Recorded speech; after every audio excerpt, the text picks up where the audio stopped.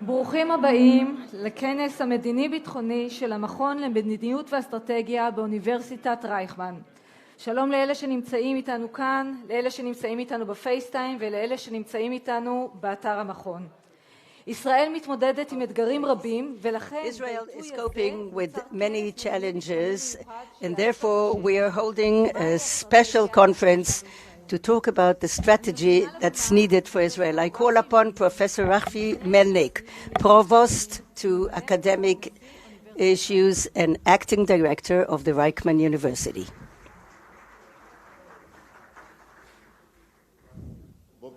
Good morning, welcome to the Reichman University. The Prime Minister, Mr. Naftali Bennett, Professor Reichman, the chair of the board and the founder of the university, Mr. Fadlon, Mayor of Herzliya, General in Reserves Amos Gilad, the Director of the Institute for Policy and Strategy, ambassadors of Egypt, Finland, the EU, the Czech Republic, Denmark, Russia, Italy, and Greece. Ladies and gentlemen, I'm very happy that our dealing with the coronavirus enables us to hold this conference with an audience, which is something that we really missed, and I hope we'll be able to continue to do so. It's true that the participants from abroad are still online and remote listening, but let's hope that next year they'll be able to come and join us without any fear. According to the tradition of the Herzliya conferences, there's always a session of the Prime Minister's session where the Prime Minister talks about the deep analysis about the state of the nation and sometimes also strategic objectives of policy. And in the past, in the Herzliya conferences, the Prime Minister always said very significant things. I'm very happy that we are renewing this tradition, which was stuck for a while, and I welcome the Prime Minister for the fact that he's come here and participates with us. The Prime Minister, Mr. Naftali Bennett, is a very welcome guest in the Reichman University. Yes, a hand of applause is in order. He was the first who related to us publicly in one of the speeches. I think it was in this hall or another. He related at the time to IDC as a university.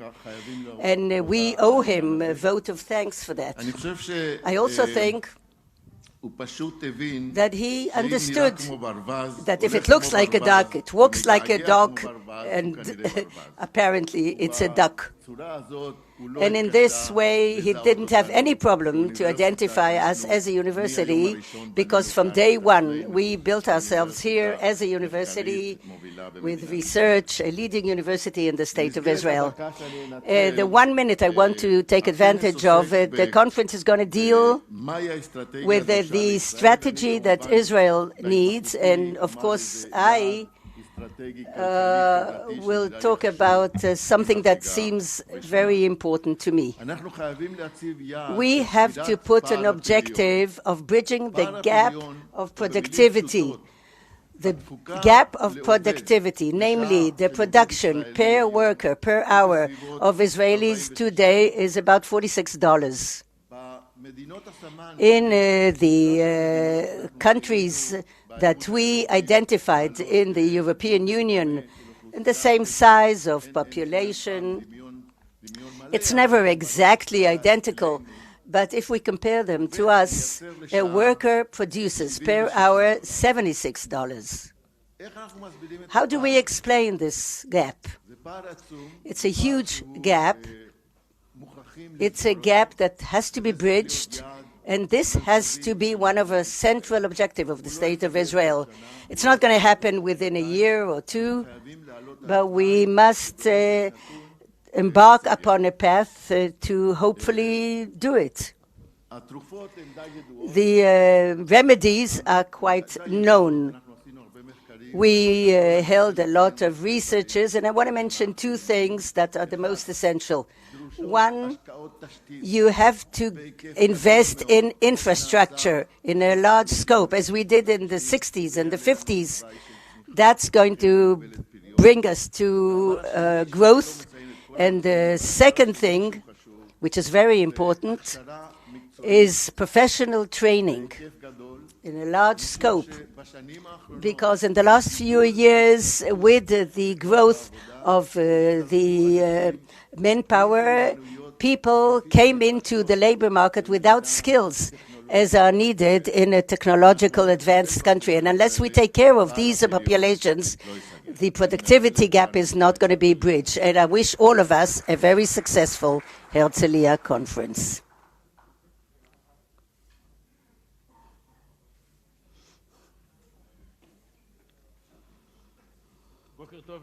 Good morning, everybody. The Prime Minister is already here, so I'm going to be very brief. We decided to hold a conference that will deal with the eternal question, what is the strategy needed? And I'm very happy that the Prime Minister agreed, and we're all very happy. First of all, it's his first historical visit to the Reichman University, but on a national level, I can say something personal. I feel that we're in a different era, and maybe unpleasant things are behind us, and Israel can go on the right path and materialize the right strategy. I have the honor to call upon the Prime Minister, MK Naftali Bennett, to talk to us, to this important and distinguished audience. I'm very excited for the fact that you're all here. I have the honor to call upon the Prime Minister to talk about the future policy. Thank you very much, Prime Minister.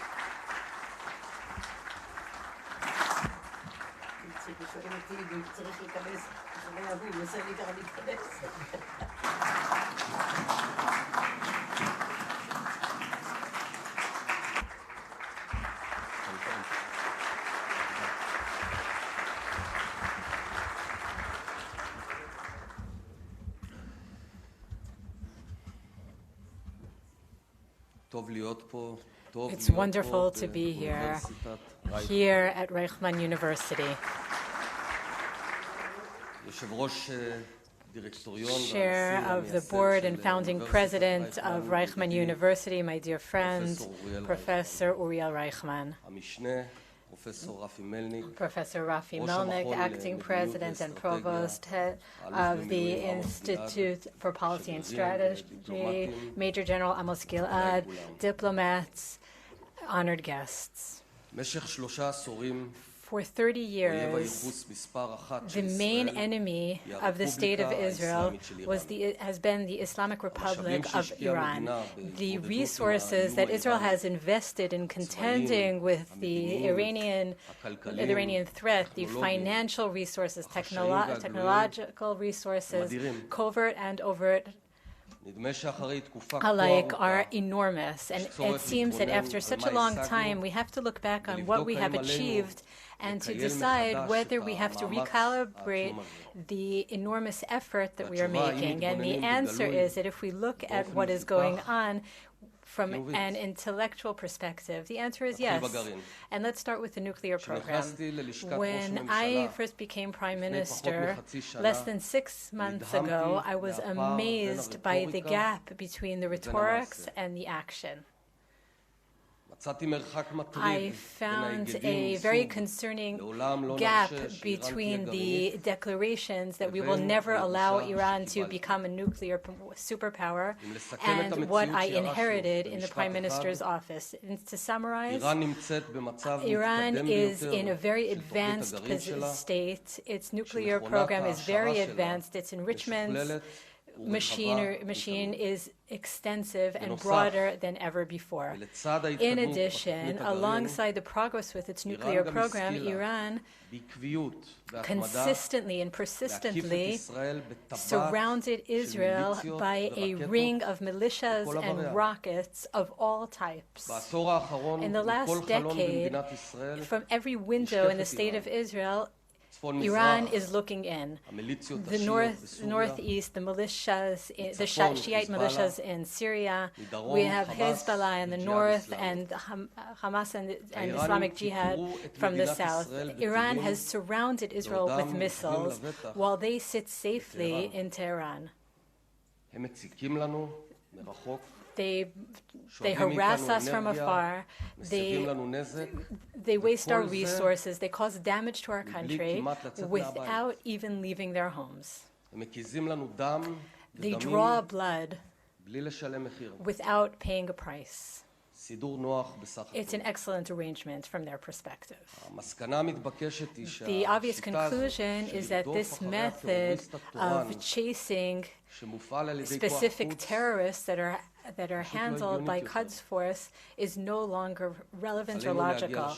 We have to reach the one that is sending these terrorists. Since the frustrating days of battle during the Second Lebanon War, I have been I've been haunted by the question of how is it possible that a soldier like Ro'i Klein of blessed memory was killed by emissaries of Iran without Iran paying a price of any kind. How can we accept this asymmetric situation? On the one hand, it's a one-side battle. On our side, Tehran, people are being killed here at the orders of Tehran, while the Iranians sit in their homes protected and safe. The Second Lebanon War was what brought me into the world of politics, and today, as Prime Minister, I do not forget Ro'i Klein or my dear friend Emmanuel Moreno of blessed memory, and all of the IDF soldiers that shielded the Israeli citizens from Iranian terror that makes its appearances in different forms. When I became Prime Minister, one of the first things that I did the second week in office was a policy review. I reassessed Israel's policy regarding Iran, with an emphasis, of course, on the nuclear program, but also considering the Cold War that is ongoing between Israel and Iran in the region. It was a long and comprehensive process in which I learned a lot, and it had two aspects. One was to understand the enemy to the best of our ability, and to understand ourselves, what we have done so far, where we went wrong and where we were successful. And here are my conclusions. First, the asymmetry is the fundamental Israeli strategic failure. They send terrorists from Lebanon, from Gaza, and from even further, and we are fighting with the terrorists that they send. This plays exactly into their hands. That's exactly what they want to happen. They want us to fight with the ones that they send, with their proxies. We have to take advantage of our relative advantages and use them against their weaknesses in a much more effective way than we ever did before. Israel has a very strong, resilient economy. Our cyber industry is leading worldwide. We have democracy, we have international legitimacy, we have mutual responsibility. When we look back at our history, that is how the United States won the Soviet Union at the end of the 1980s. There was never an actual kinetic attack by the U.S. against the Soviet Union. It was using the relative advantages versus the enemy's vulnerabilities. We have to increase the gap with our between us and our enemies, all of them together and each alone. Israel is a very strong country, but it has to become even stronger, much stronger. How can that be done? We need a competitive and growing economy. We have introduced a wave of reforms that take our economy to the next level, and so that our economy will grow on an international scale, and we can use the fruit of that success to invest in empowerment missiles and cyber and laser technologies and other technologies, and invest in salaries of soldiers. This is the type of empowerment that leaves no room for doubt and makes it clear to everyone that they should not even try us. And my final conclusion is related to the previous one. It is related to the core of the Zionist ethos on which we were all raised, taking initiative, being active, not postponing, not denying, doing what has to be done all the time. The state of Israel must maintain its ability to take action at any time and under any political circumstances. I want to pause for a moment and look around us, take at a panoramic view of where Israel stands now in November 2021. Israel is going in the right direction. We have stopped the political spiral. We have a budget. We have restored stability in the state of Israel.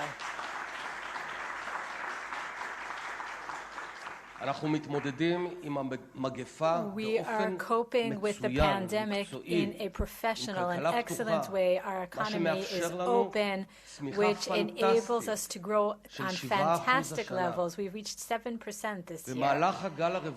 During the fourth wave, not only did we overcome the wave, during the wave itself, we developed tools that would enable the state of Israel to continue living its life even in the case of an ongoing pandemic. Israel will remain open. Israel will be able to live alongside the pandemic and not be managed by it. Our foreign relations are flourishing with many countries around the world, distant and near. The conflicts between our country and our neighbors who have always defined Israel which defined Israel since its establishment, no longer defines us to the same extent. I have held many consultations over the last few months in which world leaders talked about Israeli innovation. They talked about the booster shots. We talked about collaboration in almost every possible field. Israel is powerful, it's strong, it's successful, and open to the rest of the world. On the other side is the Islamic Republic of Iran, an enemy that we are not interested in, a nation that we have nothing against, a regime that, in order to justify its lack of sustainability, marked the great Satan and the small Satan, and we became the small Satan. But, ladies and gentlemen, Iran is not the giant that we think it is. And I want to emphasize that because we tend to enlarge it. Iran is much more vulnerable than we may think. The Iranian regime is corrosive. It is in the most extreme place it has been in since 1979. In the regime, the Iranian Revolutionary Guards are actually running the regime. This is a regime that is unable to supply water to its citizens. Water, a regime with an economy that is weak. It is a corrupt regime that is forcefully controlling its people through fear. And we have to realize that Iran, unlike its reputation, they're not suicidal. They're very protective of their own lives. The Iranian family, for example, has an average of only 2 children. In the 1970s, there were about 7 children on average per family. So they will always prefer to find volunteers from Lebanon or Syria or other places that will fight for them. We see that in Syria all the time. We are at a critical point in this ongoing conflict with Iran, which is actually the battle between the entire world with the radical Islamic regime in the region, in an attempting to create Shiite hegemony with a strong nuclear program.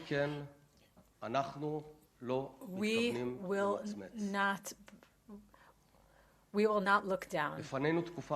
We face a complex time. There may be conflicts. We may argue with our allies, but it will not be the first time.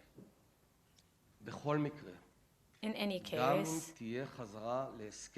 even if an agreement is renewed, Israel is not a party in the agreement. Israel is not committed and will not be committed to an agreement. The mistake that we made after the previous nuclear agreement in 2015 will not be repeated.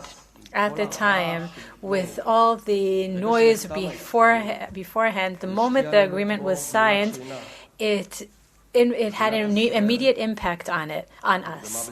Israel fell asleep at the guard post. We focused on other things, and we will learn from that mistake. We will maintain our ability to take action.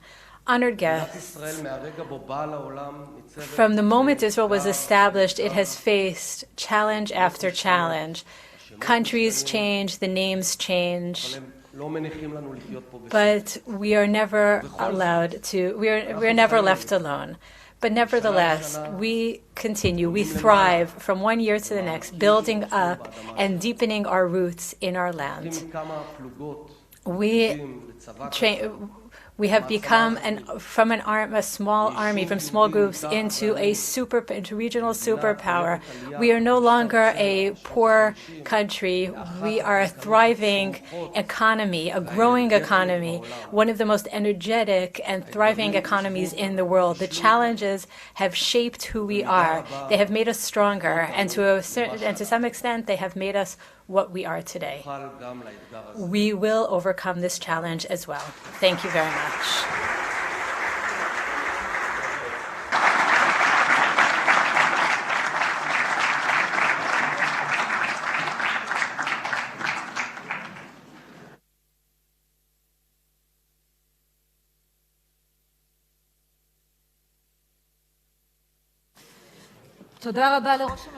Thank you, Prime Minister Bennett.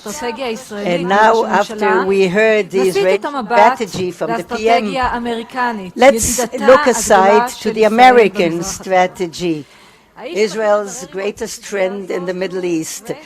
The man who is going to talk to us about it is Brett McCurg, with a lot of experience. He is the coordinator for the Middle East and North Africa in the White House, to talk to Amos Gilad, General in Reserves. I will never forget our coordination cooperation and your unique contribution to defeat ISIS and to solve other national security problems of U.S. You deserve medal. Well, it's always an honor to speak with you, and I wish I was there in person, but I hope to see you again in person soon, and hopefully at this conference in person next year. Absolutely. Thank you very much. So I would like to begin by asking you, what is the updated policy of United States vis-a-vis Israel, and especially we do have a growing concern about the growing threat of Iran, and in two arenas, the nuclear and the regional one, including the armed UAVs, missiles, rockets. So what is the update? Thank you. Well, I think I'll back up a little bit and just talk about our overall approach to the Middle East region fundamentally. I think after the last more than 20 years since 9/11, I've stood in my fourth administration now. I think we have seen the United States really pursue maximalist objectives throughout this region for 20 years. I was here in the Bush administration. Our policy was regional transformation, democratization.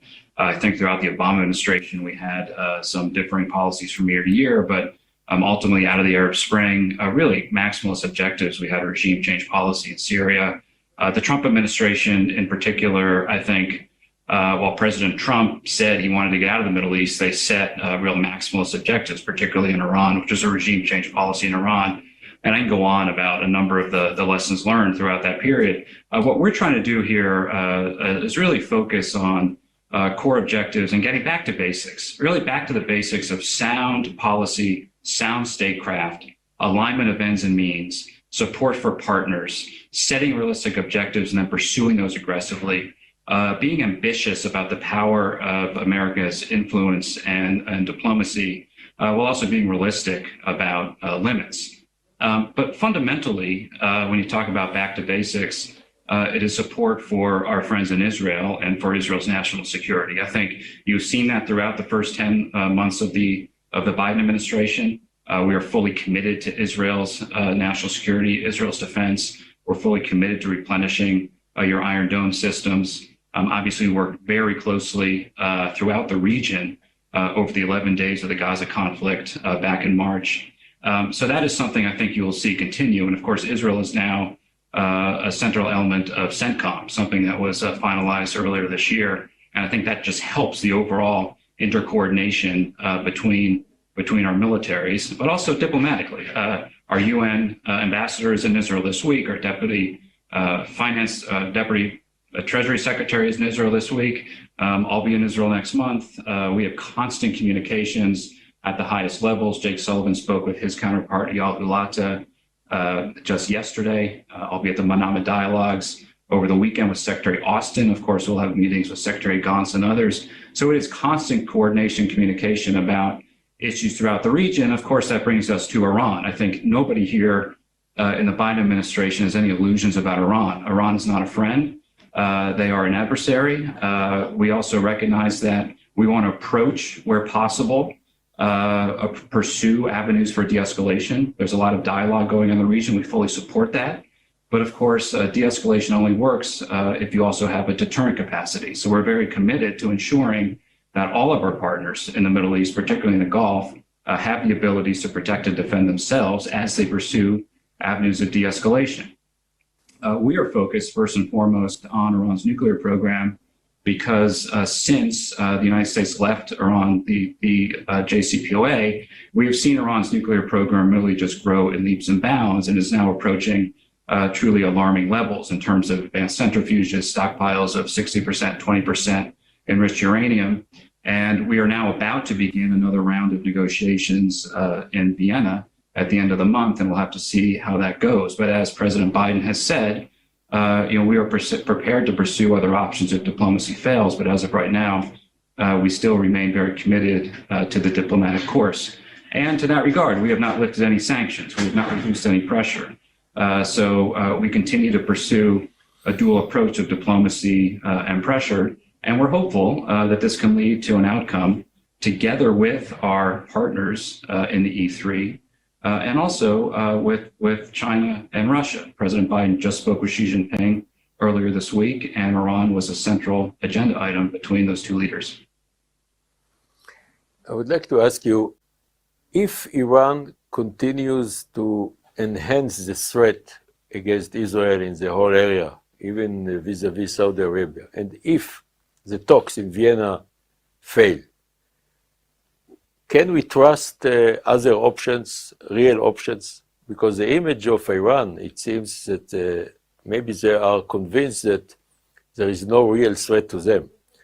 So what is the policy? What you can share with us about the policy and the Israeli priorities vis-a-vis the unique need to prevent nuclear Iran and the regional threat towards Israel based on missiles, armed UAVs, rockets, and so on? Well, first, you take an issue nearby, one that I know quite well in Syria. We fully support Israel's freedom of action in Syria, Israel's right to defend itself in Syria from these Iranian proxy IRGC networks, which were trying to establish a beachhead in Syria. I think it's now much more difficult for them. We just saw, which was reported in the media over the last week, the IRGC leader in Syria was basically removed from the country. We think that's an encouraging sign, actually. So we support Israel's right to defend itself, as I mentioned earlier. That's fundamental to our policy. We support Israel's freedom of action, particularly in Syria and near Israel's borders. That's something that we are fully committed to. Looking out more broadly, I think the UAV threat is a new threat in the region.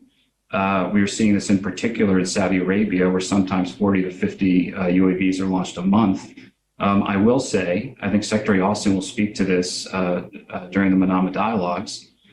We are fully committed to the defense of Saudi's territory as well, something that President Biden himself has reaffirmed a number of times. And in that regard, we are helping Saudi Arabia, but Saudi Arabia is really doing it on its own, defeat 90% of those systems. Frankly, that was not the case as of January, February, because this is a relatively new threat. It is the case now. And of course, we will not quit until it's 100%. I will say, Amos, this issue is a topic of conversation between us, the Israelis, and of course, all of our partners throughout the region about how to defeat these systems. They're a threat to us, they're a threat to Israel, they're a threat to our partners. And I think I've seen just dramatic improvements over the last 9 months here. And of course, we're going to continue to make sure we do everything we can to defeat those networks and those threats. You know, the thing about Iran, Amos, as you know better than anyone, they don't spend that much money on these proxy networks.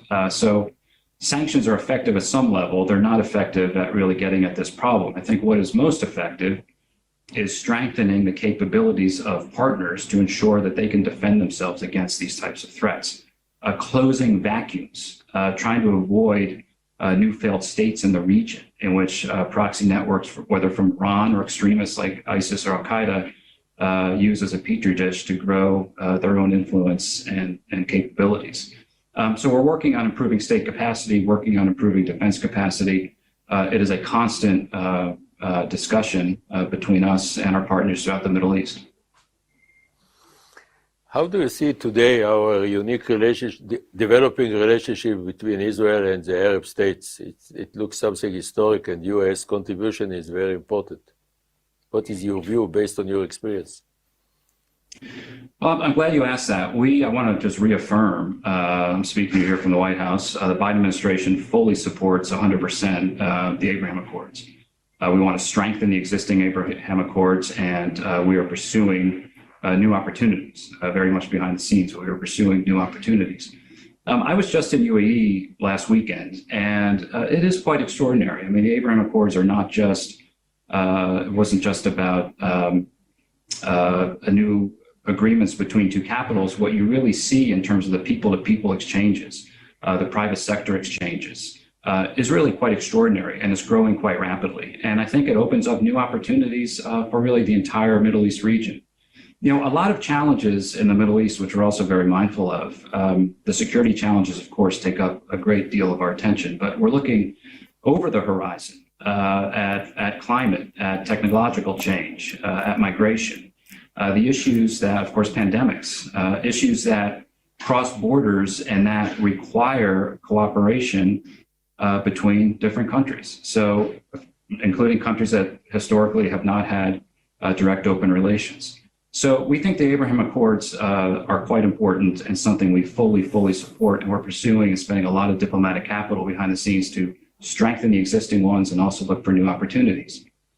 Related to that, if I could dovetail, we've also seen a trend over the last 9 to 10 months, which we also think is encouraging. A number of the kind of polarized divides that we had seen in the region, whether between, say, Qatar and Turkey and UAE and Egypt, we've seen those close up. I just had a meeting with the Crown Prince in Abu Dhabi with Sheikh Mohammed bin Zayed about the kind of new paradigm by which the Emiratis are viewing the world. And we're hearing this from everybody. We're hearing this in Cairo, in Ankara, in Doha, a real desire to work together on shared problems. And that's something we are very much encouraging, lending U.S. diplomatic capital to, facilitating where we can. But this is also a trend that is moving forward. In Iraq earlier this year, we had a Baghdad summit, which brought together nearly every country in the region, which was, I think, quite something. The fact that Iraq, which has been a bit of a proxy battlefield for so long, now bringing countries together, very important. And we see stability in Iraq as also fundamental to the future of the Middle East, and we're fully invested there as well. So there's a lot happening, but on the Abraham Accords, full support from us in the United States. That was reaffirmed when Prime Minister Bennett was here and spent a couple hours with President Biden in the Oval Office. And that's something that we'll be continuing. There is a change of the attitude and policy of Arab country states vis-a-vis Syria. Is there a need to update or to change the policy from the American perspective? Vis-a-vis Assad, of course. Yeah, well, we're not changing our views towards Assad, period. There's no prospect of American normalization. We have not lifted any sanctions on Syria. And we believe that some of these steps are premature. We're also realistic because one thing that we have done, when I talk about getting back to the basics of sound policy, sound strategy, sound statecraft, it requires listening and consulting in the capitals of our friends and partners. And so obviously we have heard throughout the Middle East region that after 10 years of isolation, the results were not what might have been anticipated 10 years ago. We had a caliphate. We had spent a lot of time defeating a caliphate. We had a dramatic increase in Iranian entrenchment and influence. And so there is a desire to have an Arab voice at the table in Damascus. And so we are part of this conversation. I think our position is very clear.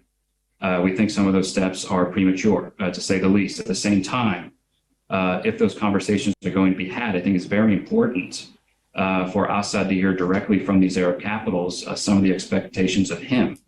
And before anything, in terms of normalization, I think a word that is overused can go forward. There are steps that the Assad regime would have to take.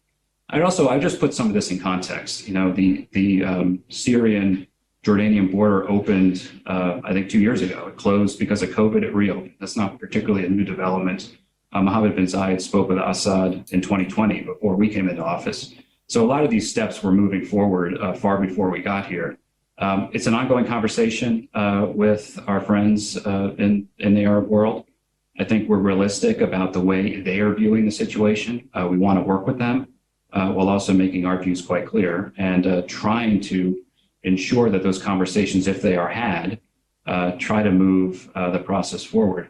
I'll just say almost on Syria, we had a pretty in-depth strategic review on Syria of the situation, and we really focused on three trends in the country. Number one, the civil war violence that just tore the country apart is really at the lowest levels in 10 years, and that's a good thing. And that's because of ceasefires that are in place throughout the country. We want to keep those ceasefires in place.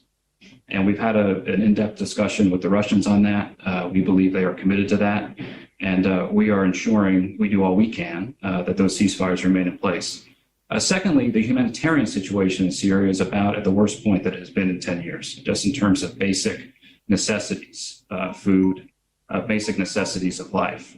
And we have consulted with the ICRC, with the World Food Program, with NGOs that do a lot of important work in Syria and they all came to us and said what Syria needs is more early recovery activity. And finally, in Syria, the ISIS Al-Qaeda situation remains serious. U.S. forces will remain in Syria. We're committed to that. We think our presence is quite effective. It's sustainable.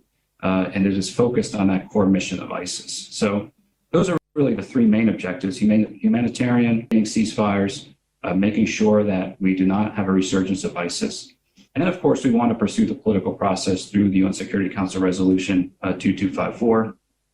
The chairs of the Constitutional Committee between the opposition and the regime met for the first time ever a few months ago. Again, no major breakthroughs are on the horizon, but we continue to support that process. So I think we're pursuing a very prudent, very effective course in Syria, fairly well coordinated through the region, and so we'll keep at it. And the last question, unfortunately, can you share with us some recommendations how to enhance mutually our relationship and strategic cooperation? Because from Israeli perspective, United States of America is a major pillar of our national security without any alternative to it. Well, I think in terms of enhancements, look, there's a lot we're already doing. I think our relationship is undergirded by a significant memorandum of understanding and investment in your defense capabilities. We're fully committed to Israel's qualitative military edge. Having Israel as a part of CENTCOM, I think, just further enhances our ability to coordinate and train militarily. Our political cooperation, I think, is extremely close. We felt that in the Oval Office, again, with Prime Minister Bennett and President Biden. And I think what's most important here is that President Biden, if you ever hear him or see him talk about Israel, this is something that is just deep in ingrained in his soul. It is in his heart. He always says to us and to others that if Israel did not exist, we would have to invent it. And so this is something fundamental to the Biden administration. I feel very good about the Israel-U.S. relationship and where it can go from here. I'll just leave it on a question you asked me before, the Abraham Accords. Again, we are looking for ways to expand those.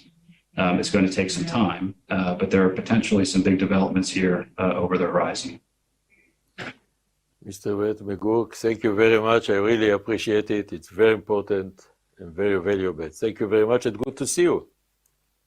Well, General, it's an honor, and I look forward to seeing you in person again very soon. Absolutely. Thank you very much, and see you soon. Bye-bye. Thank you.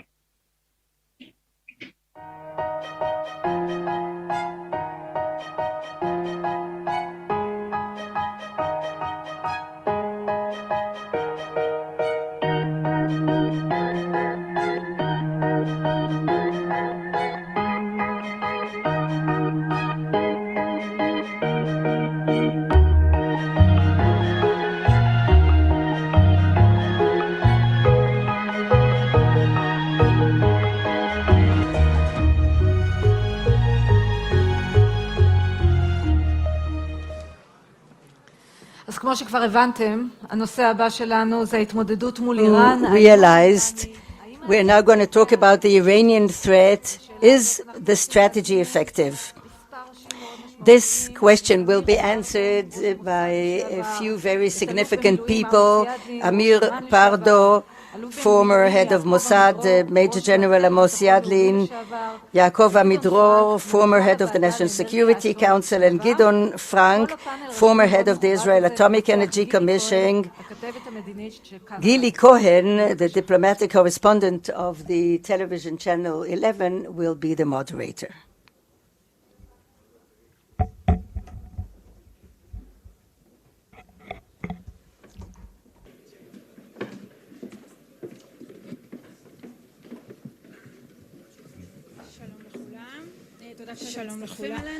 Hello, everybody. Thank you for joining us. It's a great challenge, and the panelists have even a greater challenge because of the timetable. I will not introduce you because you've heard already who the members are, and I'll start with you, Tamir Pardo, former head of Mossad. I think some people here envy you after what has happened just recently. We heard the words, money is not everything, says Mr. Pardo. We heard the Prime Minister Bennett speaking quite strongly about Israel falling asleep at the guard in 2015. And even now, if we have a deal, there might be some disagreement with the United States, and Israel is going to maintain its freedom. What do you think about it? He said to the mic, the question is whether Israel has a strategy vis-à-vis Iran. That's the question. I think at the moment, at least, and the Prime Minister also said that we're thinking, we're talking, and as far as I see, there's no really consolidated strategy, but a few things that have been said recently seem to hint that we're trying to go back to something similar to what was before. So in the interview that Amos Gilad was moderating, between the Soviet Union and Russia, there was a long struggle. There's an interesting story between the Soviet Union and the United States, I meant, he says. there was like a war game that was held at a certain time, and there it was said that the two countries conveying 100 nuclear missiles, one towards the other, and the American wanted to see what the result is going to be. At the time, the Soviet Union won over the Americans, although the Americans had much better missiles at the time, because the result of such a war that stopped a second before the world actually collapsed was that the Soviet Union came back from a world where people used to eat meat once a week, and there were a few big cities in a very bad situation, and they went from 1860 to 1840, whereas the United States went back from 1980 to 1860. So at the end, the one who really had a lot to lose actually lost the battle, although the weapons were more sophisticated. The PM Bennett said that we are a country with a wonderful industry, wonderful economy, with a health system, education system, with all the criticism, it's very good. The security, strategy, in all these things, we are better. The question is whether we can keep threatening every day on waging war. You have to remember one thing, that the IDF or the security system do very well the campaign here and there. They know how to attack the nuclear plant in Syria. They also know how to release the people from Entebbe. Regarding a one-time shot, there's no force in the world that's better than the IDF. Iran is not the same thing. Iran, it's not the same opera. Iran, it's a third circle. This is going to be a war in a third circle. Only one country can do that, and that is the USA. And there as well, they are required also to do things differently. If we cannot finish this in a one-time shot, we have to think twice. You don't think it's possible? I am not exactly familiar with the intelligence of today, but when we talk about multiple targets, as opposed to what Amos did, you have to remember that the Iraqi story and the Syrian narrative were imported capability, because in Syria the plant was Korean, in Iran it was French. Now we're talking about scores of targets in Iran. And unless you can hold Iran in a situation like United States tried to do Ladakh after the first Gulf War, then we can find ourselves in a situation which will be much worse. Thank you, Tamir. And continuation, Gidon, I'd like to ask you the question that will lead us ahead. To what extent is Iran even close to an atomic bomb? In general, we can say that in order to obtain nuclear weapons, there are three components that are necessary. You need fissile material, and you need a launcher. Iran is basically doing whatever it wants about a launcher. It doesn't have everything that it needs, but it is definitely making progress in that direction. Regarding the development of the weapon itself, it seems that that stopped a few years ago, but there are many things that they are doing secretly, and you have to realize that the intelligence on this is very minimal. So there are many question marks on this issue.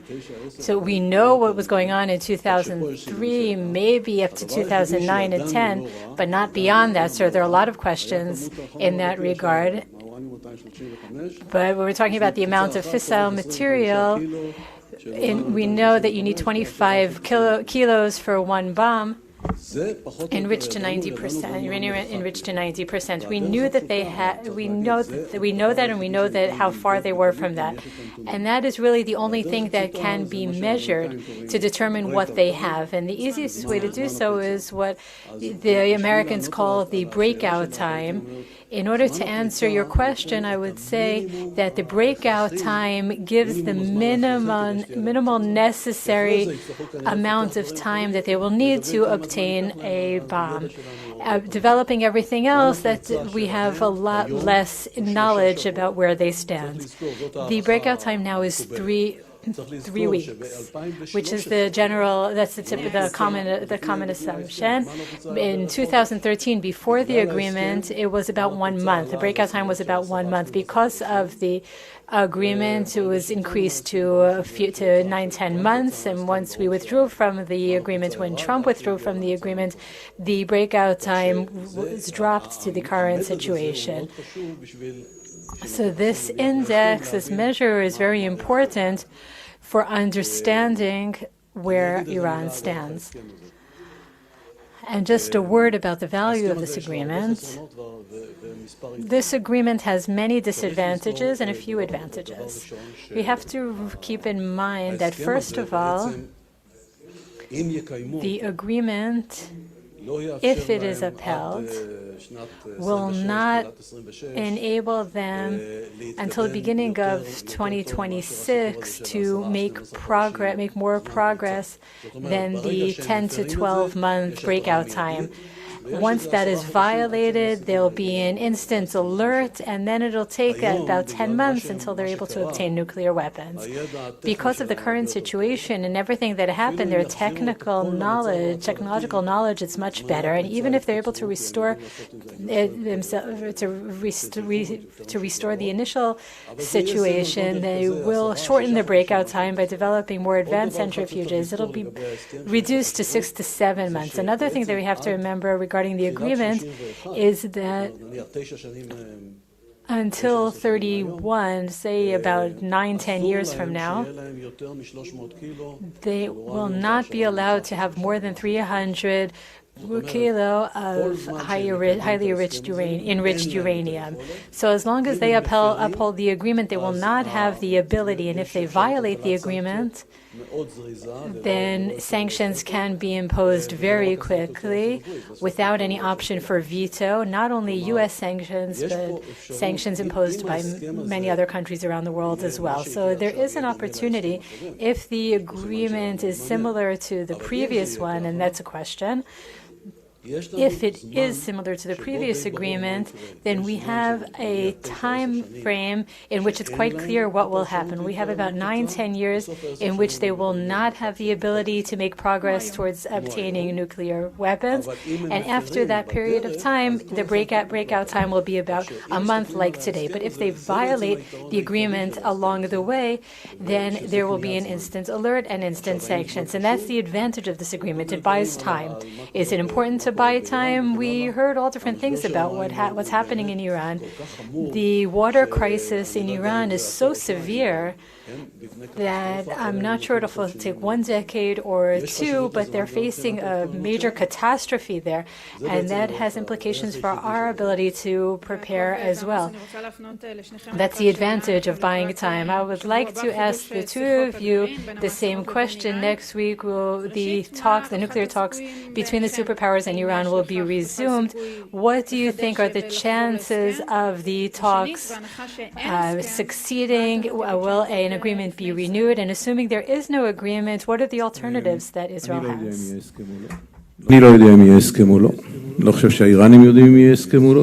know if the Americans know if there will be a deal or not. It's a good agreement for the Iranians. I, as an Iranian, I will do everything to go back to this agreement. It's great, it's good. We can develop the nuclear plan, and at the end of the project, in 2030, less than 10 years, to receive legitimacy to do whatever they want. And as an Israeli, because I don't know, I have to ask myself, what are the possibilities? I have 3 possibilities at the moment: to continue the diplomatic effort and to try to convince the United States that without a military threat and pressure on Iran, nothing's going to happen. You have to remember that the Iranians negotiated with the Europeans. We forget it. They called it a critical negotiation because they were criticizing the U.S. Nothing came out of it. But we brought the Americans to pressure the Iranians, and at the end of the day, we even took them out of the SWIFT. They couldn't transfer money from one person to the other, and that was brought Iran to the negotiation table, and Obama was preparing a military option and said it's on the table. These two things, as opposed to all the experts, the Iranians will never talk about the nuclear. They came, and the result was that because a bad agreement, in my opinion, and in this bad agreement there are a few good things, but it doesn't make it good. It's a bad agreement with a few good things. So we can continue to manage the diplomatic negotiations. I'm very pessimistic, but my pessimism doesn't have to stop me from negotiating, because if there will be a result, then great. I don't believe there will be a result, but nobody can ensure. The second effort is that, according to everything that is in the world press, we are the Division of Research in the Intelligence. We heard about the nuclear plan in 1994. In 1995, we went to the Americans. We told them about an Iranian plan. It took them 2 years to get convinced. 2 years, the Americans said, we don't know what you're talking about. And it's not as if they had all the facts. All the facts were the U.S. We gave it to them. And the Americans refused to recognize the fact that there is a military Iranian project. This is part of our problem, not that the Americans don't know, but the interpretation they give. Somebody once said to me, I will find a smoking gun. I said, you will find a gun.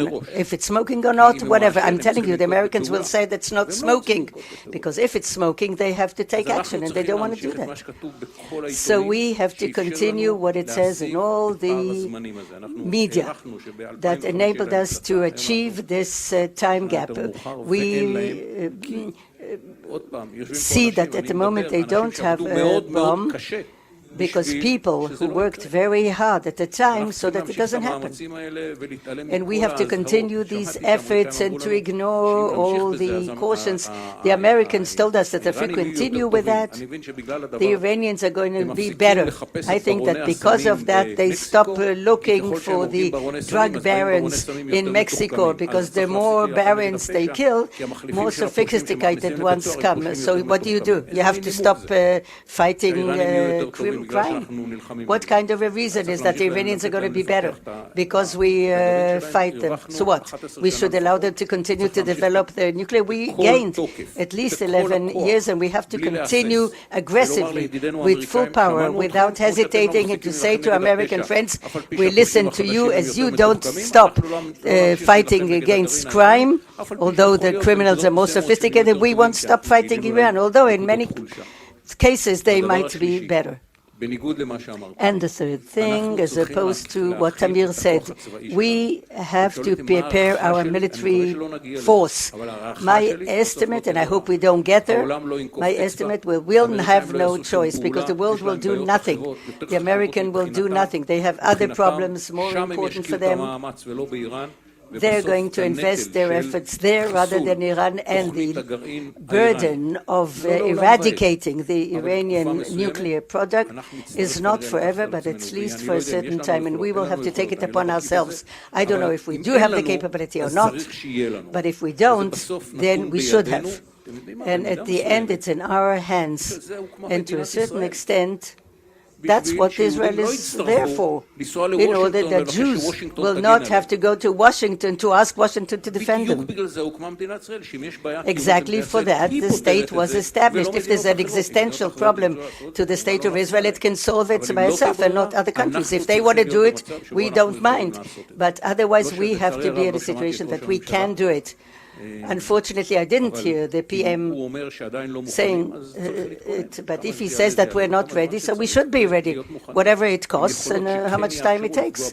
We have to be ready with capabilities that we can actually hit the nuclears. I know it from the past, it's not impossible.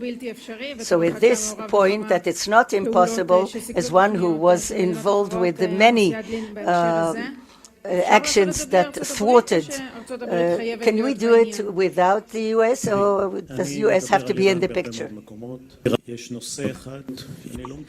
I talk about Iran on many platforms, but there's one issue that I don't talk about in open forums, and that is Israel's operational policy. We'll keep that in closed rooms where this issue is actually dealt with. I want to talk about strategy. Does the State of Israel have a strategy?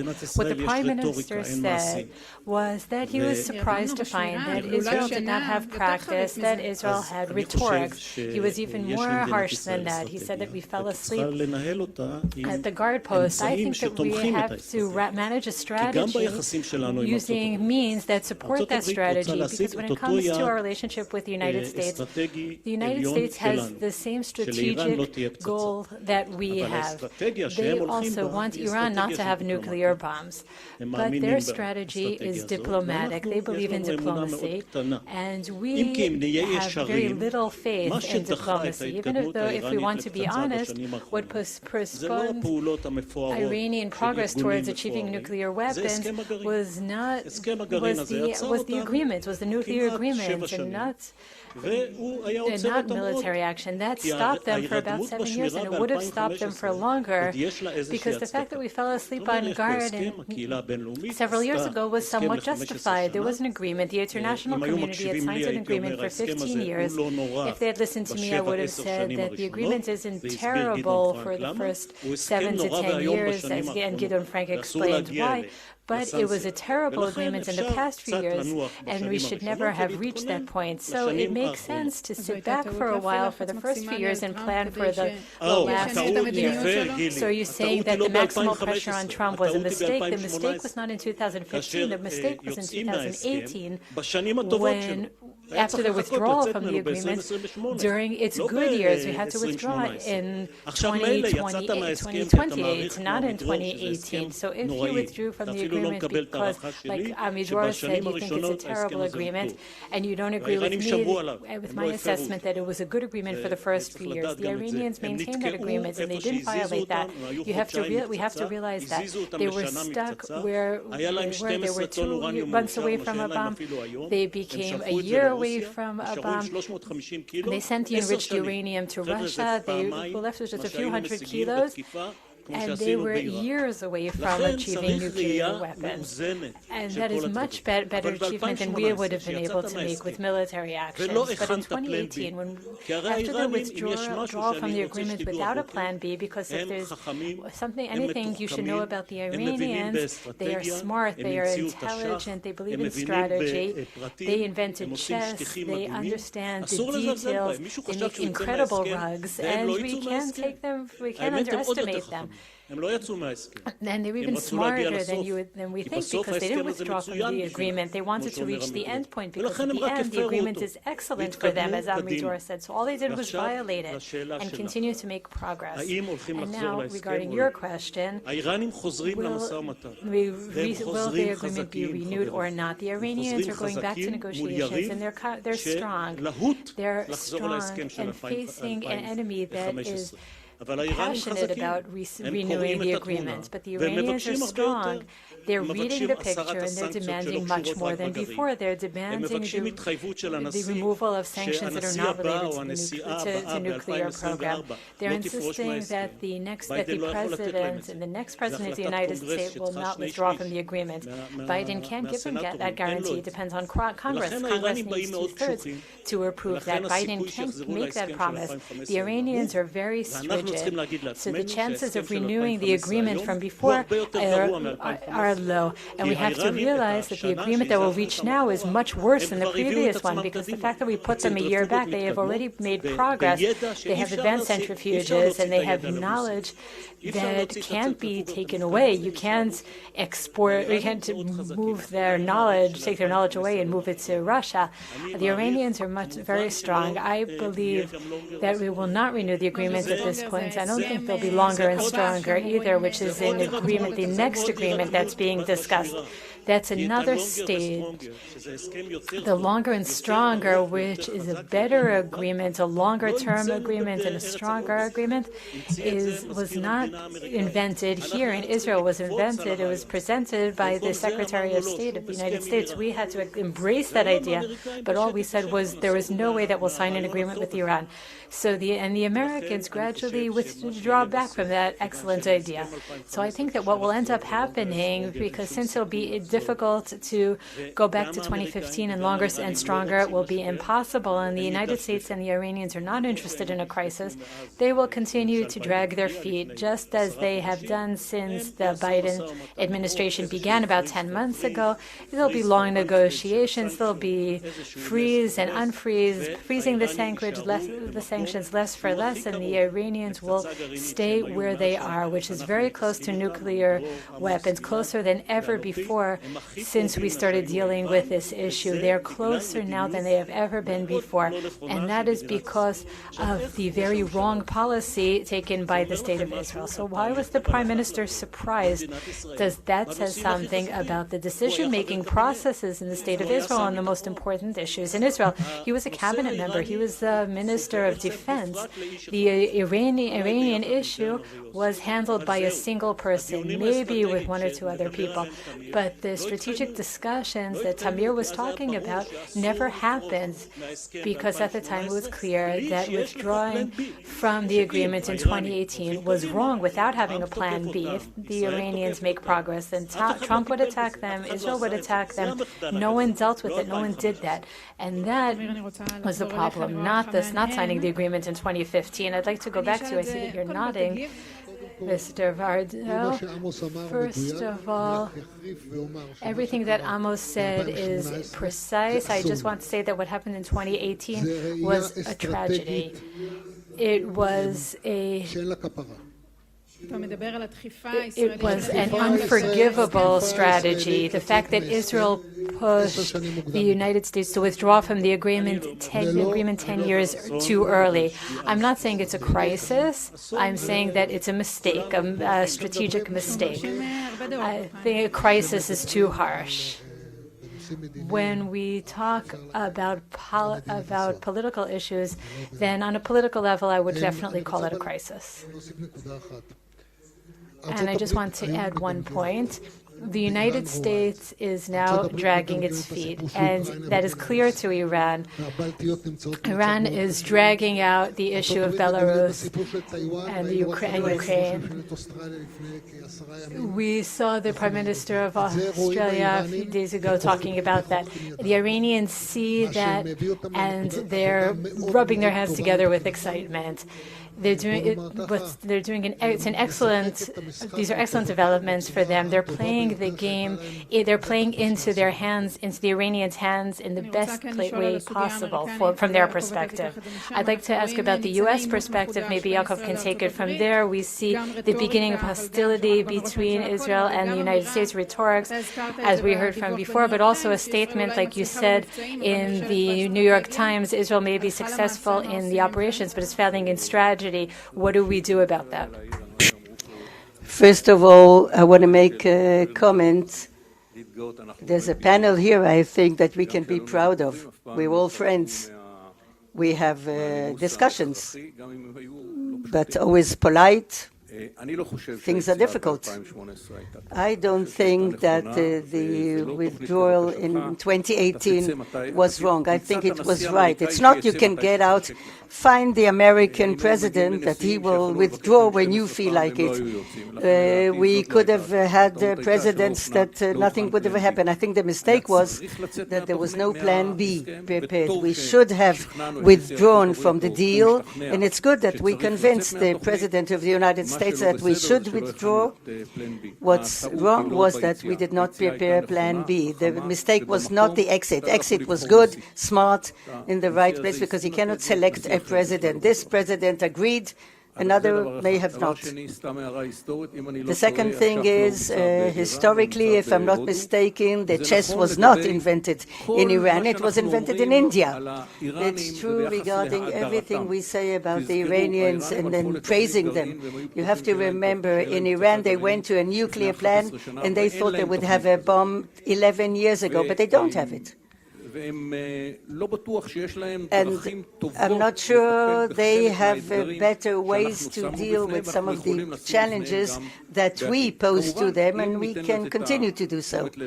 Of course, if we pay attention and we put the right money into it, if we think correctly and act correctly, the fact that Iranians are smart doesn't mean that we cannot deal with the nuclear threat in a way that at least will give us time.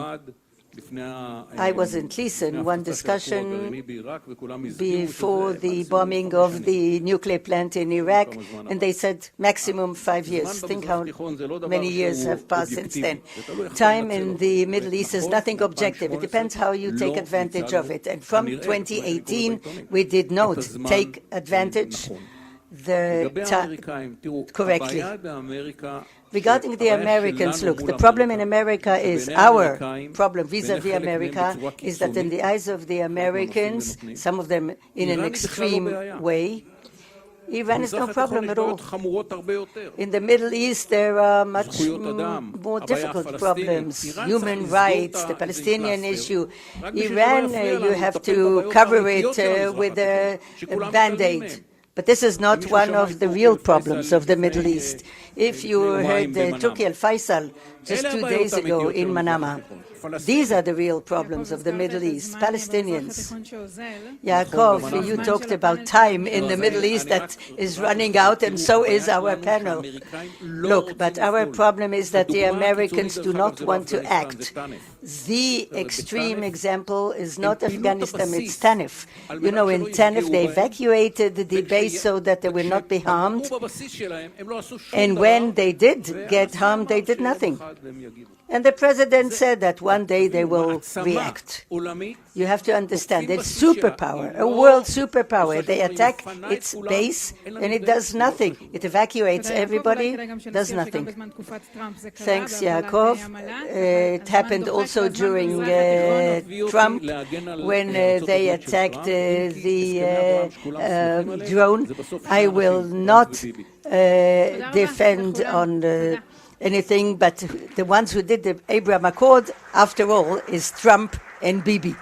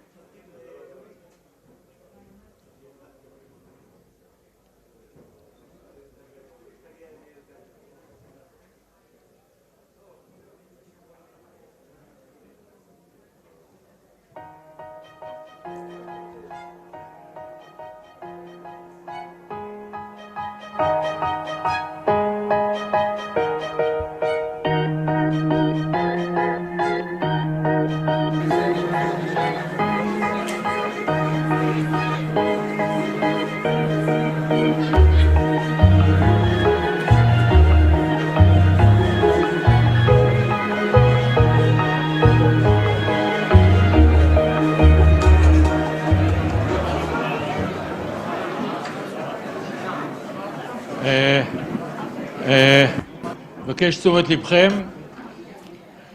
Please, can I have your attention? We're very proud to welcome the commander of the Air Force, General Amikam Norkin. At his time, the Air Force, based on its illustrious tradition, has become a strategic arm.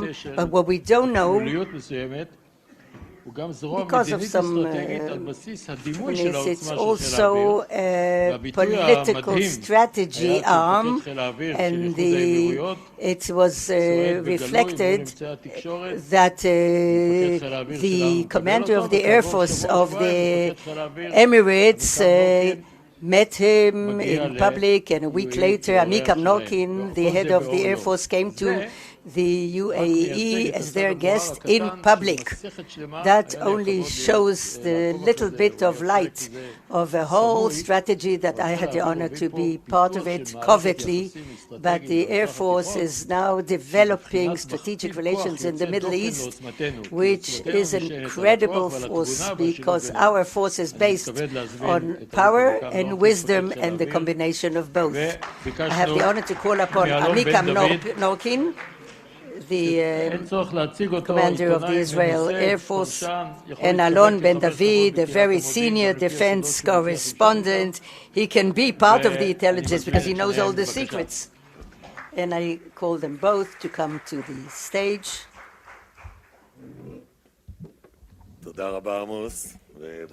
Thank you, Amos. Good morning, Amikam Norkin, General.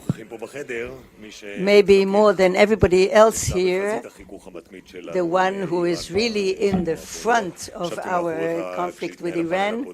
I sat behind you during the former panel. I saw that you were moving here and there in some of the statement. I understand that it's because the questions that we're going to, I understand you're in uniform, but nevertheless, you know the title of the conference is What's the Strategy that Israel needs? But you heard from almost everybody, the question mark is, does Israel have a strategy at all? Can you formulate maybe the directive, the strategy of the Air Force in this struggle when we talk about Iran? Good morning, everybody. Thank you for the opportunity. It's a great honor for me. Many, many people sitting there who were my mentors throughout the years. As a commander of the Air Force, I don't ask what the strategy of Israel is, but how does the Air Force contribute to the strategy of Israel? And due to the activity for 70 years, the Air Force today has become more and more, and I mean the Air Force. That's a global trend. It's not just in Israel, but the aerial trend is more relevant and contributes more and more to the strategy of Israel. The strategy is required to rely on military force and deterrence, but the Air Force, apart from the deterrence, today managed to develop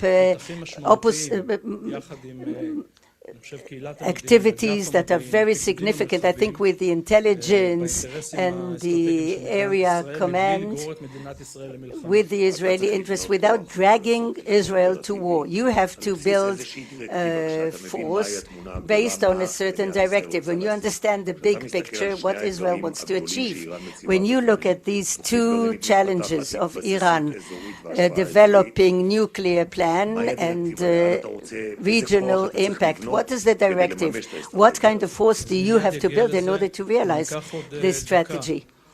I'll get to that, but at the end of the day, a state that has the economic capability and the military power is a state that has an impact of a regional and global player. We see more and more countries who go back to this place. In the past, they were not there. It's not in vain that countries came here. After 73 years, the Royal Air Force came here the first time. What are the British looking for here? They want to be a player that has an impact in the global arena. Therefore, we are using our Air Force in attacking and defending in order to deter and to create aerial diplomacy. In one of the opportunities, I said that on one wing we have the weapons, and on the other wing We have the regional cooperation with air forces in the region and in the world. This collaboration, the air diplomacy, is a bridge to regional stability. And on that bridge, Israel can, together with its intelligence, so that the state of Israel will do things nationally. And the example that Amos spoke about, the connection with the AEA, I think there are many things that are still covered. We saw you last year. You took off your new diplomatic hat in the Emirates. But I want to understand, again, what about building force? The Chief of Staff spoke a few weeks ago about preparing the military option against Iran. What does it mean? The IDF determines targets on a yearly basis, and the statement of the Chief of Staff for us changes our kind of modus operandi and puts Iran at the head. And that, of course, from that derives the training and the resources, and it's more in the focuses in order to develop the skills, and that will be reflected in the work plan. So in the next 2 years, we're going to hear about longer flights, more than we did 10 years ago. I suppose yes. I suppose we will be required, maybe some of the acquisition plans are going to change. We have to get to a situation to have capabilities to fly longer distances. But there's no question that the military system that is estimating the situation and creates the objectives, that happens in the Chief of Staff's office. And the Chief of Staff tells us about the order of priorities. So people talked about former 2 deals with Iran. And of course, the situation today is different. I understand you cannot elaborate, of course. But is the Air Force capable of giving a real response to the Iranian threat? I'm not going to go into operational issues, but I think that there is one thing that I suppose everybody will agree upon, and that is that on the table there should be a military alternative. Whether we operate it or not, our responsibility is to prepare this alternative, and that's what we're going to see in the next few years. The Army is building the plan in the Chief of Staff office, coordinated with the government, and will see us and the various bodies in the IDF accordingly. When we see what until a few years ago was the end of times, doomsday, we now see you in the Emirates, and we have Navy Israeli ships in the Red Sea. So what's going to be? We'll see the Israeli Air Force landing in the Emirates and training there.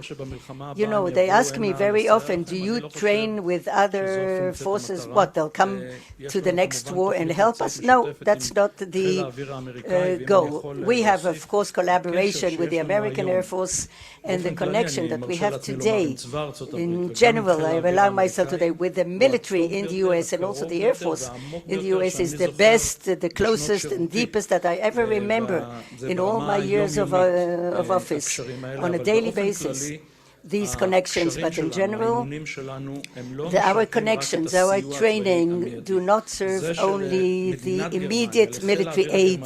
The fact that Germany, the German Air Force, they acquire military equipment from the Israeli army industry. The fact that commanders come here and train with us, learn from us, we learn from them, that creates legitimacy in the world. These generals go back to their countries.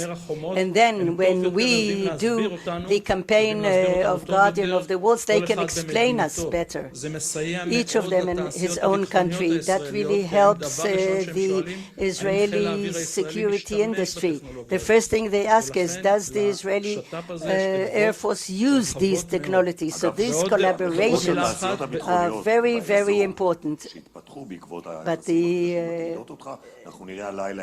military the industries.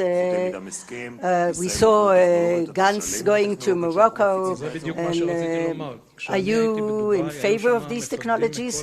When I was in Dubai, there were commanders there from the entire region and the world. Nobody avoid shaking my hand. Even the Moroccan general, they came and even said a few words in Hebrew.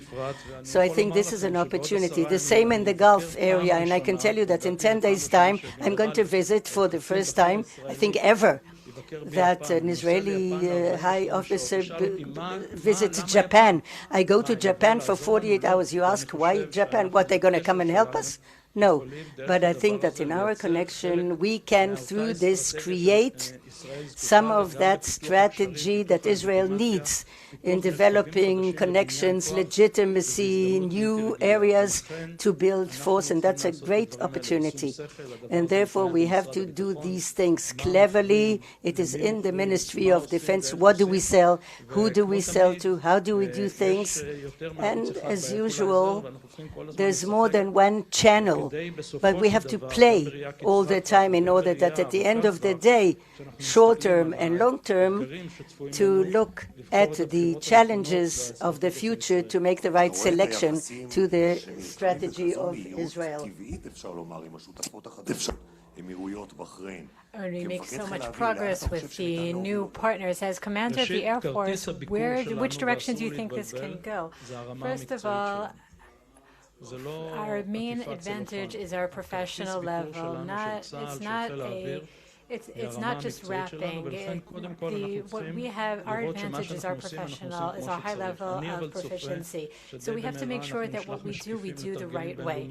I think that we will soon send observers to the Emirates. I see that I can picture the Emirates doing aerial exercises with us. We have a planned exercise in Greece, and the Emirates and the Israelis will fly together in this drill in Greece, and we are gradually laying the stones and paving the road towards a better future. Do you envision other neighbors joining the agreement? I hope that the neighbors that are less public will gradually come into the light. I think that these relations are important and they strengthen Israel's interests. The entire region is concerned by the different types of Iranian threats, the cruise missiles, the different attacks, and of course we're concerned by this as well.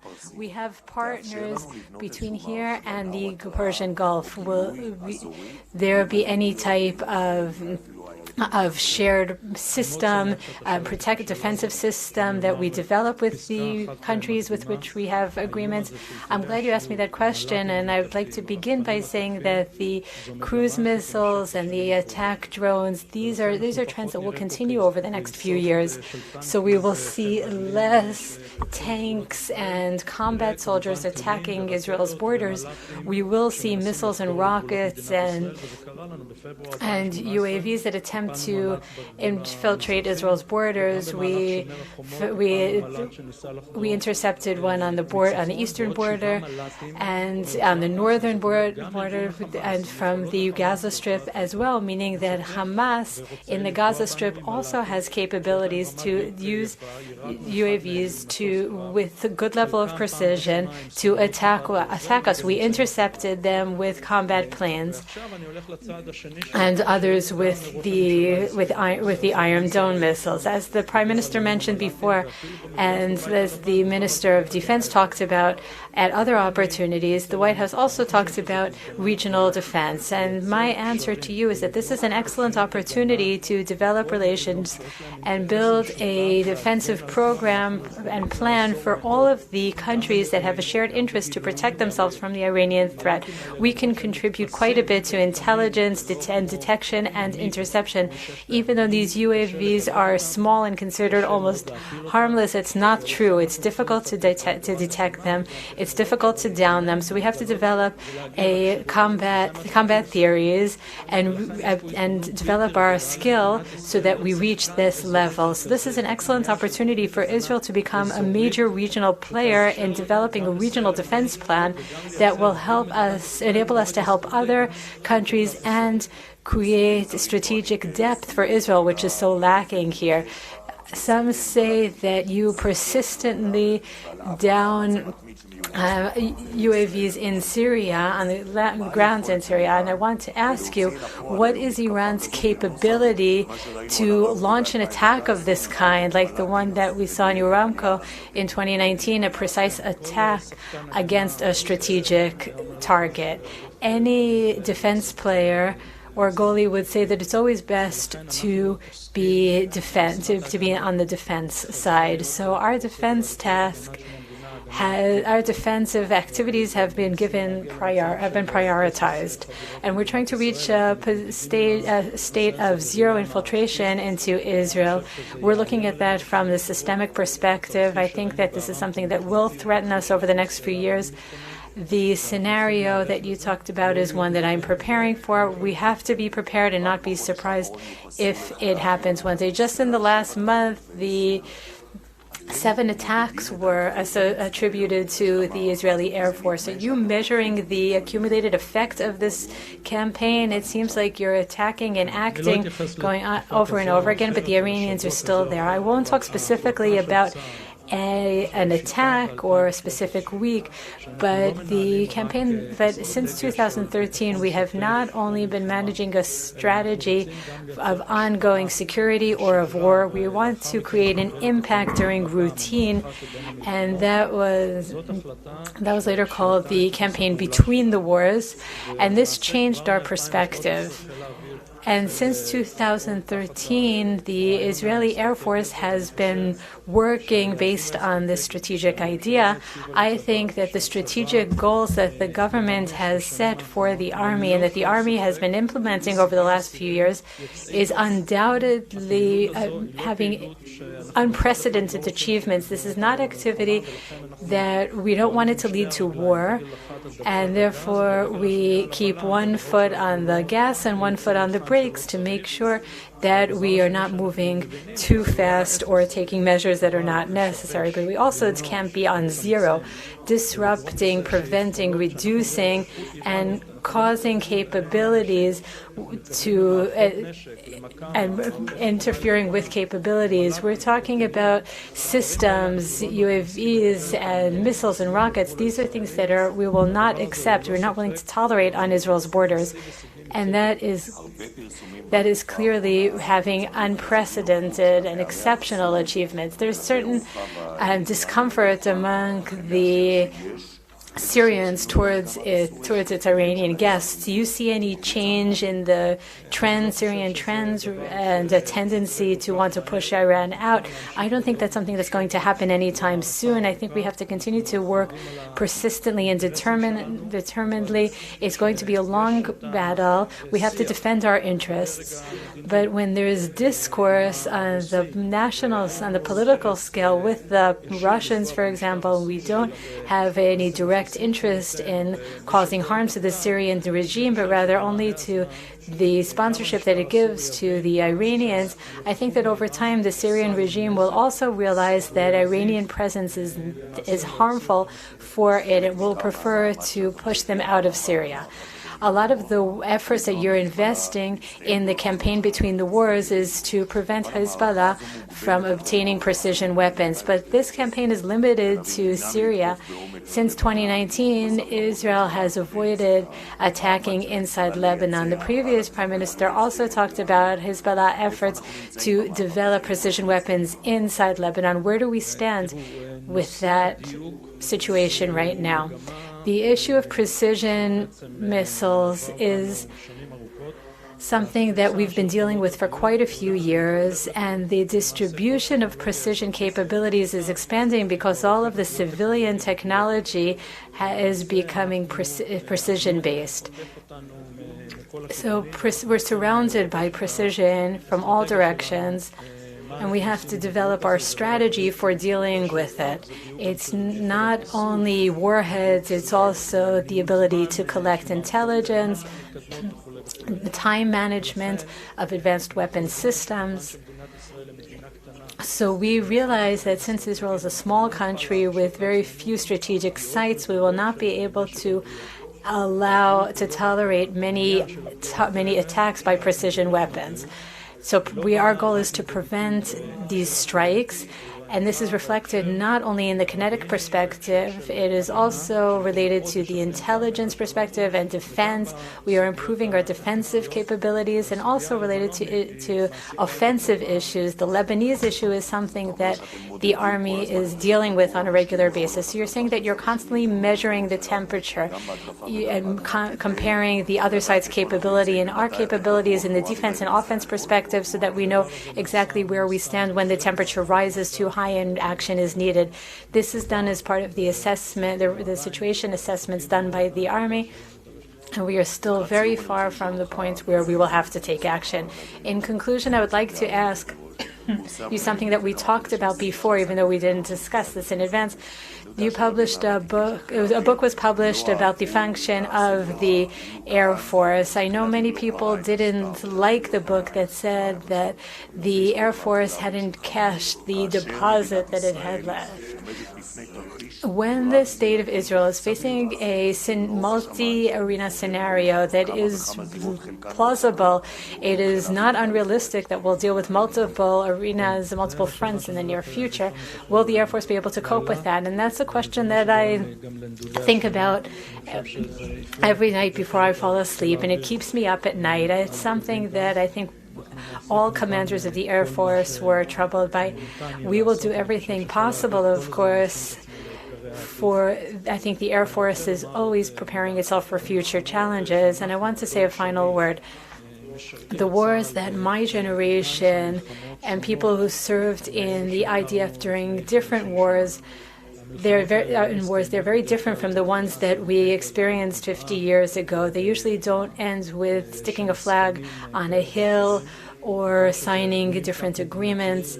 Since these are sub-national organizations and their interests are different than national interests, the wars are based on shooting missiles and rockets. The question is, if they're shooting missiles on the last day of the war, does that mean that we lost?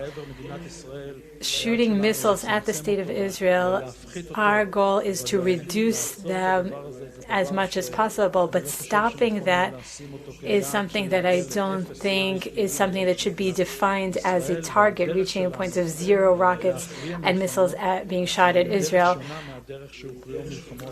Our way of deciding, of resolving wars today are different than 50 years ago. And if you're interested in depth in the details of what the Air Force did during the Yom Kippur War, which is something that I learn new things about every month, and I want to refer you to a lecture given by David Ivri.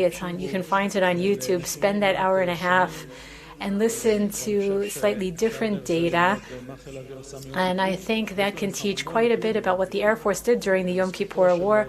We learned a lot from that war. And thanks to Benny Pellet, after the Yom Kippur War, he developed the Air Force strength correctly in the best way possible. We saw those benefits during the first Lebanon War, and we see those advantages today as well. The ability to maintain the aerial advantage, no matter which war we're fighting.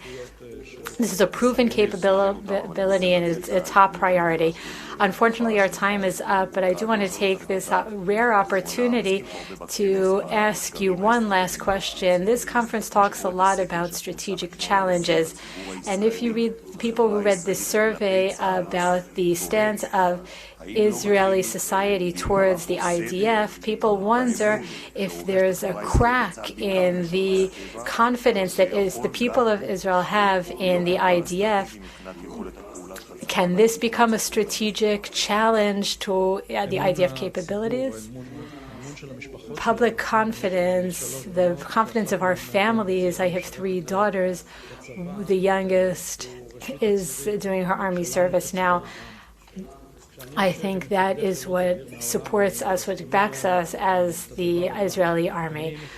I say the following. I, as a commander of the Air Force, 2/3 of our human resources are people aged 18 to 21. People don't believe that 2/3 of the Air Force soldiers are between age 18 and 21 doing their mandatory service. Those who man Our simulators are 19-year-old girls. Those who are sitting in who are operating the Iron Dome are young adults, 18 and 19-year-olds. Our technicians, male and female, are all very young. So we attribute very, very much importance to the mandatory soldiers. And we realize that everyone in the region uses similar equipment. What was true over the last over 70 years, the human capital, the ability of the idea of soldiers to bring that added benefit that guarantees our victory has not changed. So we have to keep the best people in the army in service. We have to give them a sense of meaning, of significance, of empathy. It's not just on a few hundred shekels. It's a matter of sensitivity, the ability to look into their eyes, to improve the terms of service. And it's something that the commanders in the Air Force are very aware of. They put a lot of effort into that. I think that we have the Iranian threat on one side and Israeli society on the other. And I think that both are very, very much in the awareness of the IDF commanders. Thank you very much.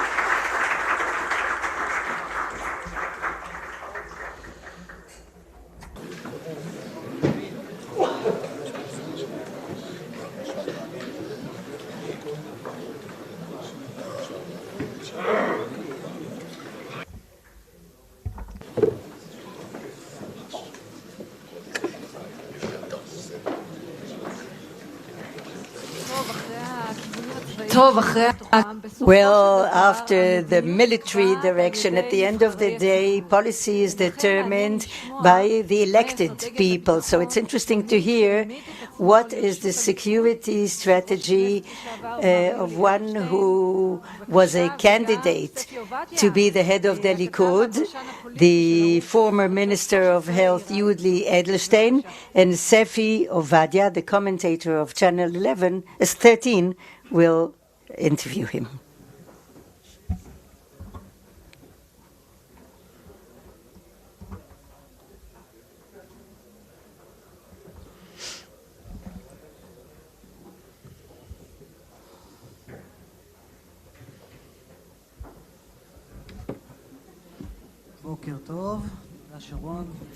Good morning. Good morning, MK Edelstein.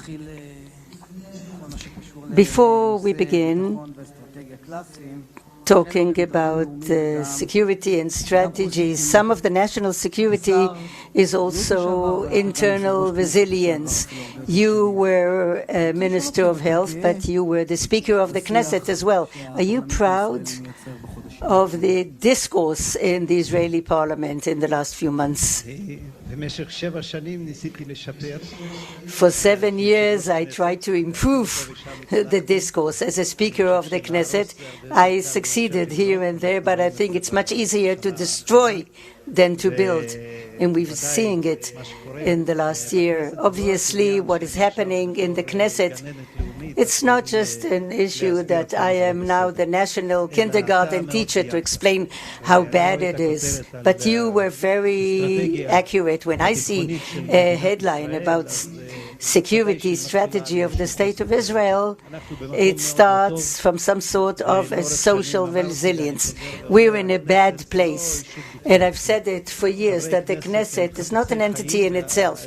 Members of Knesset want to live and they want to continue with their political life. So had they known that this behavior does not bring any results, and when they go back to their party, forget the other side, to their own party, and the people scold them for their behavior, they would behave differently. Unfortunately, this is not the case. So tell me, I could have asked you, MK Edelstein, do you think that we need to put in attorney generals into cages and forget about justice? I'm not going to ask you. It's so self-evident. People have been talking like that. I'm sure you do not side with this style. But what you just said as well, when Amsalem, a member of Knesset, and additional MKs of your party, This is the style they speak. They go back to the Likud party. Do they get some support for that? Is that popular among the voters to express themselves in this way? Look, the Likud is a very large party. It has everybody, everything, yes, including also some black sheeps, maybe more than one. There are circles that really like this style of speech, others like another. I can just want to remind you, there is a collective. Okay, the collective. We see more and more MKs walking this path. Yes, but others take the opposite path. I don't think this is the interesting question, but some MKs, they go the other way. But I want to tell you regarding the collective, and I want to remind you who was elected first in the former primaries, not somebody who cursed. So when you were running to be the head of Likud, that means that you also think about being a prime minister, unless people are saying that this is a tactical move only. That's not the situation. No, I already passed the age of just running in order to improve my status. I believe that the Likud, as a movement, as I described, can lead this country as opposed to the current government that I don't understand exactly what it's like with 8 small parties that make it up.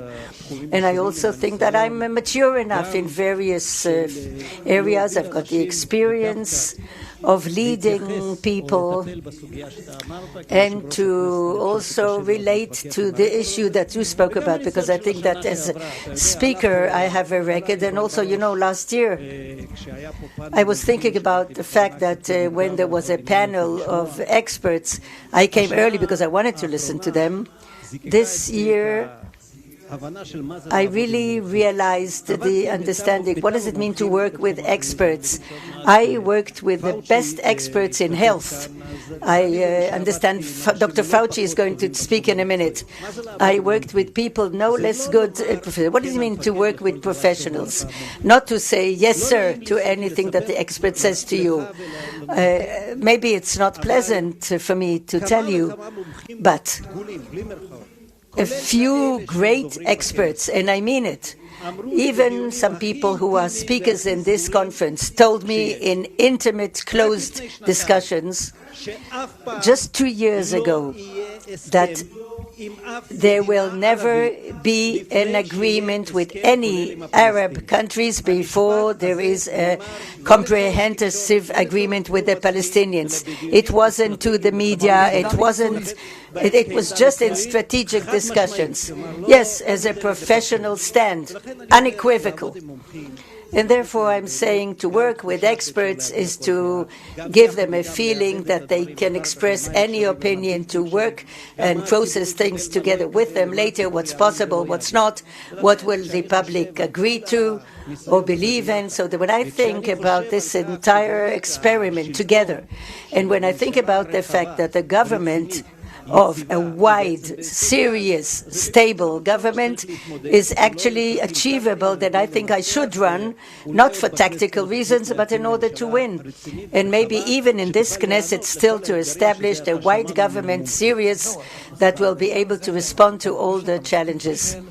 So in that, you think that you're really mature enough, sorry for the cliches, but to sit by the red phone to deal with security issues, that wasn't exactly your expertise. Also, as a speaker of a Knesset and as a member of the Security Cabinet, I think I participated in quite a few discussions. But let me tell you, apropos is a continuation to work with experts. I made very harsh decisions in life, even on life and death, without any expert next to me. I saw 4 walls and me, nothing more. And if I sit now with you on a stage and you are going to interview me as a candidate to be Prime Minister, I knew how to make the right decisions without experts. And when they talk about the isolation of a Prime Minister who at the end he is alone, I understand the responsibility, the weight. To tell you that I'm scared and I'm going to run away? No. So let's talk about the burning issues, and that is Iran, especially when we look ahead to the next week when they talk about the deal again. It's a fact that this government, and now it's its responsibility, but I'm asking you because you were part of the former government. The fact that Iran today is closest to threshold capability, the international community is not really interested. Whose fault is it? We're talking about results. I don't think you can find anybody to blame. Let me tell you, first of all, when we started to talk about this in Israel, it really didn't interest people. It didn't interest them because they are priorities. I'll tell you just as an anecdote. I was always a responsible person. I was a member of Knesset in the opposition. I think it was 2007. I went abroad to some Jewish business. There was some Jewish event, but I knew that I have contacts in the parliament. I'm going to meet a few people. I got some training here from the security committee, what to say, what not to say, 2007. And I met everybody, and it was very good. Nobody understood what I wanted from their life. When I said we have to talk a little bit about Iran, you know, there's an Iran issue, really good people, including the head of their own security cabinet. They didn't know what I wanted. What problem? What are you talking about? So apparently we managed to change the discourse. The fact that not everybody was in absolute control. It's not a plan that you write and you put checks on it. There were ups and downs, but to tell you that there's somebody to blame, a person, no, but let me put to you, it's not even a thesis. I admit that's how I see things. The policy of the former PM Netanyahu. First of all, it's a fact that he pressured Donald Trump to leave the deal, to withdraw. And as a result of this withdrawal, did exactly what it wanted. Did he not gamble on the victory of Trump in the last elections when he went to convince him in his first term of office to withdraw from the deal, and he failed, and now we pay the price? First of all, it's very easy to analyze things in hindsight. How did you know that there's no second term of office? In the American statistics, it happens very, very rarely. Is it true for that moment to continue with the deal? So you say that it was probable to believe that he's going to go to a second term, so this was a gamble. Yeah, that's statistics. I didn't ask Netanyahu if he gambled or not. But you can create a policy that is based a little bit on statistics. Another thing is that the nuclear deal is not just the nuclear itself, it's everything around it. And Iran, without sanctions, that puts weapons wherever it can in the Middle East, and the evaluation of the IDF because of the change of reality in the north, in Lebanon, and a certain slowdown in what's happening there with the precision missiles. So apparently there's more than one component of what happens with the Iranians in the last year.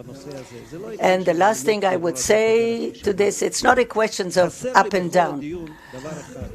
I miss in this entire discussion one basic thing. To my mind, the most dangerous is that Iran is much more determined in its wish to obtain a nuclear weapon maybe in a longer way, then the international community is determined to prevent it. And this equation had to be changed. Tactical issues, what the IDF has to do, options, political effort to convince the Americans about the military option, all these things, yeah, that's obvious. But I'm saying that But that's exactly where the difference lies, because Netanyahu is saying, I wasn't hesitant to confront the American administration. I went to the Congress despite Obama, and Bennett has a different approach. We saw today that he underscores a little bit the differences between us. If you were the Prime Minister today, are you going to go with Netanyahu's approach and you're going to make a differentiation between us and the Americans, or the approach of Bennett? I think it's ridiculous to even answer this question. I'm not Netanyahu, I'm not Bennett. If you ask me, Yuli Edelstein as a candidate to be a PM, I think that with the political experience that I have during the year, and there are very few leaders of the world that I never sat for a conversation with. I never turned corners.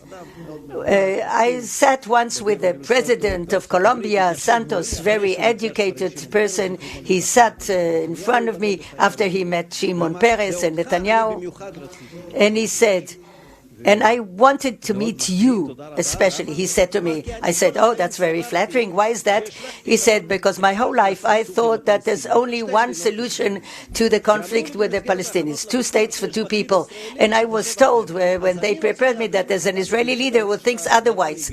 So I want to understand how a reasonable person, and I was told that you were reasonable, can think otherwise. We had a fascinating talk. I don't know if he was convinced and became a Zionist, but I never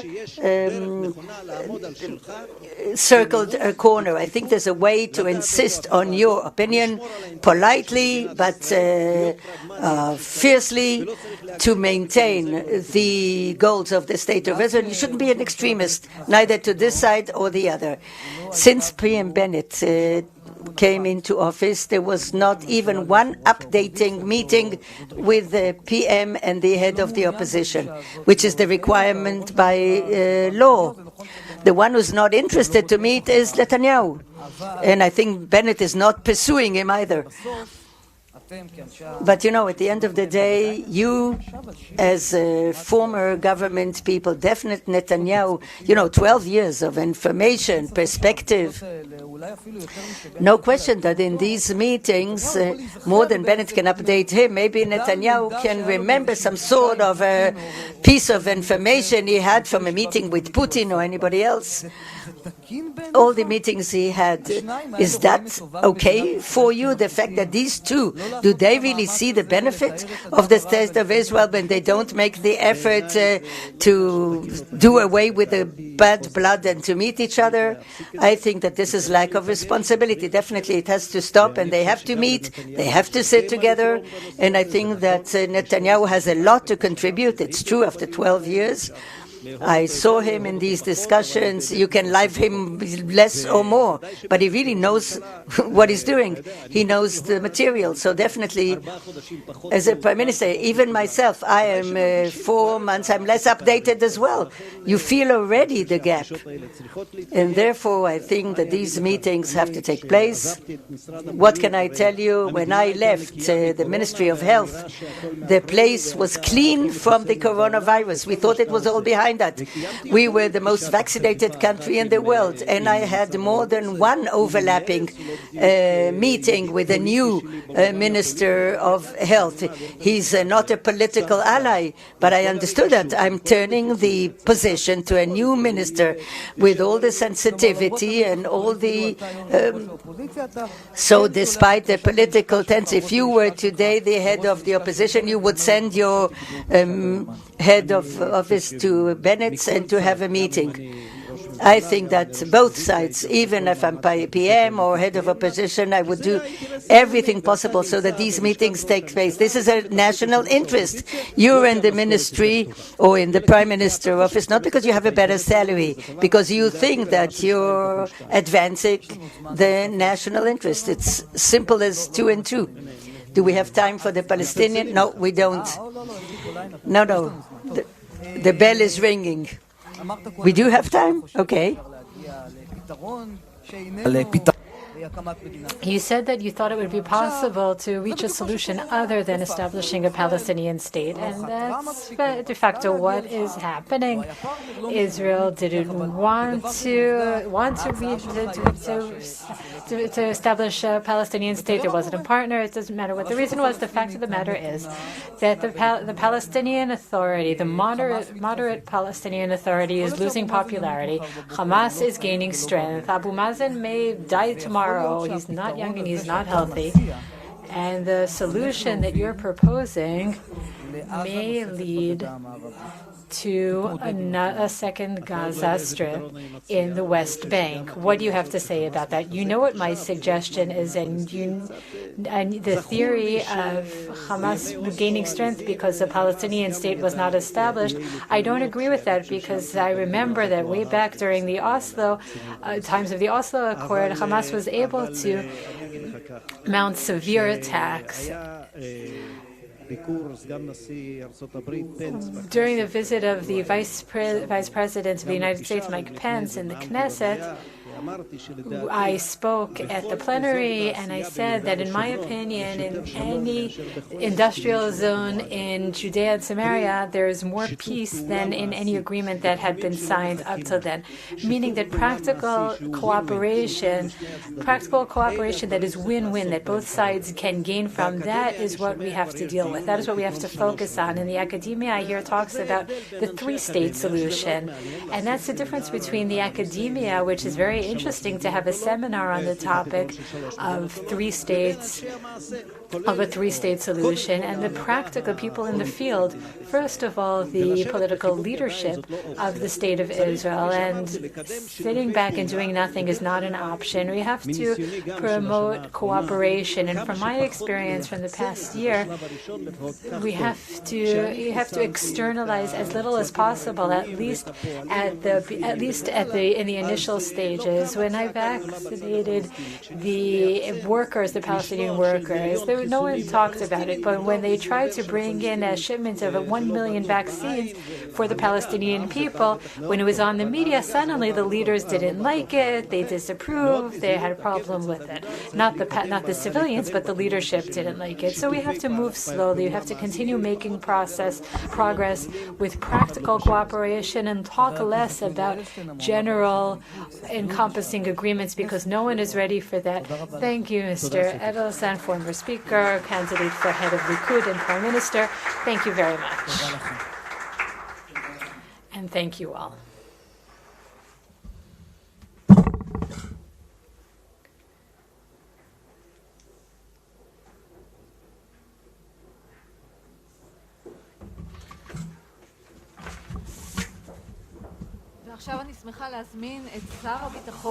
And now I am honored to introduce the Minister of Defense, Mr. Benny Gantz. Oh, no, I'm sorry. Before we talk to the Minister of Defense, we will talk about the coronavirus. We talked to Knesset member Yuli Edelstein, former health minister. One of the major global challenges of the last 2 years is the coronavirus, which demonstrated the most clear way possible the connection between healthcare and strategies. There have been a lot of headlines in the media. We will now hear a conversation between Professor Jonathan Gershoni from Tel Aviv University, who will talk with Dr. Anthony Fauci, with a global reputation, chief medical advisor to the President of the United States.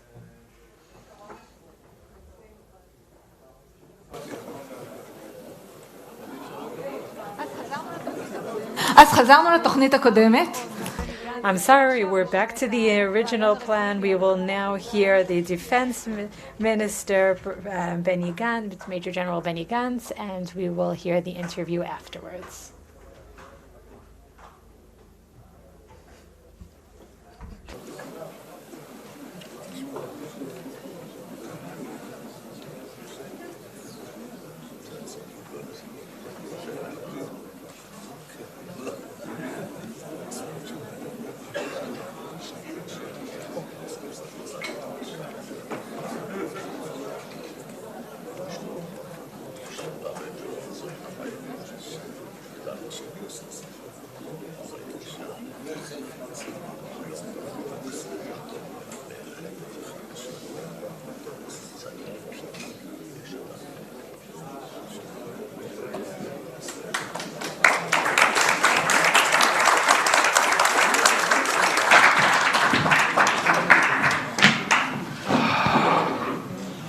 Hello,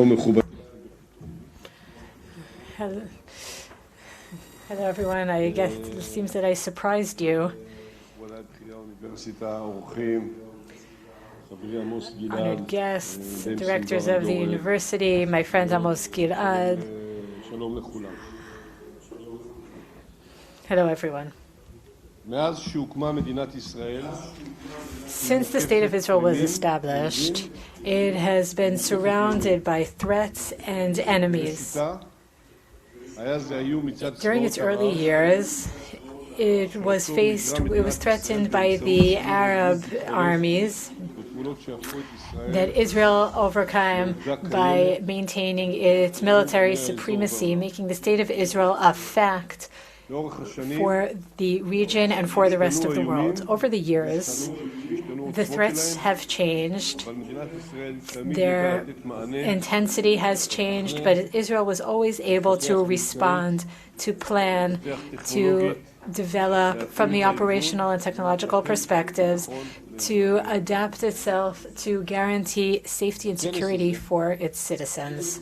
This conference, entitled what is the necessary strategy for Israel from the security perspective? In order to answer that question, I would like to consider the threats with which we are faced. And the answer is clear.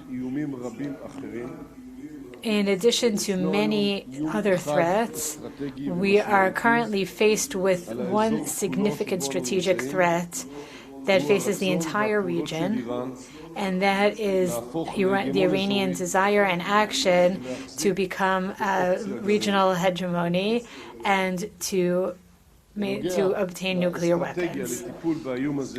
Regarding the strategy for coping with this threat, I would like to begin by saying that Israel does not stand alone.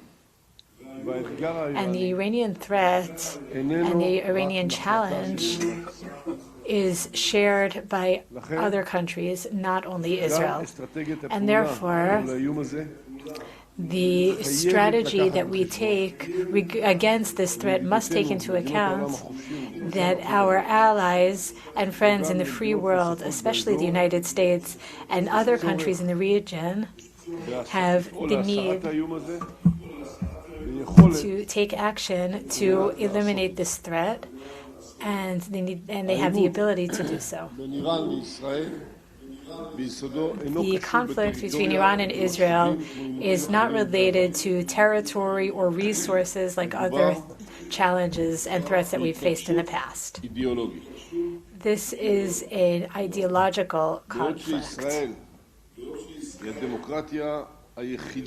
While Israel is the only strong democracy in the region, Iran strives to put a radical regime in place that tramples human rights. Gays are hung in the streets. Women are excluded from the public. The regime controls all resources based on its own needs and not on the needs of its citizens. Israel must realize that must emphasize that we have no conflict with the Iranian people. Our conflict is with the Iranian regime that sees the battle with Israel as a milestone for achieving regional hegemony. First we take Damascus, then we take Berlin. As the song goes, first we take Damascus, then we take Berlin. The Iranian goal to become a regional and global hegemony is not solely an Israeli problem. The Iranian objective of destroying Israel is something that requires us to develop our own solutions. In other words, Iran has intentions, but it does not have the capabilities and must not have those capabilities, and that must be neutralized. at the current stage. The responsibility for coping with the Iranian challenge is first and foremost that of the world that may find itself faced with an unstoppable, extreme and radical regional hegemony. Because how does Iran work? Iran uses economic influence to realize its political and security goals. Not only do we see the Iranian influence in Yemen, which is a country that is one of the most vulnerable and fragile of countries worldwide. Just last week, 14 UAVs attacked Saudi Arabia from Iran, apparently harming the airport and oil sites in the country. In Lebanon, which is experiencing severe crisis and severe shortages of food and fuel, Iran is funding Hezbollah with millions of dollars per year that goes mainly to the Shiites, thus tearing the country into pieces and destroying the ability to rule there. It funded the civil war in Syria, which is in order to plant its militias there to serve Iranian interests. We recently saw an attempt to assassinate the Prime Minister of Iraq that was also done using Iranian explosives. Iran transformed the marine areas into a war zone. Over the past few years, it has launched many attacks from its territories to targets at sea, many using explosive UAV drones.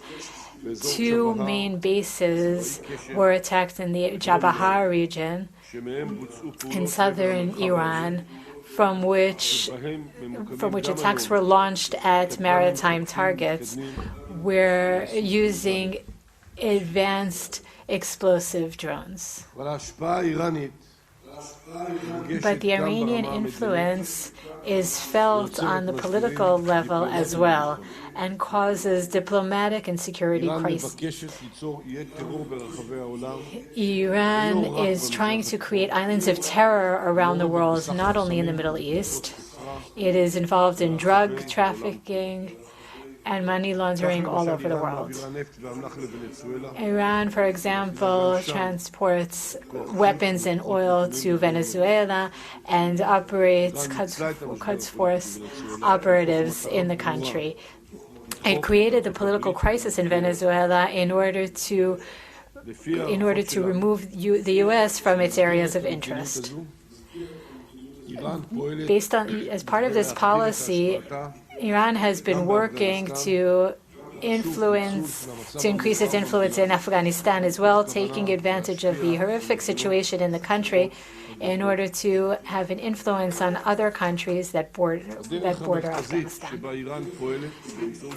The main methods that Iran uses is to undermine security and stability, damaging the national security of the countries in which it operates and that of their neighbors.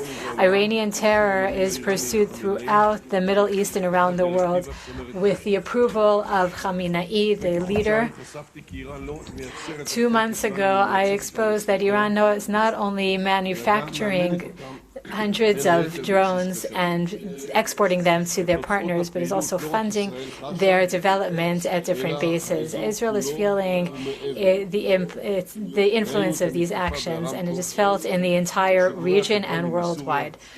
We saw the drones that were launched from Syria and the Iranian attempts to develop Hezbollah capabilities to launch precise attacks against Israel. And I would like to emphasize that drones are precision weapons that can target strategic targets in the region and worldwide. Most of the drones that we've seen so far came from south and southeast Iran. that were shot at maritime targets. Shahed missiles can travel hundreds of kilometers, as we saw when they were launched towards Yemen. This Iranian capability is already endangering the Sunni countries and international forces in the region, and is also endangering countries in Africa and Europe. We often think of drones as devices used to attack or collect intelligence, but Iran is developing additional capabilities using these drones that have not yet been exposed, but they make their capabilities more diverse and more extensive. Iran shot a Shahed 141 from Syria to Israel. At the time, Iran used the drone for a purpose that we had never seen before, and that was to transfer weapons to its proxies in order to mount attacks. The drone carried TNT explosives destined for terror operatives in Judea and Samaria, and it was intercepted by Israel near Beit Shean. In other words, Iran is not using drones only to attack, but also to deliver weapons to its proxies. Israel was able to intercept this capability last time, and we will continue to take action against any attempt by Iran to transfer weapons to its proxies. There are serious people here who are familiar with the international threats and those facing the region and Israel. As I said, Iran is not only a threat to Israel. It is a threat to the entire world, and that is why it is now time for the world to take action. Iran must not gain nuclear capabilities, because that will cause the unrestrained spread of its terror capabilities and a race of arms in the region. It will export weapons to its proxy countries and give them additional capabilities, making the Middle Eastern countries nuclear capabilities as well. This will make the region and the world more dangerous. We must not allow nuclear weapons to reach the hands of unstable regimes, and or to allow terror activity to develop in the weakened countries that Iran is taking control over. The world has many tools for contending with this threat, and it must implement Plan B based on diplomacy, economical, and military methods, in addition to the political and diplomatic channels. We are working today in full cooperation with our friends in the United States and other countries, and it is important that we continue to do so. We remember that the world has the tools and the interest to stop Iran that is fighting against the United States and the rest of the world. The tools involve foreign policy and finances, and attempting and focusing on its stability and political level. Collecting the intelligence we collect is presented to our partners in secret. Last week I met with the U.S. ambassador to the UN, who said to me and said publicly that she prefers a diplomatic solution to a military solution, but the different solutions have to be on the table, including use of force, to support the diplomatic process. Sometimes demonstrating force can eliminate the need for applying even more force in the future. So the work that the United States has been doing and the sanctions it has imposed help us achieve our common goal. But it is important to emphasize that after saying that Iran is a global problem and a regional problem, we must not ignore the fact that it is a challenge for the State of Israel. And alongside the support of the United States and other countries, we ourselves will continue to take action to protect the security of the State of Israel. We will not be able to stand aside as they gain strength. We will build our own strength against them so that Iran will not obtain nuclear weapons. We will prioritize this security consideration and integrate it into our political processes and policies, allowing the IDF to carry out its main responsibility and role to protect the State of Israel and its citizens. With our friends and our capabilities, we will achieve our goals. Thank you very much.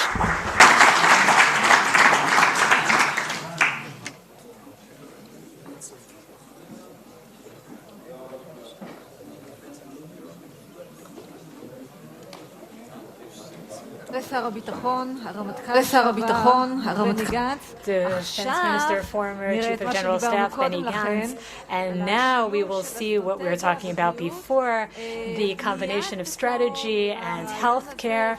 As soon as we finish this interview, there'll be a 20-minute break, but let's watch this very interesting interview that already created headlines. Professor Johnny Gershoni, head of immunology from Tel Aviv University, talking to Dr. Anthony Fauci, Chief Medical Advisor to the President of the United States, who we know very well. It's amazing. It's wonderful to have you here today, and that you can share some of your time so that we can ask you a few questions.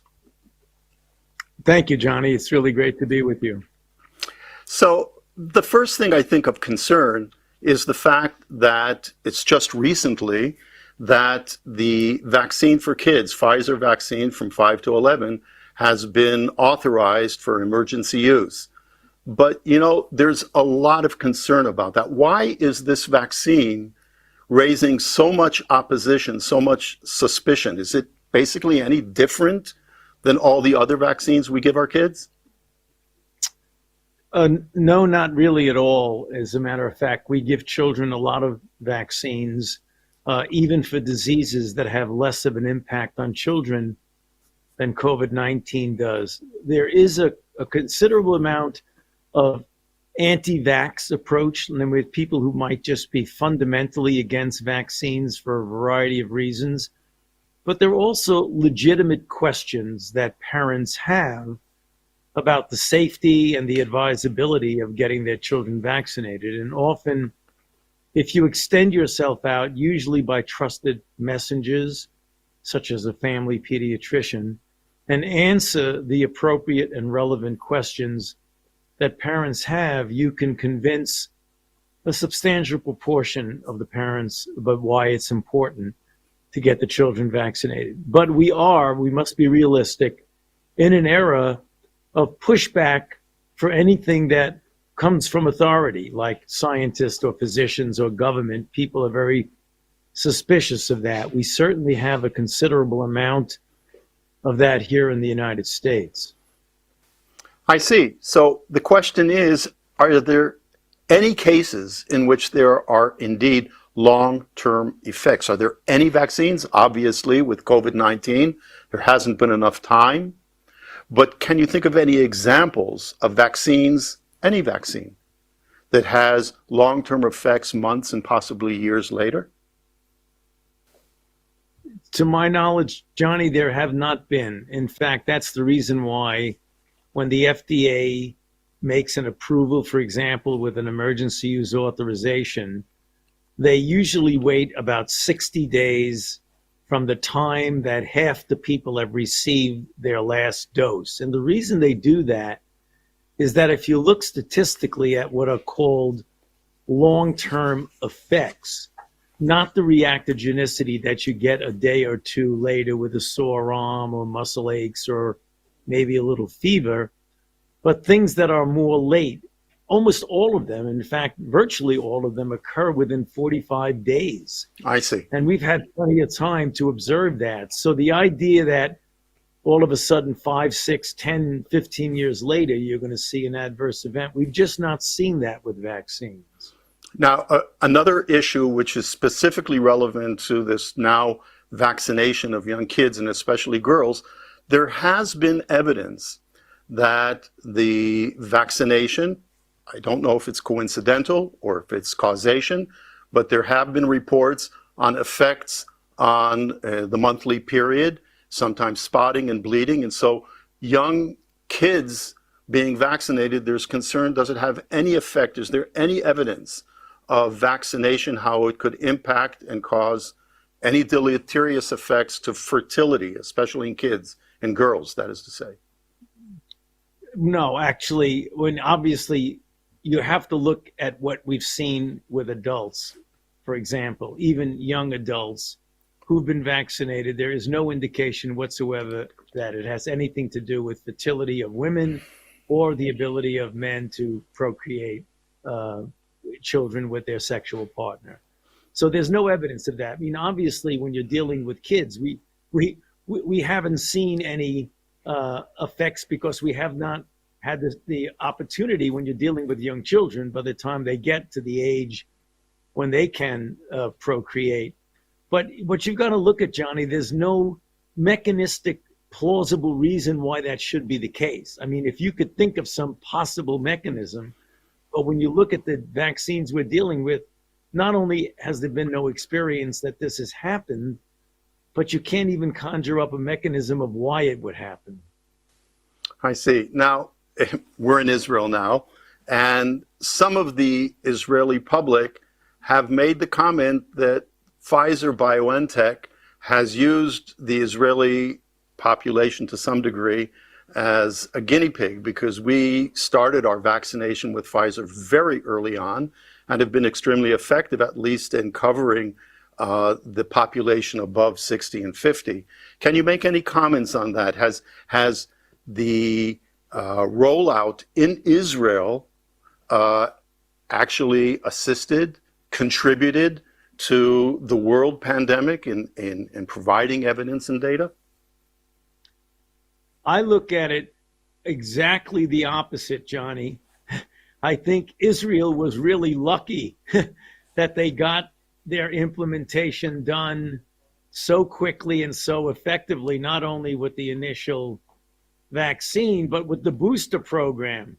I often, when I push to get our booster program going, I refer back to how successful the Israelis have been in getting virtually every age group now boosted. And it's very clear that the third shot of the two-shot mRNA vaccine is really important in enhancing not only the immunological response, but also the clinical benefit that one gets at all age groups from the booster. So I look at it is that Israel is where you wanted to be, not being the guinea pig, but being right up there, getting this benefit more quickly than most any other country.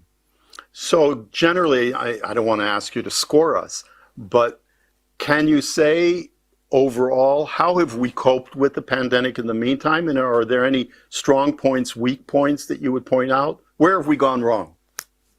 Well, I'm not so sure you've really gone significantly wrong. I mean, this is a moving target. You know, we all were hit with the initial wave and then the big surprise with Delta, which is a variant that has much greater capability of spreading from person to person. We were all, I believe, surprised by how very efficiently Delta spread. Now that we know that, that's an extra added incentive to get people vaccinated. So if we look at the global effect, obviously the pandemic has been more than just a health crisis.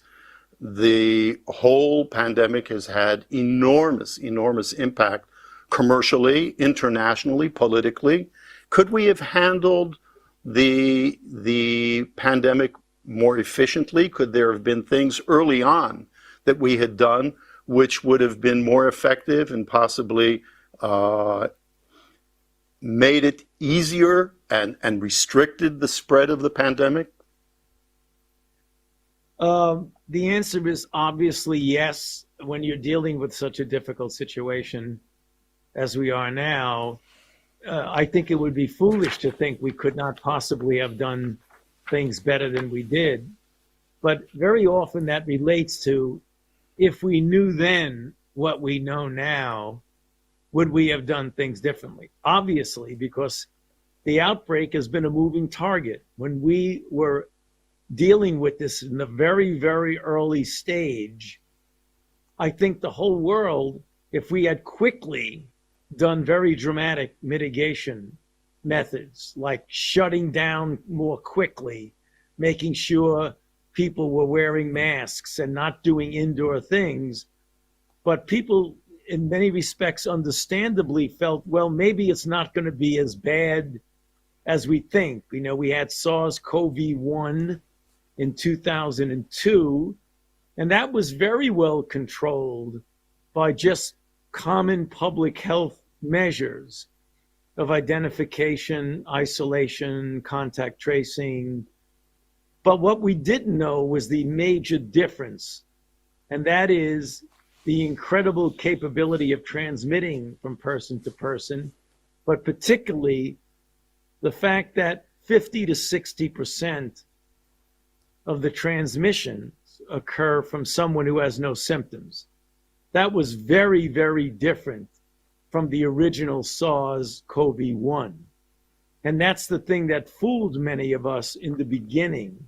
We didn't realize how insidiously this could spread. Excuse me. So let me then ask, as far as the early stages in trying to deal with the pandemic, there have been accusations, comments that the Chinese could have been more effective. Personally, if the initial observations, the first cases were somewhere in the middle of December 2019, and the Chinese already published the complete genome of the virus in the middle of January, I think, if I'm not mistaken, January 10. How could have they been more efficient, more open, quicker? How responsible or not should we point fingers or not to the Chinese? What is the origin of the virus?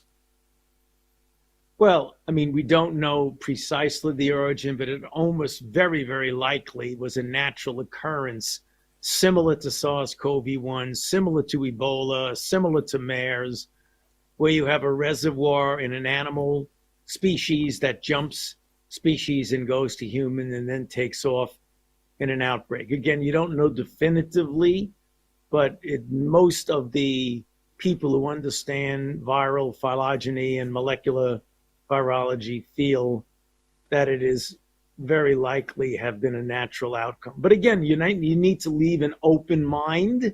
Could it have been something that they were working on in the lab that escaped from the lab? That's something that is, hopefully we'll get to the bottom of that so that people will know how to best avoid things in the future. But I really don't think that is productive to point fingers at any country. Outbreaks arise in different countries. They arise almost always naturally. And I don't think that one can say it's someone's fault. Perhaps they could have been more transparent in the beginning. I believe they could have been a bit more transparent as to what was going on there. But the Chinese often, that's their pattern. They tend to hold back because they don't want any negative consequences on them. But again, getting back to what I said, it's not productive to point fingers at anyone. So have we learned anything from dealing with Corona, with COVID-19, to help us prepare for, God forbid, the next emerging pandemic? Yeah, there's a lot of lessons learned. You know, one of the things that was the success story of this outbreak was something you mentioned in the beginning of the interview, was the extraordinary speed and success that we were able to implement with the development of highly effective and safe vaccines. So we've got to continue to prepare from a scientific standpoint, but also simultaneously, we absolutely need to enhance our public health infrastructure, both domestically and globally.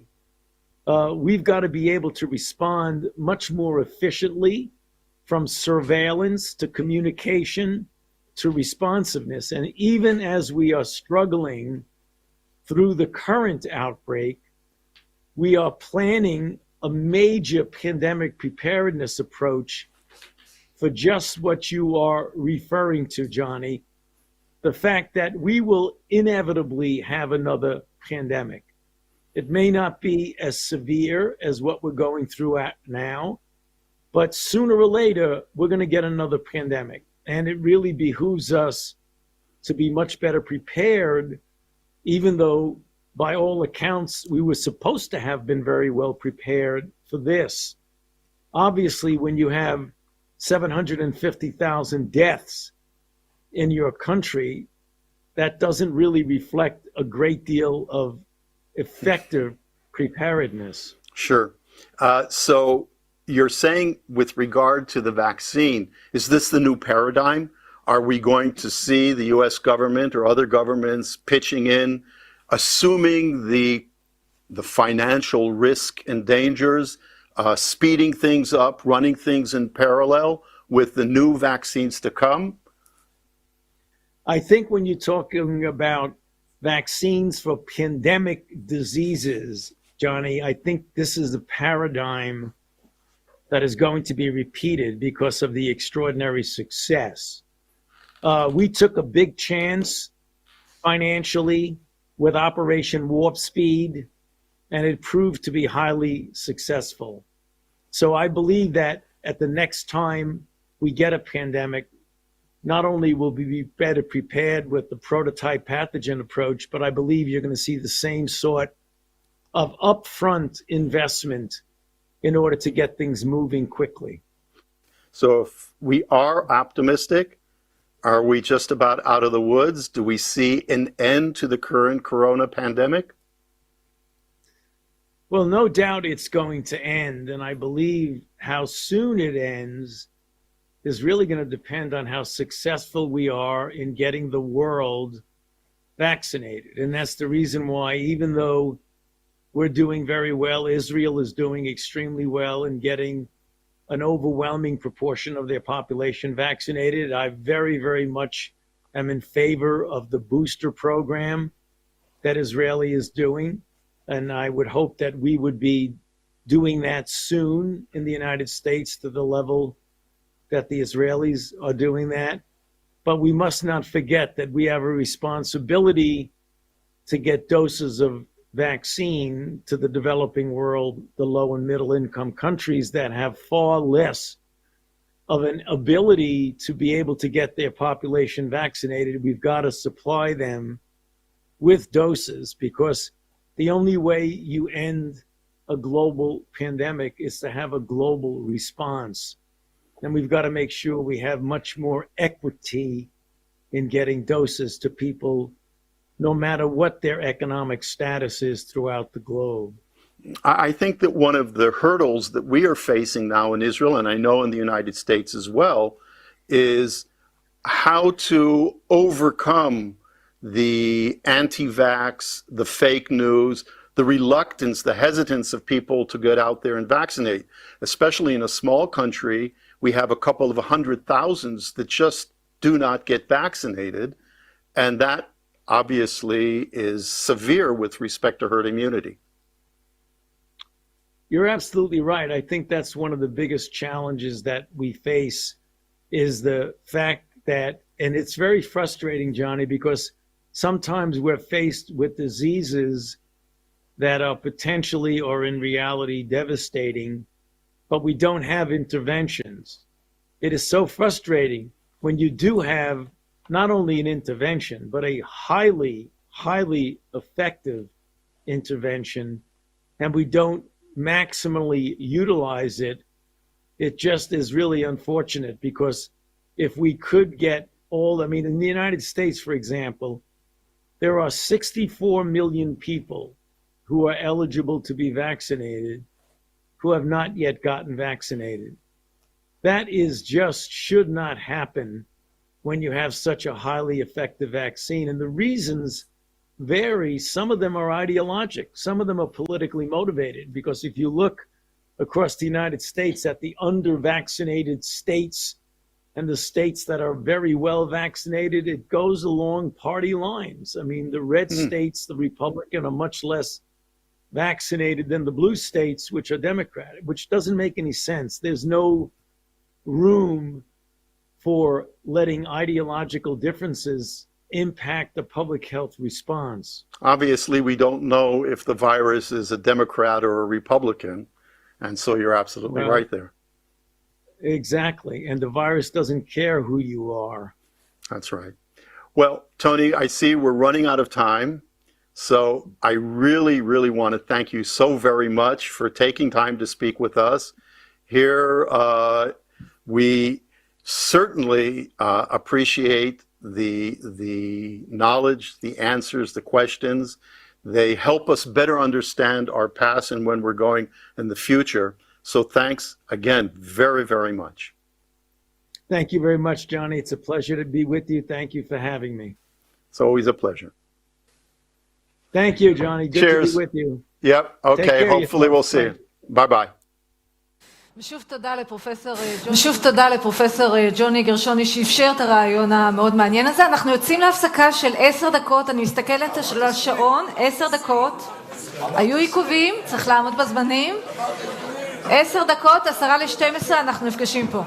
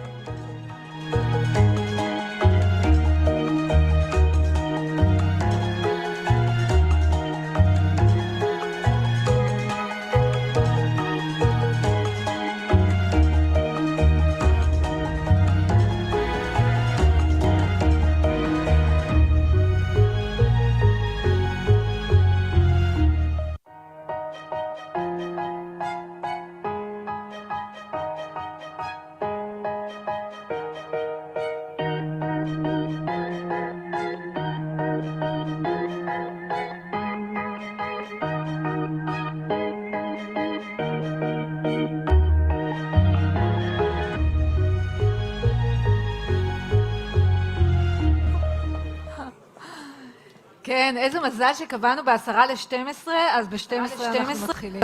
We were very clever to say 10 to 12, so now we start at noon.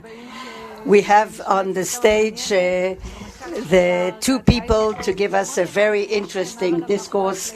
Former Chief of Staff Eisenkot. He's the best. People said about him that he is the best.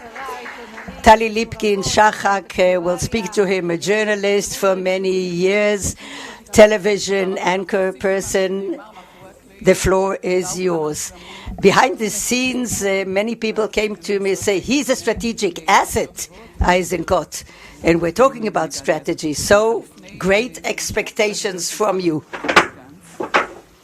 We heard the Minister of Defense, Benny Gantz. He spoke about the challenges and the activities in the last few months or years, especially around Iran. He spoke mainly about Iran. He spoke about a few new things that he elaborated on. And the question is, when we talk about what is the strategy needed for Israel, do you find in what Benny Gantz said or the efforts that the government is making today, does it correspond to a document that you wrote in August 2015? You worked on it for almost a year, where as a chief of staff, you actually spoke about the strategy of Israel. Of course, there's a tension between politics and military strategy, but to what extent what the Minister of Defense said, does it resonate your article from 2015? National security is a major subject since the beginning of the state until today. Threats and challenges, they were, they are, and they will be. When I look back at 2015, where there was a strategic turnaround in the signing of the 6 countries on the nuclear deal, I'm asking myself what has changed. No question that the situation is more severe today. First of all, the Iranian nuclear threat, the fact that the United States withdrew in 2018 and released them from their chains and brought Iran today to the advanced stage in their nuclear plant. The second component was a threat from the last few years, and that is the precision. We're talking about UVAs, and the third threat, which has been enhanced in the last few years, and I think it will continue, and that is the cyber threat, the capability to attack. In cyber, you don't need borders. You just need capability, and we've been experiencing it lately in the fact that Israel doesn't have a national perception, and we never had a real security formal perception. The founding fathers had their own perception at the time, but I think that the threats have changed to such an extent that they compel us to update the perception and to create a national security plan with a vision to Israel and an inspiration to the heads of the security systems or health or education or anything.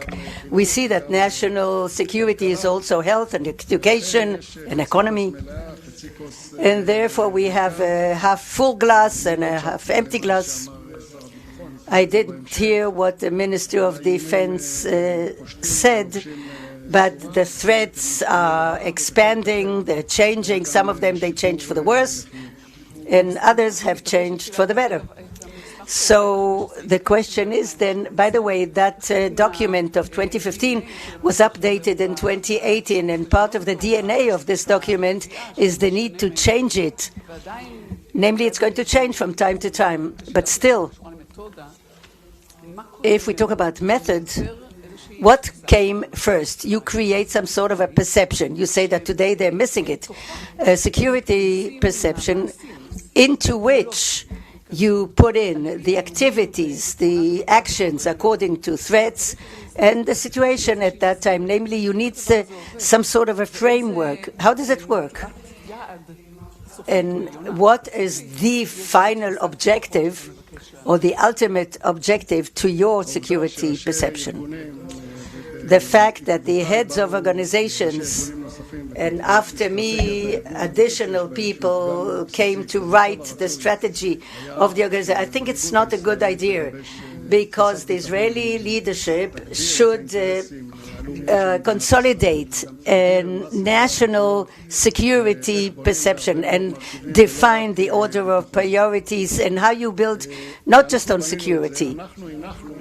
When we created it, we assumed what were the national interests of Israel, and from that derived many subjects to have such a compass to what we do, like how to exert force of the army, building the force, and also something very sensitive of the relations between army and society, which states that the most important thing for the IDF to actually realize its force is trust of the Israeli society. But today I'm quite concerned about the fact that only 67% of the young people are recruited to the army, and only 70% end their service. And I think the most important component is the national resilience of the Israeli society, solidarity.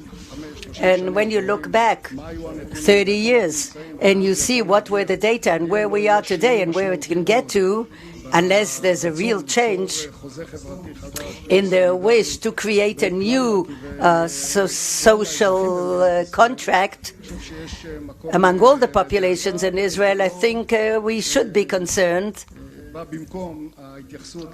And it's not instead of relating to all those external threats that we heard this morning. The logical challenges is that when you approach the political echelon to formulate it, they're political, and of course then the definition of objectives changes accordingly. And I don't want to say that the tail wags the dog, but the military should go in a different way to change its perceptions from time to time. I think that it puts the responsibility on the heads of organizations. They act according to the government and according to the law. That compels a great responsibility. I just saw Ephraim Halevi, the former head of Mossad. I met him in 1999. I was appointed the military secretary of the PM, and the first meeting in the bureau of the head of the Mossad was to talk about the Iranian threat. It came from grassroots.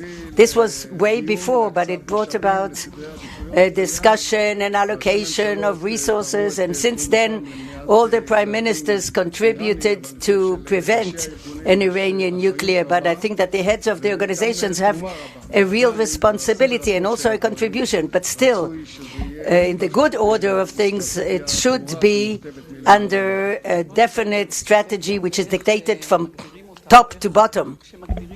So how do you define strategy? How can you implement it in the tension between the government, which is political, and the operational, which are the organizations? And we're talking, of course, about Mossad, Shabak, etc. How can we define the strategic evaluation if we talk about the need for security perception, but this is a strategic experiment when you have to cope with it? What do you think is, what is it, the battlefield or the political field? Where do we fight? When you talk about strategic decisiveness, it's usually tactical and operative. But this is already a concept that is already rooted in the security perception. And there were greater people than me, and I go back to Jabotinsky, who wrote in 1923, The Iron Curtain. He said that the environment will accept us and will despair from where they call the problem of Jews in the State of Israel, when they understand that they don't have the capability to do it through war or weapons. And there are two additional theories. One, that the State of Israel cannot prevail with military power over the Arab world. But the second one is, without a strong army, there'll be no redemption to the State of Israel. It was said today, in the past, and it's said today. When we look at the modern wars of the last 2 decades, we see the complexity. The comprehensive war between two fronts was the Yom Kippur War. And the pattern of fighting in the last 20 years is in one front vis-a-vis a relatively weak enemy from 2008 and 12 and 14 war in the Gaza Strip. The issue is whether we prevailed in these wars, yes or no. And if we think about 67, and we see today that the reality has changed. We are still required to end wars with great advantage in order to push away the next war and to enable Israel to breathe normally. But when we go back to the Gaza Strip, we see the same problem time and again of defining the goals of the war, and that's the government. The government tends not to define the goals, so they call it in different names, but it's difficult to judge, but it's a question of a decision. What do you require from an army? And the difference between decisiveness and victory, I think that the decisiveness is tactical and victory is strategic. Did the army actually materialize the goals of the government? And the other question is the strategic situation of the State of Israel has improved along the years? And after the 4 rounds in the Gaza Strip or any other wars or campaigns, you can call it whatever you want, you can look at it with a critical eye and to ask where is the challenge and to understand it, so that we don't remain in the world of hints. Let's be more precise. There is no victory, there's no decisiveness in the Gaza Strip, but Gaza is very, very complicated. There's many, many other things. How do you take this, all the sum of these parts, and eventually reach security perception and to actually have strategic victory or prevalence or whatever you want to call it? What, humiliating the enemy or come to an understanding? And this is already another level that has nothing to do with missiles or tanks or infantry. In a theoretical state, the situation should be that we have definite goals and that the army will implement it, but it doesn't happen. There are all sorts of other complexities. Do you prevent problems by violence or not? You can dispute if you can do it in 2 years or 10 years, or maybe prevention is a goal. Is it a goal? Well, there's a strategic complexity today as well, and I think also in the future, in the fact that the State of Israel today, there are 5 major threats, and I don't think it's going to change. One is the non-conventional threat, the fact that a state like Iran will have nuclear war. The second is the conventional threat of armies, although the Syrian army can be capable in another 3 or 5 years and be ready again. The third one, which is the main one in the last decades, is that sub-conventional threat, terror, guerrilla. The 4 is cyber, and the 5th is a threat that was pushed away and all of a sudden it came to life, and that is a national disaster. Can be an earthquake or pandemic. This is one of them.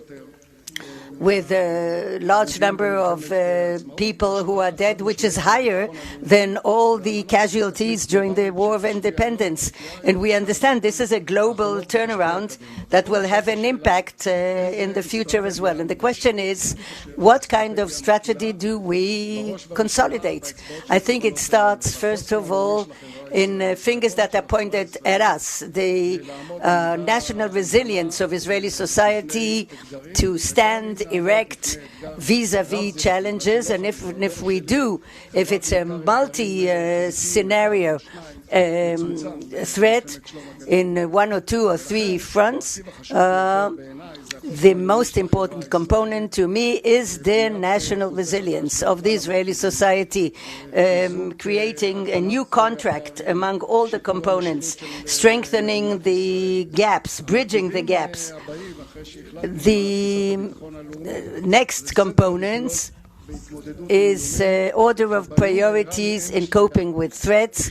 In the Iranian threat, there's no illusion.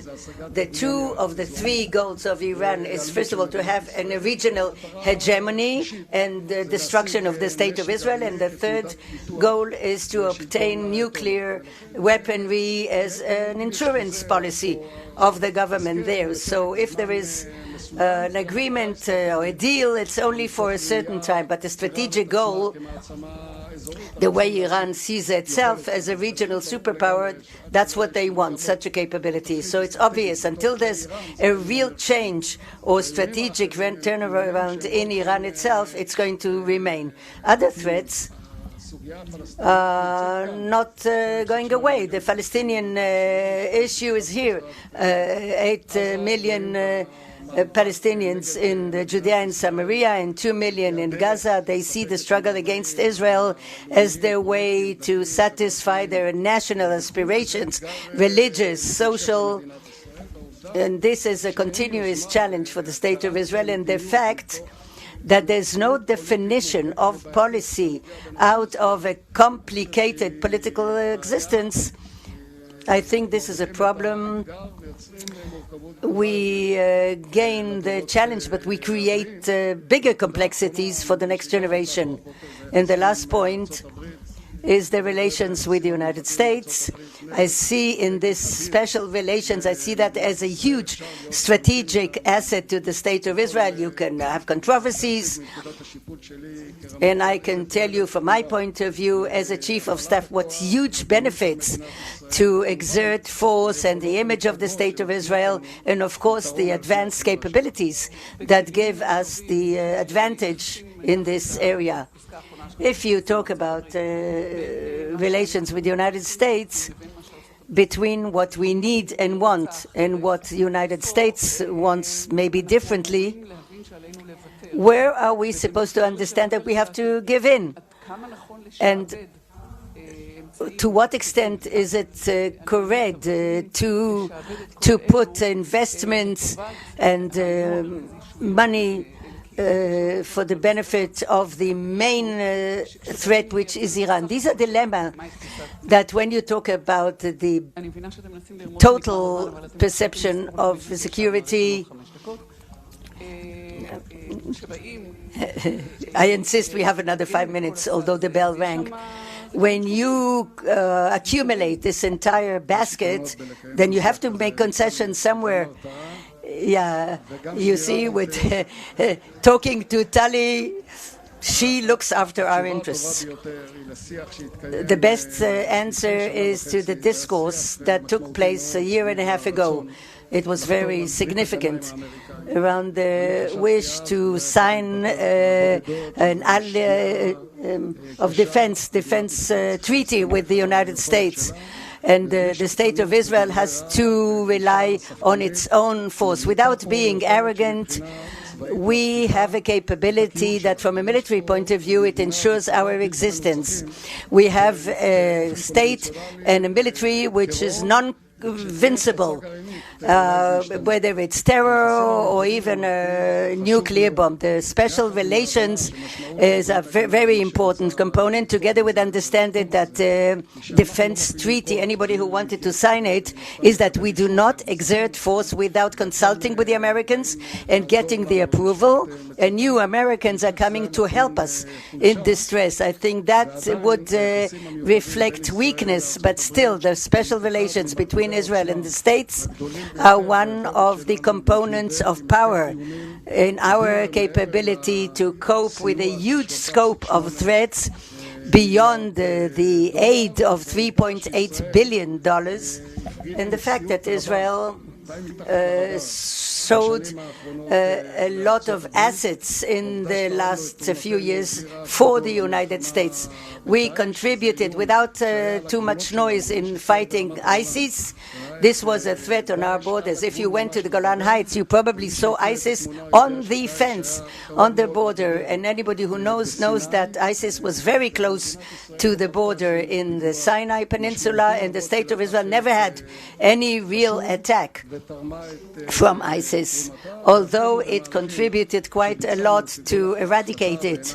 And even in things that we did, even the courageous decision of the government in 2017 to accept the recommendation of the security forces and IDF to start a campaign against the entrenchment of Iran in Syria, in the Golan, and that gave Israel great advantages. And I know all the political statements that are critical, but I think this is an example to initiative, to courage of the government to make such a decision. In 2017, we didn't know where it was going to take us, and in hindsight, the support that was given to Israel by the Americans and the collaboration vis-à-vis the Russians gave Israel a lot of brownie points for the Middle East, and also the relations between Israel, the United States, Russia, although publicly the Israeli public was out of it for many years, and only recently it came up. And the Americans understand very well the importance of the relations. And putting all the infrastructure and budgets against the Iranian threat all the time, doesn't that take away from those other issues and other things that you mentioned, which are part of the national resilience and the infrastructure without which there's no strategic decisiveness or stability? Obviously, when the State of Israel, with its limitations, size, budget, puts a lot of investment to a large threat in a faraway country, that of course takes away from the security activities and a lot of money, but the goal is to prevent nuclear capability from Iran. In 2015, we saw a great opportunity in that with all the complexity of the deal, there's a window of about a decade that Israel can allocate resources to other things with an open eye on Iran, in order not to have that enable us to allocate many resources to other threats that brought about great benefits for Israel, like locating and destroying the capability of the Quds forces and Hezbollah to attack the Galilee. It took 4 years to prepare the operation, but we did it that the Quds force and Hezbollah wanted to attack the northern part of Israel. And we managed to locate it and to deal with it. And the threat that was in protective edge of the tunnels in the south, there were 18 tunnels that were directed towards Israel.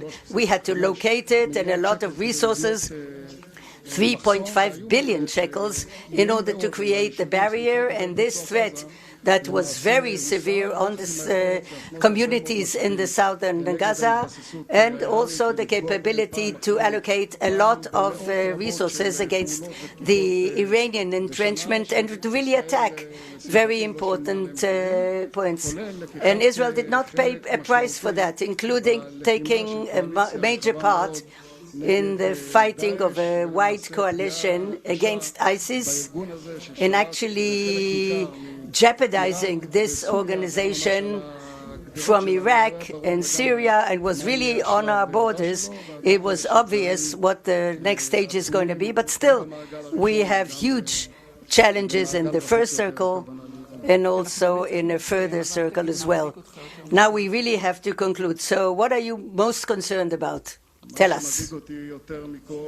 What concerns me most of all is the rift in the Israeli society. No solidarity, no mutual solidarity, the discourse not having enough resources to obtain governance in Israel, including Judea and Samaria. Yes, includes that as well. I think that the way in which the state implements the law and order everywhere, this is a component in your power.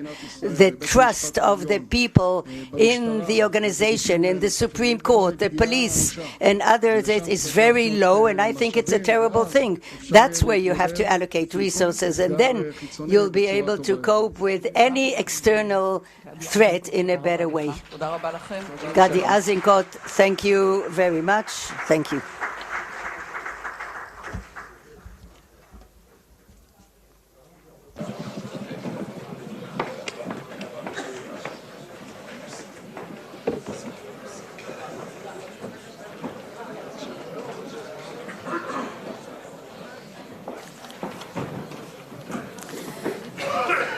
תמיד כיף שיש שיחות שאומרים Sometimes there are conversations that you just want to go on and on. Former Chief of General Staff Gadi Eisenkot, he mentioned Russia towards the end of his interview, and Russia and the Middle East and Israel is something that's always part of our agenda. The Institute of Policy and Strategy has a project with the Wilson Center in Washington, D.C. addresses exactly these issues, and now we will watch a conversation between Mr. Matthew Rozhansky, director of the Canaan Institute at the Wilson Center, with Major General Amos Gilad, expert on policy and strategy, as well as Kastinas. I'm Ksenia Svetlova, a senior research analyst at the IPS, Institute for Policy and Strategy at Reichman University. And now we will be discussing the presence and expanding influence of Russia in the Middle East. I'm very happy to present my co-panelist, Mr. Matthew Rozhansky, Director of Canaan Institute, Woodrow Wilson Center, Washington, D.C. Hi, Matt. And along with me, it's Major General Reserve Amos Gilad, Executive Director, Institute for Policy and Strategy, the IPS, at Reichman University. Matt, Amos, it's good to be here with you again. As I told you, we're going to discuss the difference in attitudes that exist the American and the Israeli perspective, as also was seen by us in the report that was recently published by the IPS and Canaan. It's a co-production that was published in May, in which we performed basically the analysis and presented the various attitudes that exist in Jerusalem and in Washington towards the increasing Russian presence here in the region. So, Matt, let me first of all pose a question to you. With everything that is going on right now in the region, starting from the fall of Lebanon and the Arab attempt to change the intergame right now in Syria, how do you see in Washington the place of Russia in the Middle East? What are the challenges, and how do you believe things will be developed during the next few months? Well, thank you very much, Ksenia, for having me. I really enjoyed our work together throughout 2 rounds of this U.S.-Israel task force on Russia. I think the report, which you can find on the Kennan Institute and the IDC website, really speaks for itself. But it was never meant to be a snapshot in time.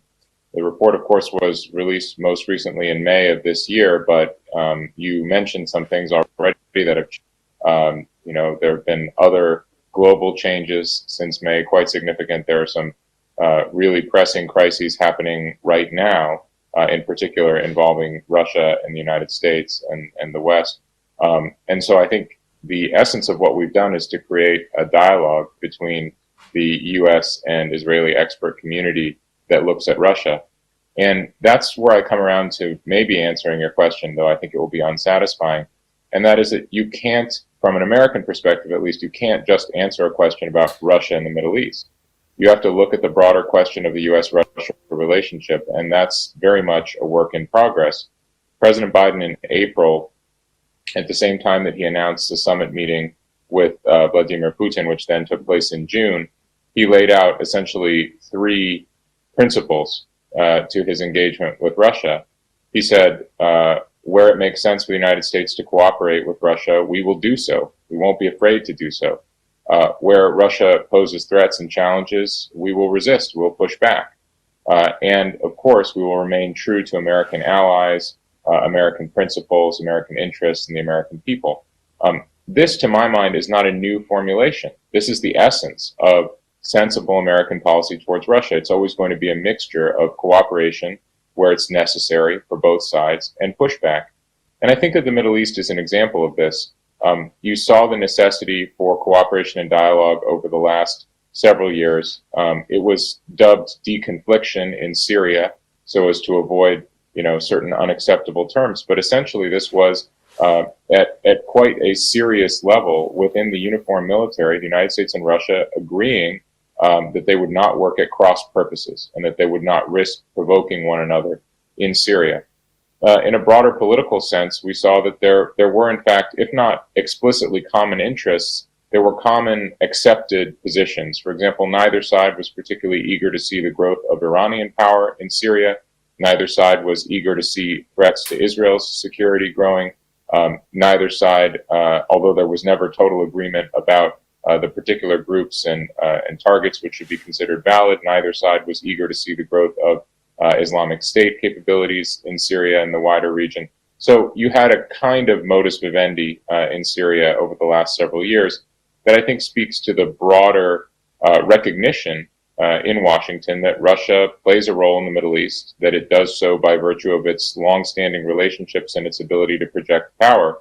But I think that's where the U.S.-Israel partnership comes in, because the United States cannot be everywhere all the time in the Middle East. And I think in the last several months, certainly since the release of our report, the dramatic experience of the American pullout from Afghanistan has reminded a lot of people that although the United States has great capabilities and certainly has the ability to project power, the notion that we will seek to be everywhere at once, especially in a dynamic region like the Middle East, where there is always a new crisis that demands something from Washington, I think that needs to be reassessed. And the last point I'll make is context. Again, we have, I would say, an acute phase of the Russian security challenge in Europe right now due to the Russian buildup of forces on the border with Ukraine. That's a huge concern for the United States. You've seen that at the highest levels. The migrant crisis on the border between Belarus and Poland and Belarus and Lithuania, and an ongoing energy crunch in Europe. Mm-hmm. I think those factors combine to really focus American attention on Russia in Europe, which has historically been the central front in this very difficult relationship, and not the Middle East. Thank you very much, Matt. And I absolutely agree. The United States cannot be everywhere. And more so, we see that America is, its focus, it's elsewhere during the last at least 3 administrations. It seems that America wants to focus on China, on Southeast Asia, on Russia, and less on the Middle East. But when America is looking at the Middle East, it's looking for afar. While we here in Israel, we are looking at Russia's presence in Syria, and it's actually beyond the border. It's just right here around the corner. Amos, I would like to ask you, given your rich experience here in the Middle Eastern affairs and also direct contacts also that you had during your job at the Ministry of Defense, with the Russian side, how should Israel, keep working and manipulating, basically maneuvering between US, its only strategic ally, and between Russia, that a few years ago became its immediate neighbor here in the north, in Syria? Thank you, Ksenia. From Israeli point of view, Iran is a main threat, strategic threat to Israel. And if Iran gets a military nuclear bomb or capabilities, it might become even existential threat in two arenas, the nuclear and the regional arena. Syria is very important. Now in Syria, thanks God, we are enjoying common ground with Russia. It's not official policy of Russia, but if we analyze the situation there, the Russians are not happy. At least this is my judgment from the growing presence of Iran in Syria. It seems that Iran wants to take over Syria, and Golan Heights might become a hostile front against Israel. And the Russians don't like the growing Iranian presence in Syria. So unofficially, of course, it's not official policy, we do have free hand to, according to international press, we are intensifying our military operational activities in Syria against the Iranian presence, I think with great and significant success. And for that, because of the Russian presence in Syria, we need their consent or at least silent coordination. And that's why the visit of our Prime Minister, Mr. Naftali Bennett, was uniquely important, because I don't know the details haven't been published, but it seems that the coordination is very solid and powerful. It enables Israel to concentrate on the efforts to prevent the growing presence. Growing presence, it means that they want to establish a powerful military hostile presence against Israel with revolutionary guards, with Shiite militias, and so on, with armed UAVs, missiles, rockets, and so on, and we need to prevent it. And I think in Syria, we enjoy unique success, and that's why we need to continue our cooperation and coordination with Russia, in spite of all other dimensions that are so typical to the Russian EU and US relationships that are characterized by tension and others conflicts of interest.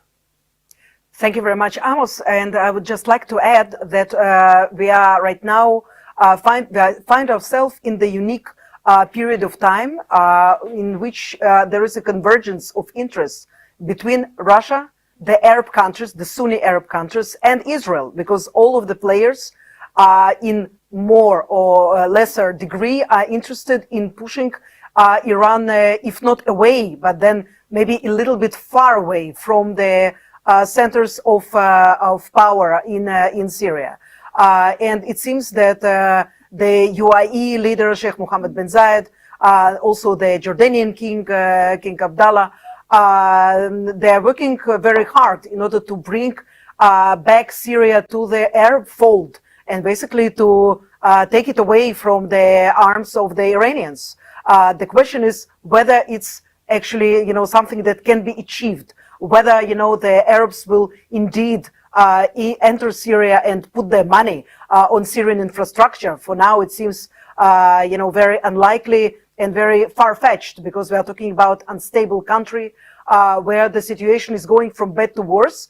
But in this regard, it's important to mention another Arab player, the weak chain. It's, of course, the Lebanon, where all of these interests, they mix and blend. And of course, Lebanon is important to the Arab world, and the Arabs will try to do everything in order to save Lebanon from falling. The big question is whether all of these powers that will be working together, if they will work together, there is a big if, will eventually achieve success.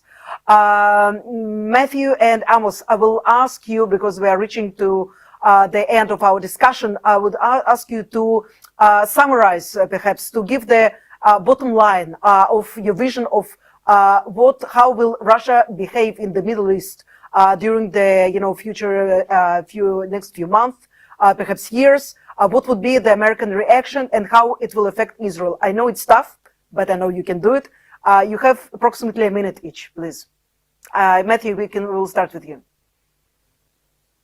Well, the prediction will be worth exactly what you paid for it. And so I hope it won't disappoint. But my expectation is that Russia will continue to behave in an opportunistic way. So this will depend on where crisis occurs, where there are gaps in governance that can be exploited.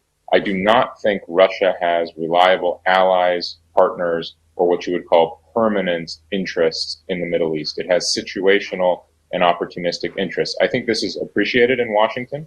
And the difference is that the United States does have permanent interests and relationships in the Middle East, and it begins with Israel, although it's not exclusive to Israel. Okay, Amos, please. We need to be able to continue our unique, useful, successful operations, allegedly, in Syria in order to prevent the growing presence of Iran, Revolutionary Guards, Hezbollah, and all these proxies against Israel. We need, of course, to be coordinated with the United States. The United States is our major pillar of our national security, and we need to be fully coordinated. However, we need to continue our coordination and cooperation with Russia in order to be able to achieve our main goal to prevent the growing presence of hostile Iran in Syria. And if we look at the whole area, we do have Lebanon, with Hezbollah, Yemen, and other areas, and Syria is key area to prevent the growing presence of Iran. And we need to be sure that Russia will support us in our efforts in the nuclear arena in order to prevent, it must be prevented, that Iran will never get nuclear weapon. Thank you, Amos.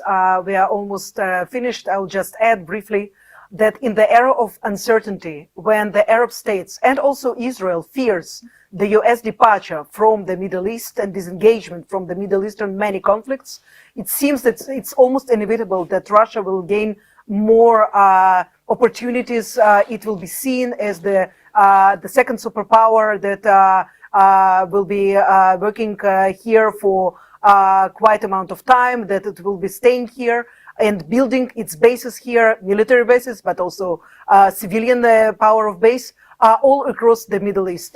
So we will follow. And Amos and Matthew, thank you so very much for your input. It was a pleasure to discuss with you Russia and the Middle East as usual. Thank you and shalom.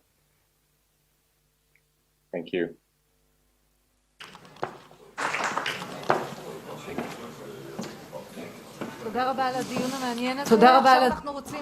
Thank you very much for that fascinating discussion. And now we would like to welcome former Mayor of Jerusalem, Knesset member Nir Barkat, who is building himself up as the future leader of the Likud party and maybe even the Prime Minister.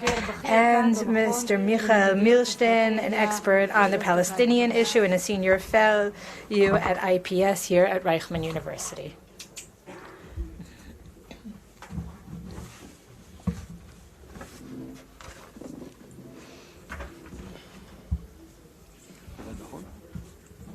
Good afternoon, everyone. We are honored to welcome Knesset member Nir Barkat, former mayor of Jerusalem. The topic of this conference is to clarify not only what Israel's strategy is, but rather what the recommended strategy would be. Over the last few months, Mr. Barkat, you've formulated a vision that attempts to address Israel's strategy. It's a multidimensional strategy that talks about defense and economy and science and other things. So I want to talk about your perspectives as the main issues on the agenda, looking at the bigger issues and talking about existential issues like the Palestinian issue and Israeli society. Let's start with the topic that has been addressed in most of the issues mentioned in the speeches today, which is the Iranian issue. What is your perception of the Iranian issue? Do you think that when looking back on the type of strategies that were implemented, what could have been changed, what could have been done differently? Good afternoon, everyone, and thank you for this opportunity. I think that we are not estimating the Iranian threat correctly. Iran is attempting to attack us from 6 different directions, from Lebanon, Gaza, the long-range missiles, Syria, Judea and Samaria, of course, and a new threat that is facing many parts of Israeli society, trying to use all of these together. And the most dangerous threat, in my opinion, that I think we have to focus on is missiles fired against central Israel by Hezbollah, by Nasrallah. Nasrallah is planning a missile attack, thousands of missiles. We're talking about hundreds of targets, and think about how many casualties we're talking about. I'm talking about a conventional attack on a scale that Israel has never encountered before on the home front. And I think that the next attack from Lebanon will not be the third Lebanon war. It will be the first Iranian war.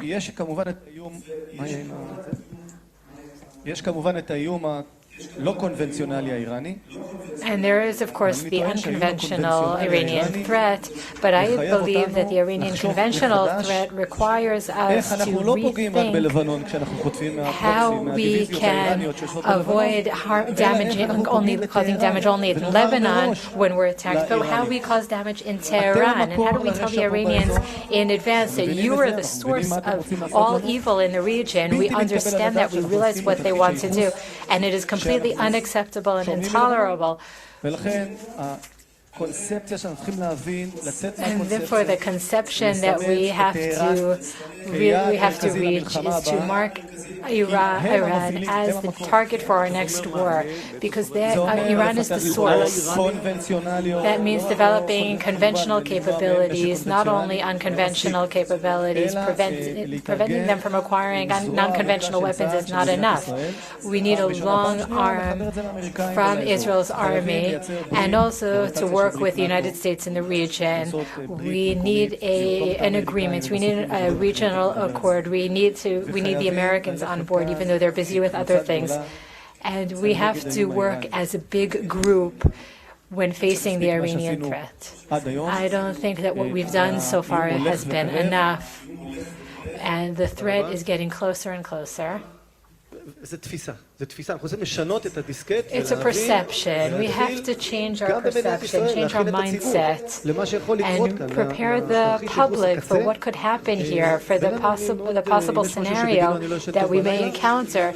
And if there's anything that keeps me awake at night, it's the fact that we're not prepared for the strike that we may receive, and what we have to do to prevent that from happening. We have to make the Iranians realize that we'll attack them directly.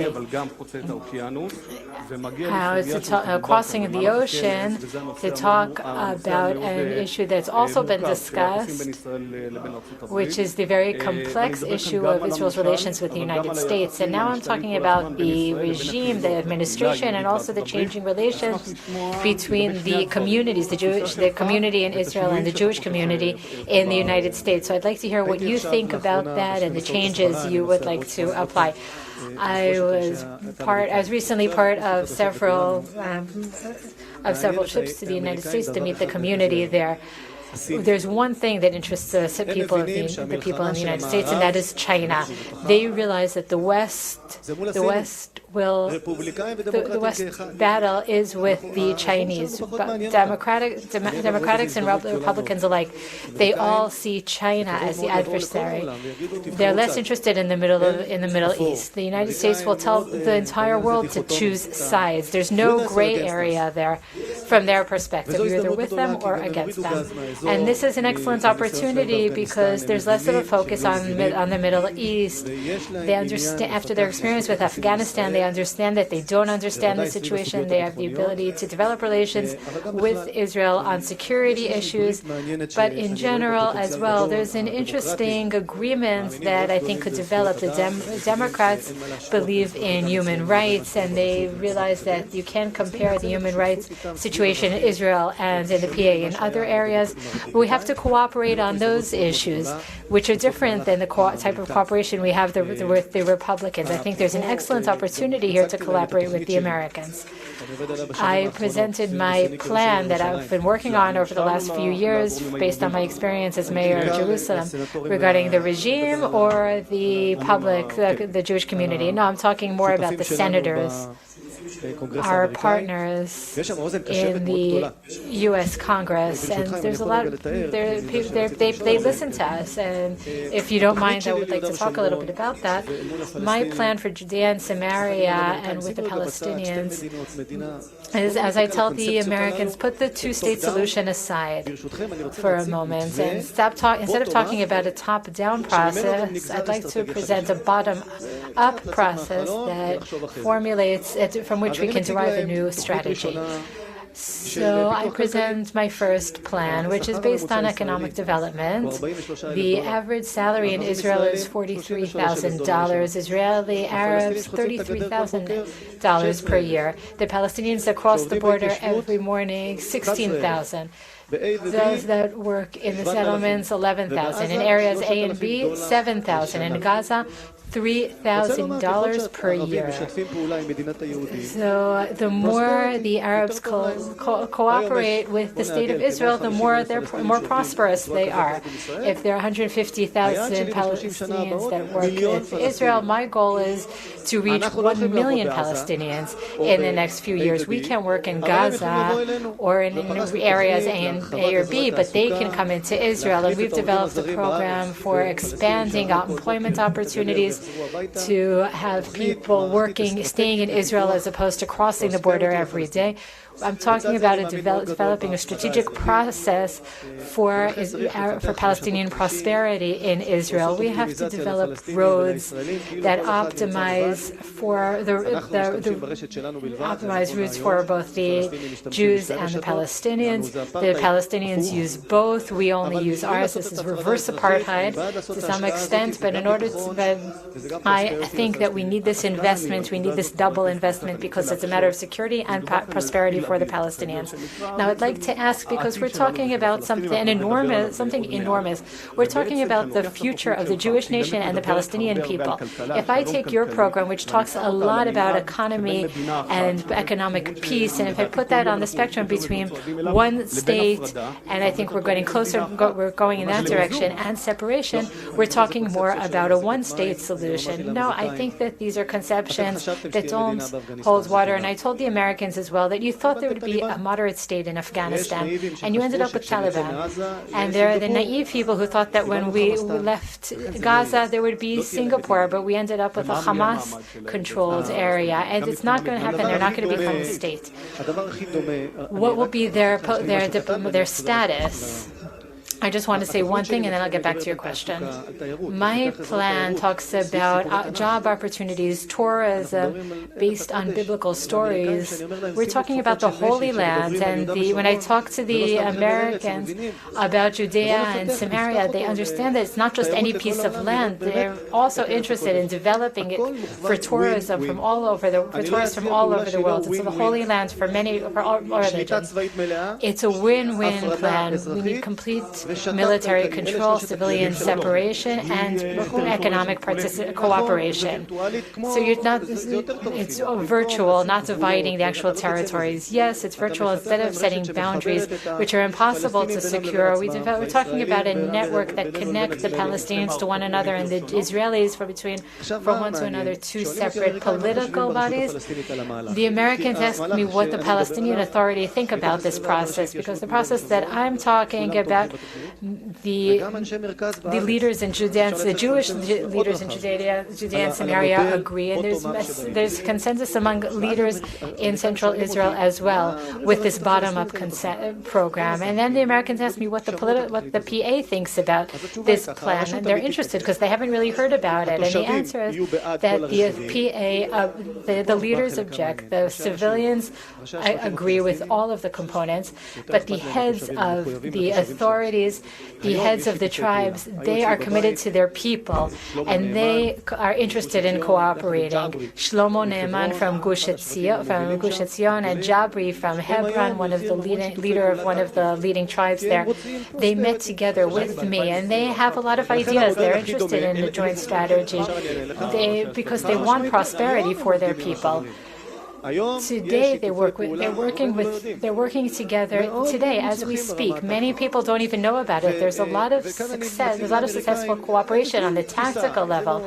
And when I talk to the Americans, I present an approach, a perspective, not exactly like the Emirates. The Emirates model, I don't want to annex anything.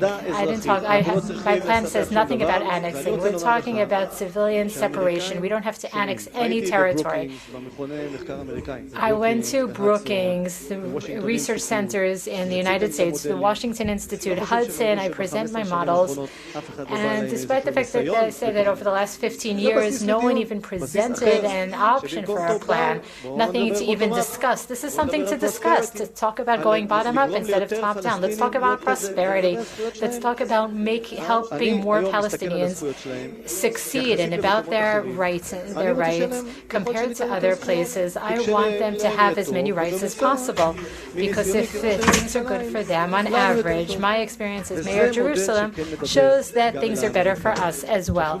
And that is something that the Americans can understand and can accept. So you're talking about not separating the two nations, the two societies. It's almost a Balkanian existence. You're saying that you disagree with the idea of a one-state solution. No, that's not true. It's not a one-state solution. We won't manage us. They won't manage.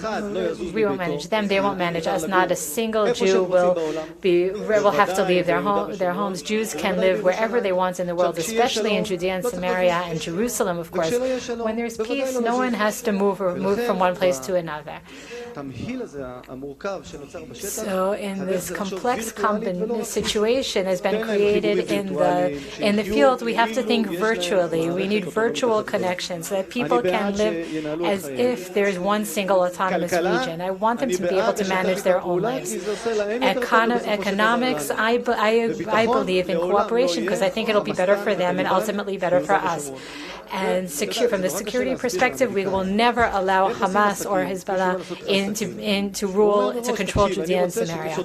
When we try to explain to the Americans we try to use analogies of businesses. You can't have one side saying we want to get rid of you or throw you in the sea, and now let's try to find a compromise. It doesn't work that way. After their experiences in Afghanistan, the Americans realized that they don't understand the mentality. This is an excellent opportunity to work with the Americans. They will appreciate our assistance much more than we realize when it comes to China. And if we work correctly, and if we show them that we have shared values, that we want prosperity with our neighbors, but on the other hand, we will be rigid and harsh when necessary to contend with our enemies, I think that this is a model that can create significant hope looking forward. I didn't expect us to agree in this discussion, but I think the advantage is that we're presenting a topic that I think that the Israeli society doesn't discuss often enough. I think you're presenting a thesis that has to be addressed in public discourse. We could spend much more time talking about it, but our time is up. Thank you very much. Thank you, Michael.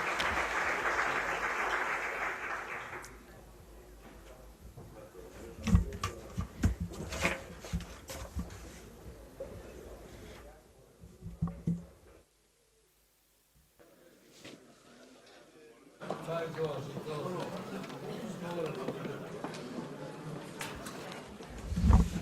very welcome, dear Liz.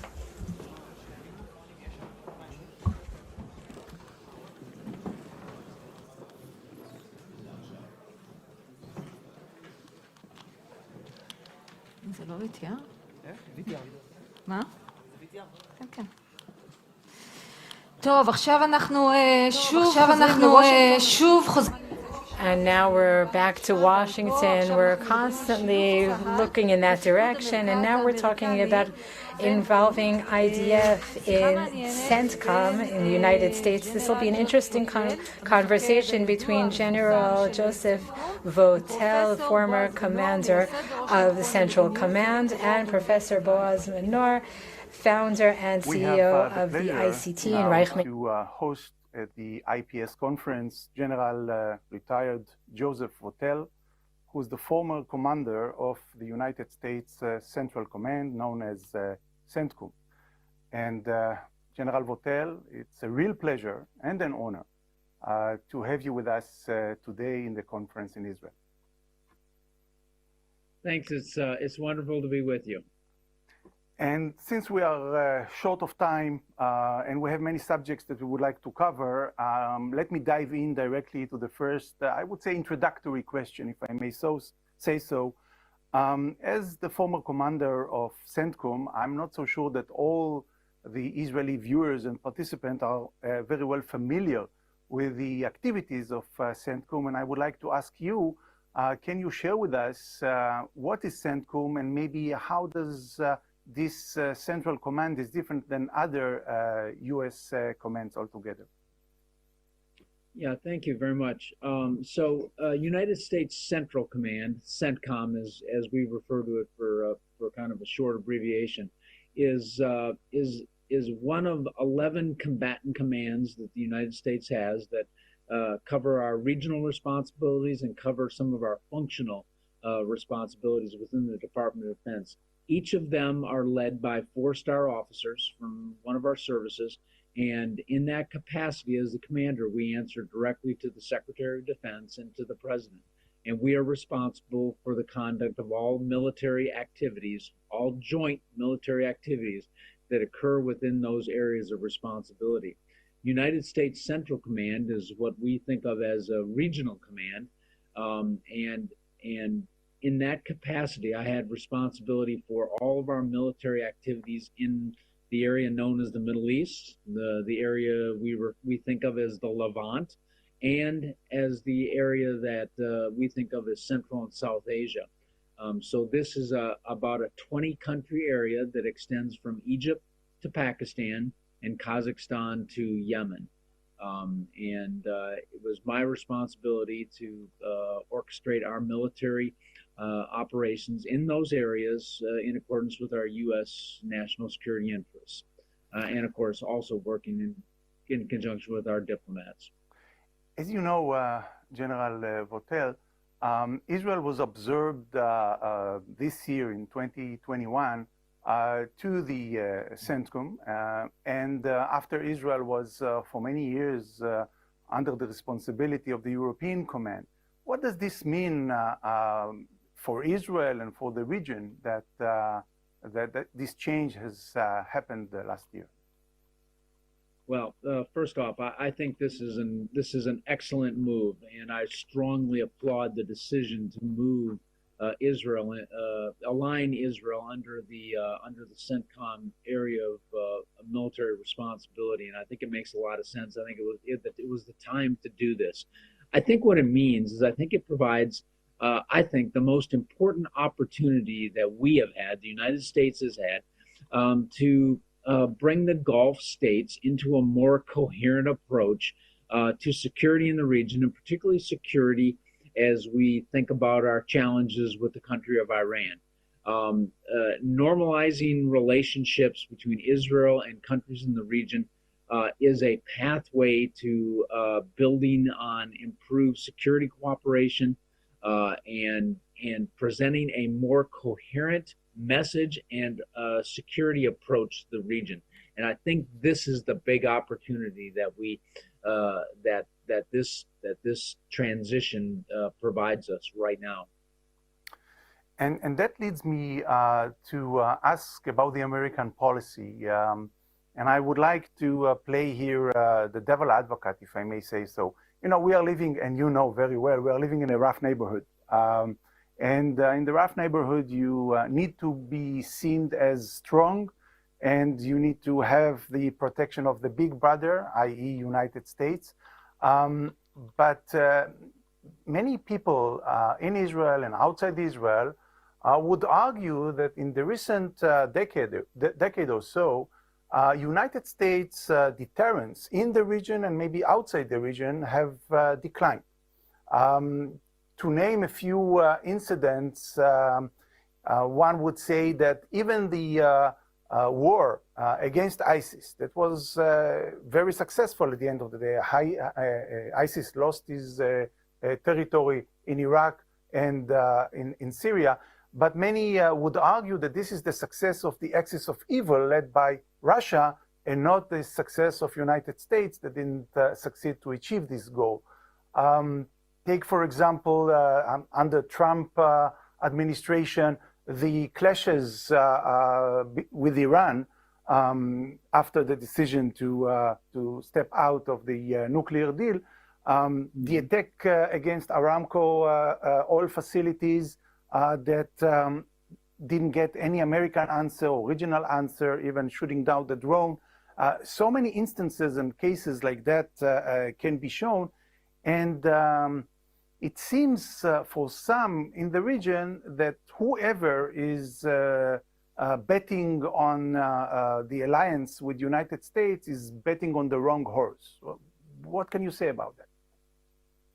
Well, I think the United States, it's my view here is that the United States has a lot of interests around the world. And as you've seen in our national defense strategy put together under the Trump administration and really at under the leadership of Secretary Mattis, a key focus of our national security is maintaining our competitive edge against countries like China and being able to continue to be the influential driving force in the world.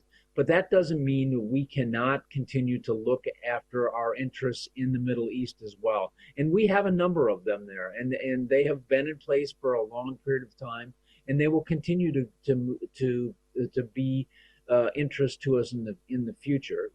For example, containing Iran's adventurism in the region and preventing them from obtaining a nuclear weapon is a national security interest for the United States. Continuing to combat terrorism is another one. Making sure that instability in this area doesn't bleed out into other areas affecting our interests or the interests of our allies. Certainly, the security of Israel fits into that very, very prominently, and we have the ability to do all of these things at the same time, our competitive advantage with China while we continue to protect our interests. But what it requires is a very careful review of our posture and strategy in the Middle East to make sure that we have a sustainable presence, that we are using the tools that are available to us, like security assistance, to the very best of our abilities. And we are helping lead the partnerships in the region. And so, I know there are concerns about the United States, but I think we have enduring interests here, and these interests will always come back to roost, and we will have to make sure that we balance them in our overall security approach. Thank you. You know that we are living now in a very sensitive time, I would say, when as we speak, there are discussions between American representatives and Iranian representatives trying to see if they can reach some kind of a new deal, a new nuclear deal altogether. But as a military commander and as a thinker, do you believe that facing this outstanding Iranian negotiators, and we know the negotiating skills of the Iranians, would there be any merit and any success for such negotiation without putting the military activity, military operation on the table as well? Well, we'll have to see how that plays out here in terms of how the negotiations go and we move forward in this particular area. I think being able to demonstrate and exercise military capability and our ability to return forces into the region, strategic forces that can help us accomplish missions, I think is an important tool of leverage for our diplomats and for our civilian leadership as we move forward. And it's very, very vital that we continue to do that. And I think we've seen some examples of doing that. That doesn't necessarily mean we have to have hundreds of thousands of troops, but we do have to routinely demonstrate our ability to bring people and forces into the region and maintain bases and access, overflight, and relationships in the region that demonstrate that we can protect our interests as we move forward. I would just say this, as a military officer, I do think it's important that we have a way to have dialogue with our adversaries, and our competitors. I found this to be very important in Syria when we were conducting the campaign against ISIS there. Our ability to communicate to the Russian Federation was very important in one, keeping us safe and them safe, and preventing the focus on ISIS from being diverted to something else. So I do think it's important to make sure we have channels for dialogue and to prevent miscalculation and miscommunication as we work through very tense security issues. And as a follow-up question, although I believe that the interests of United States and Israel are quite close as long-standing allies, but naturally Israel has more concerns from the possibility of Iranian getting a nuclear military capability that will pose an existential threat to Israel. Now, as if it's not complicated enough to be an American leading figure like you are, I would like to get your recommendation to the Israeli government. I mean, not asking you, do you think that Israel should attack or not the Iranian facilities, as many people in Israel believe that it's about time to do so, but what should be the considerations of Israel while considering this option? Well, I think certainly this is the decision of the Israeli government in terms of how they posture for this. But I do think the continued alertness, the continued capabilities that Israel continues to provide in the region should continue to maintain that. The Israeli forces, I think, have done well at addressing threats that have come close to their border and have threatened their security, and I believe they have a right to do that, particularly after some of what we've heard from adversaries in the regions talking about. I also think it's important, and I think one of the really great opportunities I'm very, very excited about is the opportunity that is being afforded by the Abraham Accords. This normalization of relationships is providing a pathway for greater security cooperation in the region. You may be aware, our listeners may be aware that we've recently completed a maritime operation that involved U.S., Israeli, and other regional Gulf partners in that. And there's now discussion and planning underway for a similar air operation. I think this, building on the back of the Abraham Accords and this normalization of relationships that is taking place between Israel and nations in the region, with the strong support and leadership of the United States, is a certain way to address better maritime security, is a better way to address counterterrorism, it's a better way to present a more coherent deterrent posture against Iran, and it's a better way to address things like integrated air and missile defense, which fits into that previous item I mentioned here. So I think continuing to move in these areas will be very, very important for the Israeli government and for their forces. Thank you very much. There are so many other questions I want to ask you, but I would leave you with this important statement that some people refers to that as the need to create a second regional NATO to stand against the growing threat of Iranian hegemony, greater hegemony in the region. But I fully agree with you that the Abraham Accords pose a great opportunity for all the allies, all the, I would say, moderate Arab countries in Israel that are playing an important role as American allies in the region. Again, I would like to thank you so much, actually for so many things. First of all, for being the former commander of CENTCOM and contributing a lot to the American safety and the international stability and safety altogether, and together with the whole world to the safety of Israel. So thank you for being there. I wish you a lot of luck in your important job in bands, which we are quite familiar with. Your predecessor, the late General Monty Meigs, was also a friend of ours, and I know how important that job is. So once again, thank you very much. Thank you. It's been wonderful to be with you.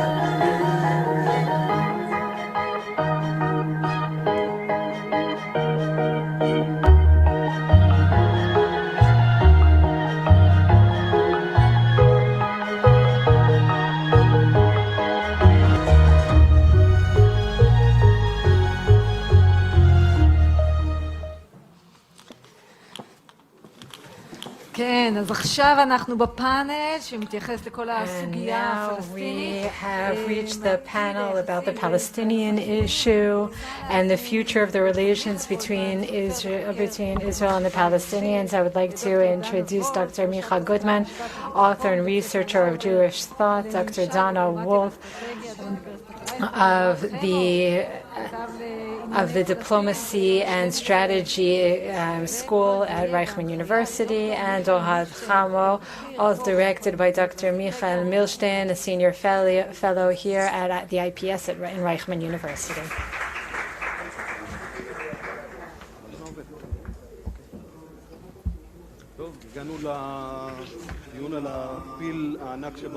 Okay, so now we've reached the talk about the elephant in the room that everyone's been trying to avoid, namely the Palestinian issue. About a month ago, we marked 30 years since the Madrid conference that triggered the political process that eventually led to Oslo and the Palestinian Authority.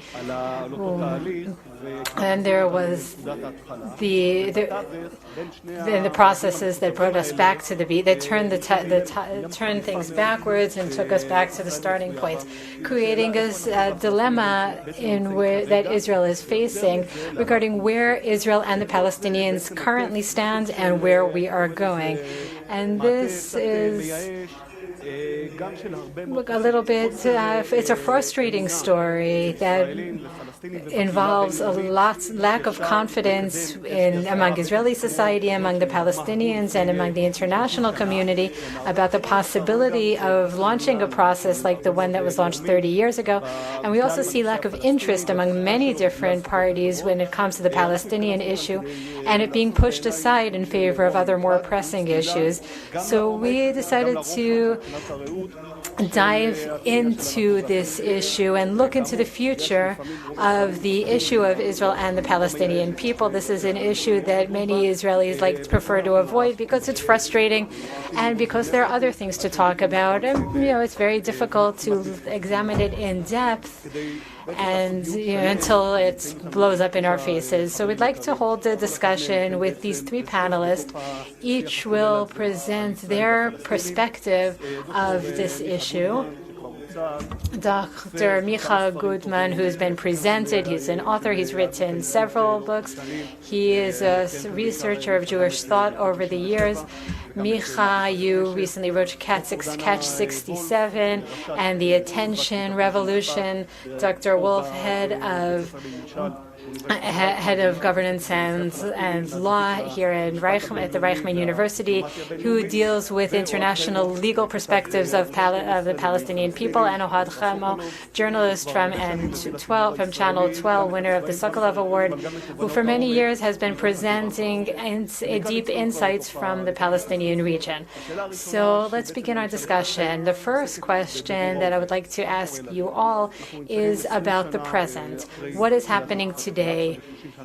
It's now 20 years since the beginning of the Al-Aqsa Intifada and 30 years since Oslo, and it's clear that the plans for Oslo are difficult or impossible to implement today because of the situation in the Palestinian society and because there's increased integration between the authorities. You studied this difficult situation in the occupied territories over the past years. I want to go beyond the book to the moment when you said, Michael, Israel lost interest in the conflict. The situation in Israel is that there's a lack of curiosity, a lack of interest in the conflict. So how did that happen? After the Six-Day War, the Israelis were not at all, were very, very interested. The right was off topic. There was a utopia. They were thinking that if we settle the territories, then the redemption would come. And on the other hand, the opposite approach was that if we leave the territories, then the entire Middle East will recover, will be repaired. Israel will become part of the international community thanks to an agreement of this kind. There was a situation of utopia for many, many years on both sides, but these utopias collapsed, and these dreams were replaced with apocalypse. The right, in most cases, don't say that if we settle the territories, Messiah will come. They say something different. They say if we leave the territories, then there will be missiles against Tel Aviv. It'll be catastrophic. The left, and it's interesting to note that the left went through a similar process. They don't talk about peace. They talk about occupation. They don't say that if we leave the territories, there'll be a peace process. They say that if we stay there, then it'll be an ethical and a political and economical catastrophe. They went from utopia to doomsday, meaning the approach today is that it will be catastrophic to implement the plans of the opposite side. So what happened on the right and on the left? It happened on both sides over the last 20 years, moving from peace to occupation. That's where the center appeared. And when I talk to the center, I'm not talking about the people who vote for the center factions. I'm talking about the sentiment that's very popular among Israeli society, which says the following. First of all, when the right and left talked about utopia, the center says, I'm not on either extreme. Well, when both sides choose anxiety and strength, the center is in both, takes some of both. And that's what happens with anxiety. When people are anxious, people are scared of heights, they'll become scared of closed places as well. People don't accumulate dreams, they accumulate anxieties. The center parties, the center ideology believe that if we don't stay in the territories, then we're risking our lives. But if we do stay, then we're risking our lives. If we stay, then we're endangering the demographics, and if we don't, then we're endangering our security. So the result is that no matter what we do, we're in trouble. So they decide not to even talk about it and focus on other issues. Why don't the ultra-Orthodox serve in the army? With the prices of cheeses in the supermarkets, since there are no good ideas about the conflict, they stop talking about the conflict. There's a transition from dreams to anxiety to indifference. violence, and that is tragic. And I think, and if we might talk about this later on, I think that the healthier solution for Israeli society, when we're confused, I think that we've transitioned from confusion to indifference, and I would like to transition it into pragmatism. Now we're going to zoom in on the Palestinians. As many people have been following you for many years, and you've been sounding a voice that's not heard often enough in Israeli society, and that is the acceptance of the Palestinian people of the one-state solution. You're right, and thank you for this opportunity to raise such an important issue, an issue that is so important for Israel as a Jewish and democratic country.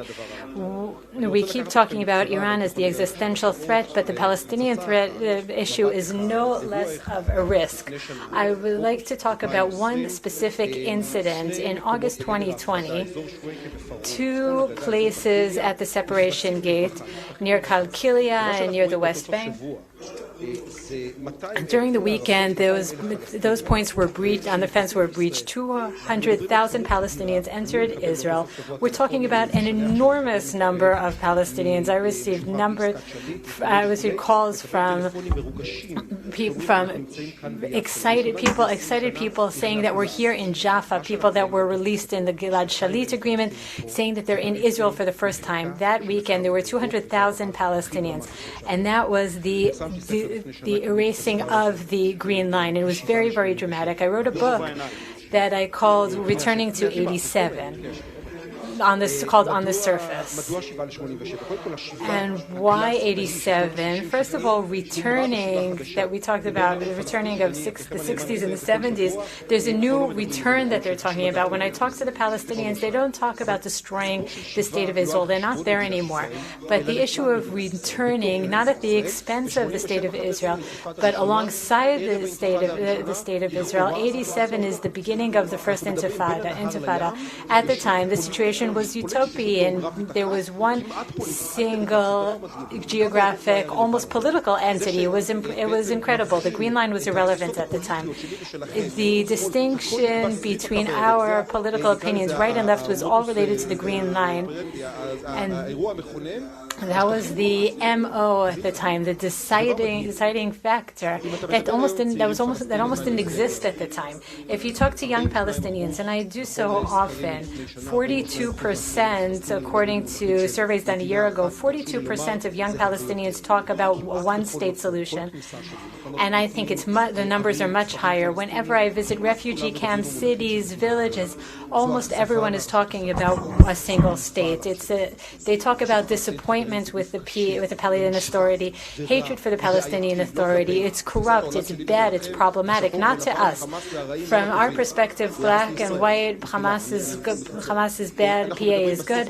When it comes to Israel, I'm being very brief, I'm sorry, but from the Palestinian perspective, the PA is bad for them.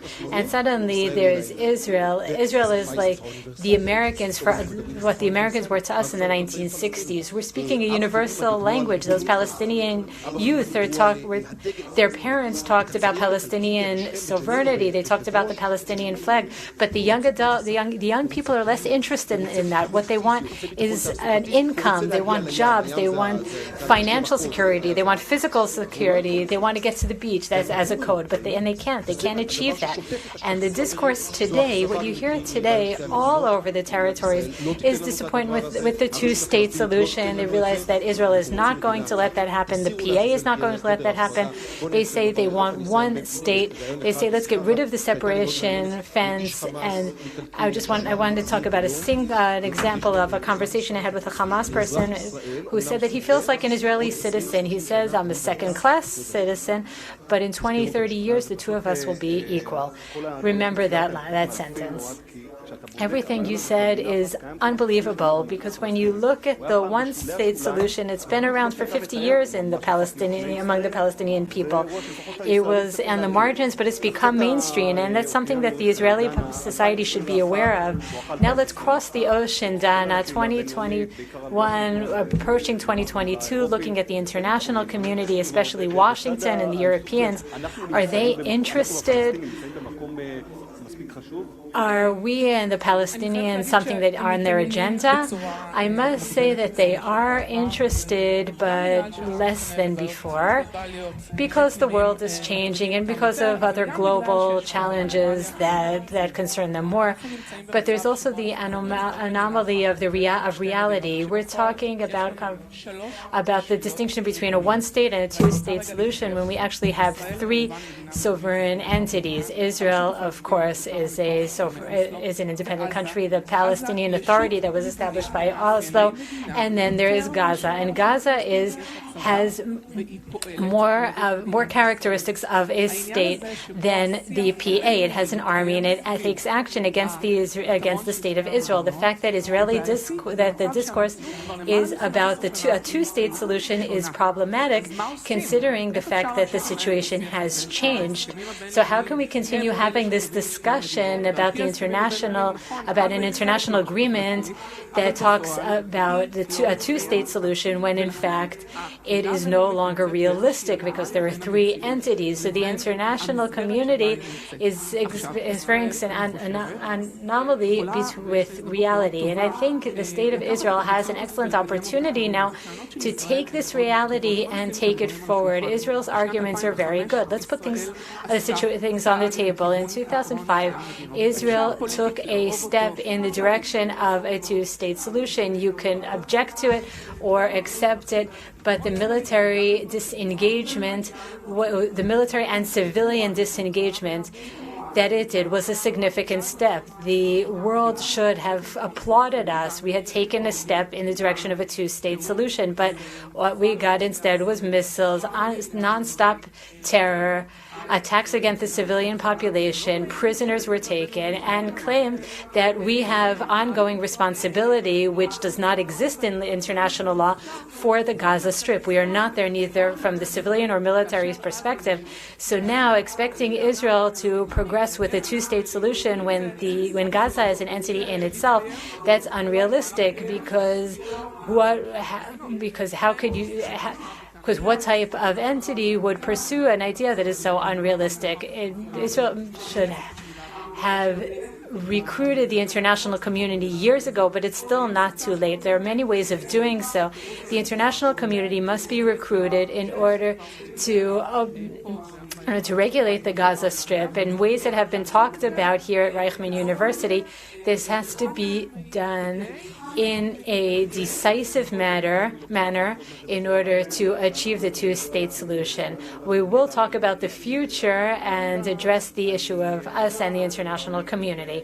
Now I would like to look ahead toward the future. We talked about reality, and we're also asking ourselves about the direction in which we're going. And the discussion will also be related to the manner in which you analyze the present. Looking ahead, what should Israel expect in the next few years? We're talking about a third intifada, Palestinian Spring, all these catastrophes that aren't happening, but maybe we should expect some type of peace and quiet. I will tell the audience in this hall and to those who are watching us, Michael, we talked about a week ago and you said something amazing. You said that everyone's waiting for the next explosion. Every time I talk to a Palestinian, people I'm asked, when is the next intifada? But the next explosion isn't really the real threat. The peace and quiet is the threat. Are we approaching a third intifada? I don't think so. And I must say that I haven't seen energies or signs of a third intifada. In the book that I wrote, I wrote that in 93, the Palestinians made a strategic decision to choose peace. In the year 2000, they made a strategic decision to choose war. And in 2005, the strategic decision was not to decide. And I think that's our story as well.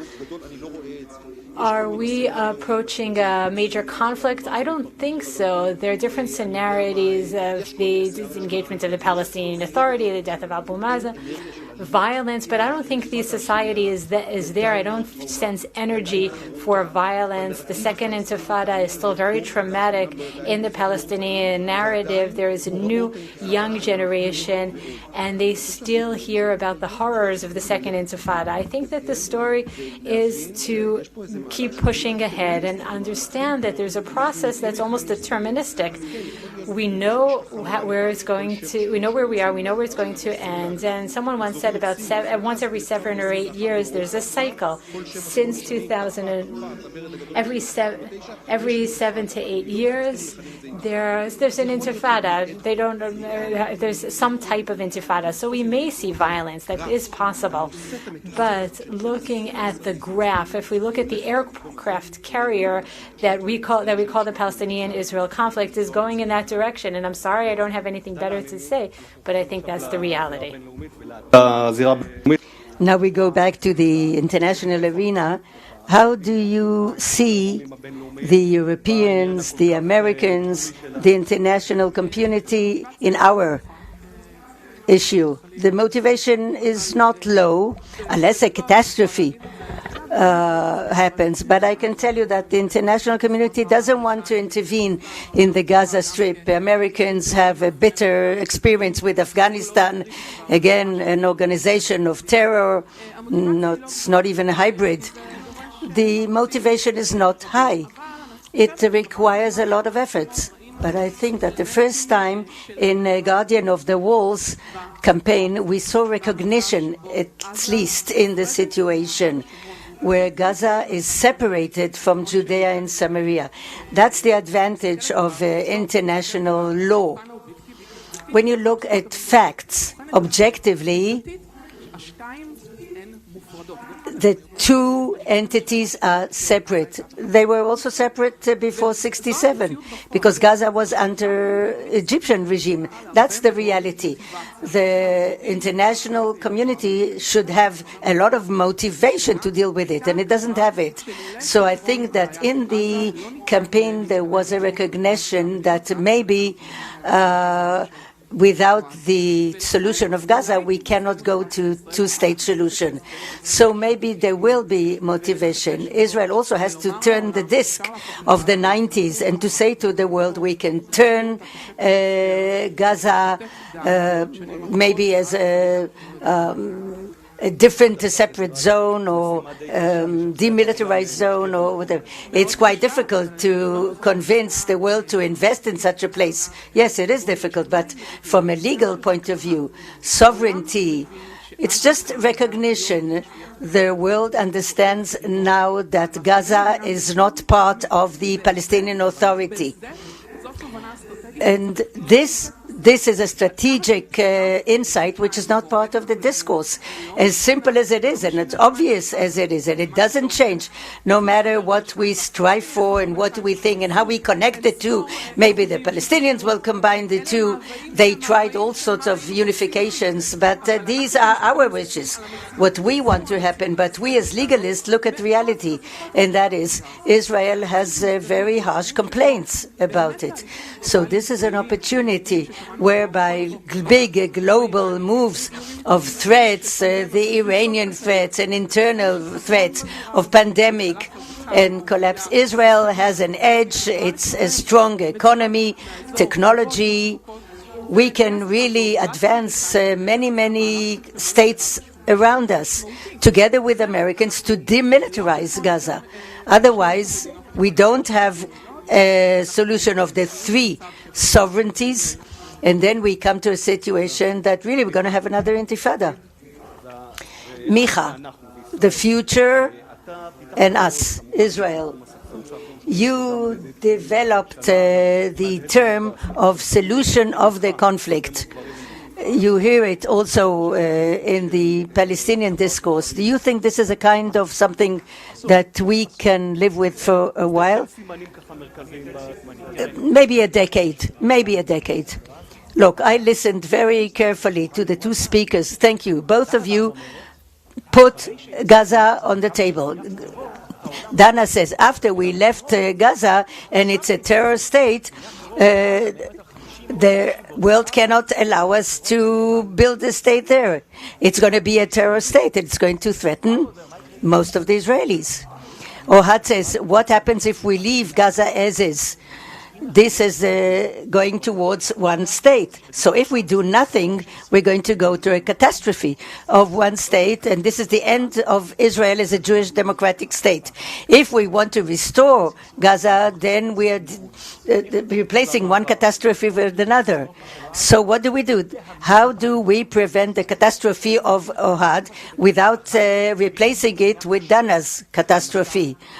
This is failing cities not to create a Hamastan in Judea and Samaria. Maybe we should do some unilateral steps by Israel. We're not talking about the state, which is binary. Either yes, of the autonomy. Autonomy, it's a category that enables you to think maybe there'll be more autonomy or less. How do we double the number of people in the Palestinian areas without jeopardizing the Israeli security? That neutralizes, postpones a one-state solution, but it doesn't prevent it altogether. I don't know if it's going to prevent. At the moment, we have a deterministic process of crawling annexation. Let's stop the catastrophe that Ohad was speaking about of one state, not by radical means that will bring about another catastrophe, Gaza and Judea and Samaria. I think that's how it's going to maybe reduce the conflict. It's not a solution, but this is a maneuver that will prevent catastrophes. Yes, it's a challenging idea, Micha. I think we should have this discussion for many, many hours with many, many people, but of course we are short in time. But one advantage that we have from this discussion and the interview before, at least we opened it up, this discourse. It's not trivial, and we should have the people of Israel deal with it. And apart from the hope to develop this discourse, I hope our next discussion will be much more optimistic. Here it's a bit despairing, but that's why we have to do things, not just to hope for them. So I thank you. I thank you, all of you.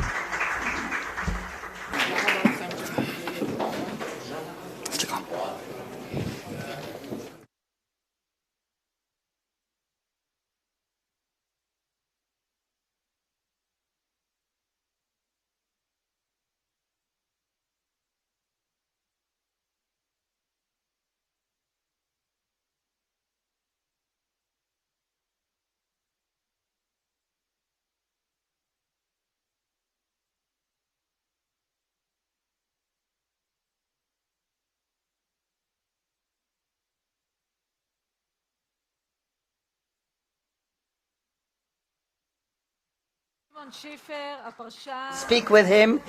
Shimon Schiffer, the veteran commentator, is going to lead the discussion.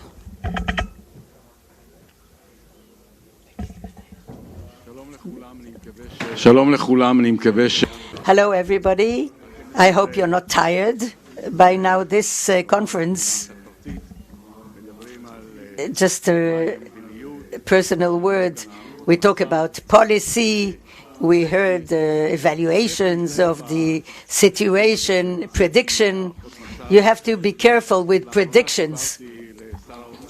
Recently, I told the Minister of Finance, Avigdor Lieberman, that in the beginning of the 90s, when I would meet Netanyahu, he would explain to me that there are three figures that are Ariel Sharon, the other was Saddam Hussein, and the third was Avigdor Lieberman. Netanyahu always said, listen, these three have finished. They're out. They're gone. So, and that's why I'm saying you have to be very cautious with predictions and all sorts of estimates. Avigdor Lieberman, Minister of Finance. The first question I want to ask you is what is the basis? What are the basic assumptions that you thought about when you came to shape the budget? How did you see the connection between security and social security? What was in your mind? What kind of budget did you think about? First of all, good afternoon, everybody. Thank you, Shimon. The first thing, when I entered office in the Ministry of Finance, I wanted to check the data, the figures. What is the prediction of growth, deficit, employment? And we looked at all the data. And after coalition negotiations, we knew what to demand. So it was obvious to me that the first mission is to create growth, high growth, because you cannot all the time divide the pie and to start moving one piece to one side in order to increase the pie. To increase the pie is, first of all, to produce high growth. And therefore, the entire activity that I did in the Ministry of Finance was directed towards these two things. How do we increase the growth, and how do we reduce the deficit? Another thing that was obvious, that the main battle is just to pass the budget, because economy requires certainty. And to take into account that the last time we voted on a budget was in March 2018, 3.5 years ago. This is something that really jeopardizes the economic stability and uncertainty. And therefore, these things were very, very definite. All in all, we came to a situation whereby today we are in a growth over 7% and deficit around 5%. And when I look at all the parameters, the realistic parameters, the volume of activity with credit cards, we are really breaking the pole. If you look at it, people just went out. Everybody is just using and using and using his credit card from morning to night. When you look at the quarterly statements of Israeli companies that are traded in the Tel Aviv Stock Exchange, fantastic figures. I look at the collection of taxes. Also, we're in a much better situation than you would imagine. And therefore, at the moment at least, we brought the economy of Israel to a very, very good place. What's important is that these things did not happen by themselves. There were 3 decisions made by the government of Israel, 3 harsh decisions.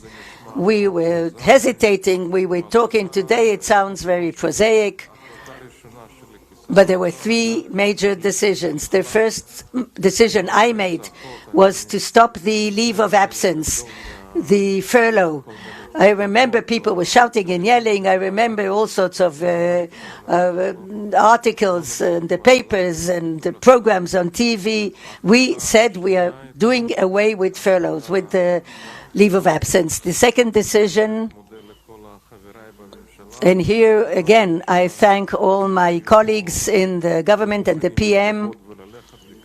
They were ready to back me, to support me, and I said, no way, we do not shut the economy. I don't know how long the pandemic is going to linger. You have to live together with it and open the economy. And the third decision, led by the PM, the booster, to give the third booster for the vaccinations. These 3 decisions, together with a definite perception.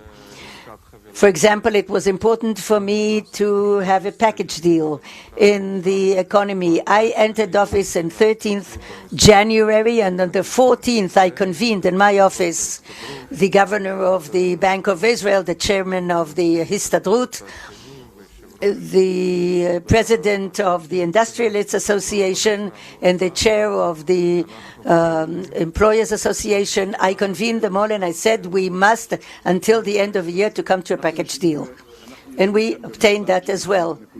We are sitting here in a university that gives points to people who were in the army. I saw it throughout the years, how soldiers are accepted to university. They jumped on you because of the fact that the soldiers did not get any rise at all, because they're part of the victims of this budget.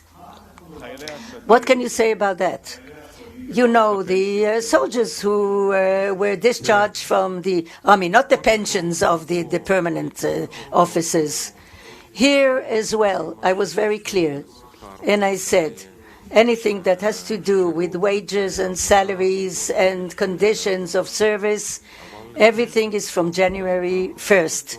But before that, we also made very harsh decisions. First of all, when I entered office, I found on my desk a painful problem with the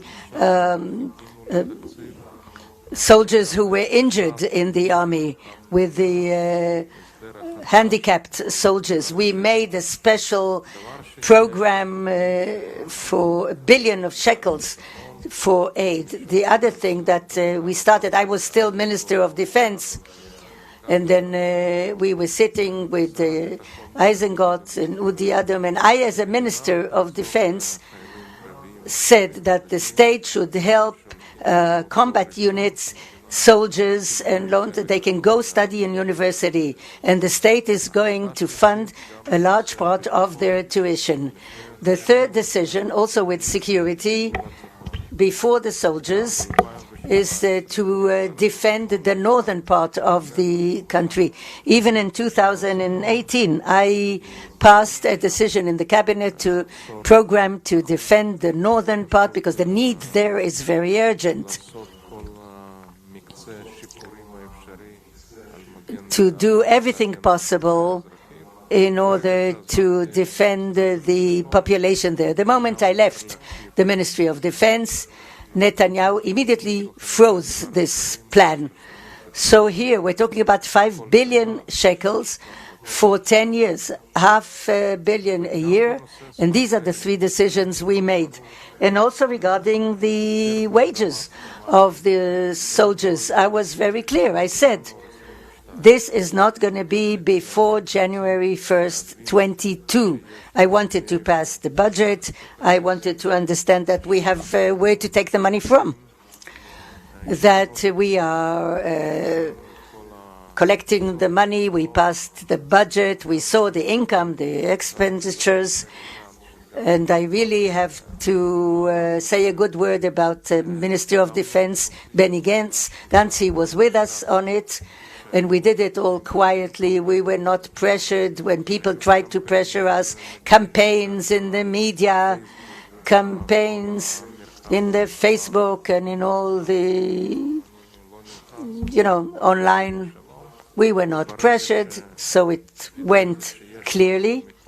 And the moment I made sure that we have resources and funding the budget, funding the money, in order to improve the conditions of service for soldiers, does not come on account of anybody else. It's not across the board. It comes from the sources of the Ministry of Defense and Finances. And I think that the decision was important and in the right time. And I think that we can really say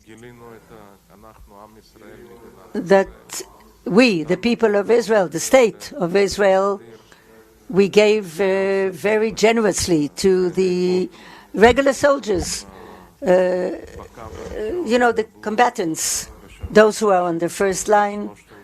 In the third year, they're going to get 3,000 shekels or even more.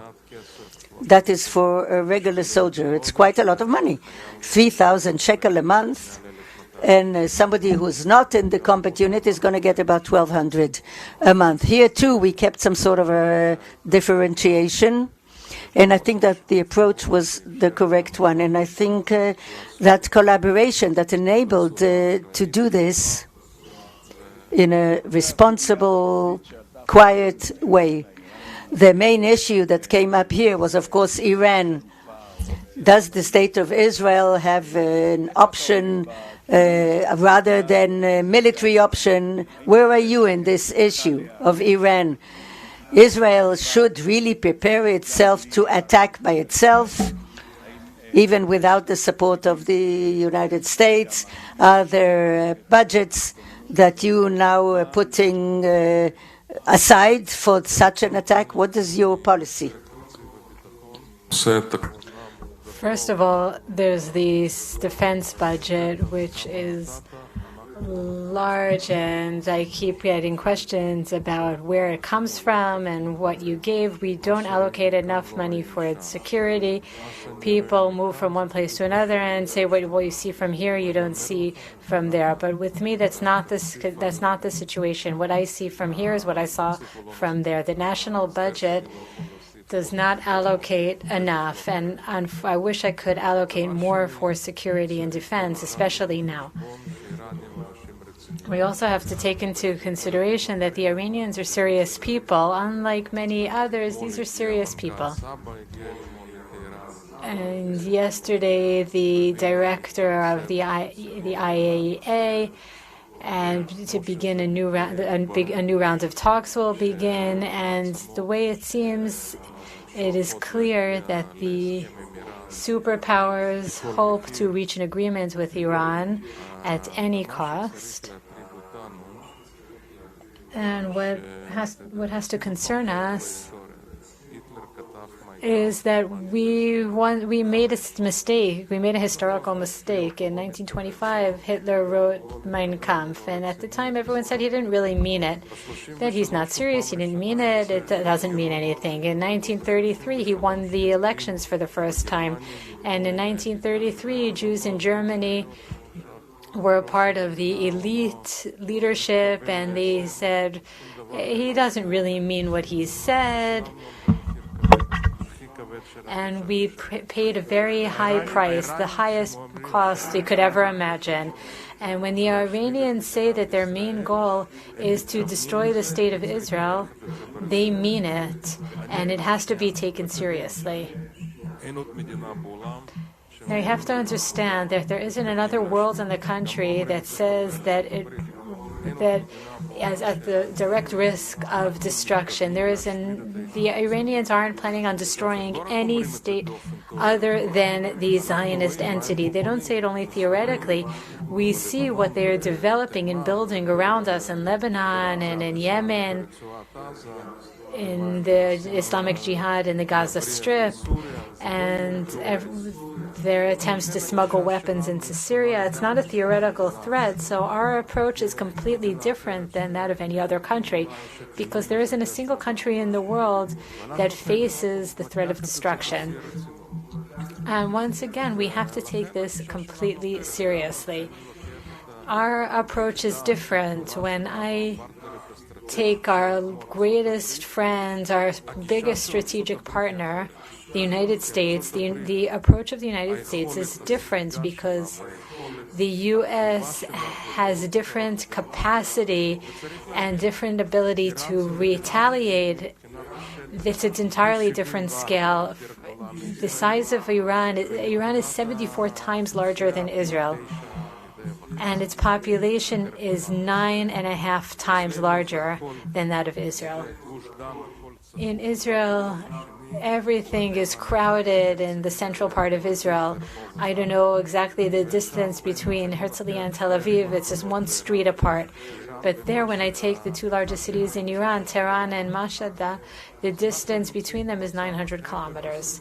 So our situation is different, and ultimately, we will have to make decisions in a responsible way, and we'll have to make those decisions on our own. We must understand that our situation is completely different.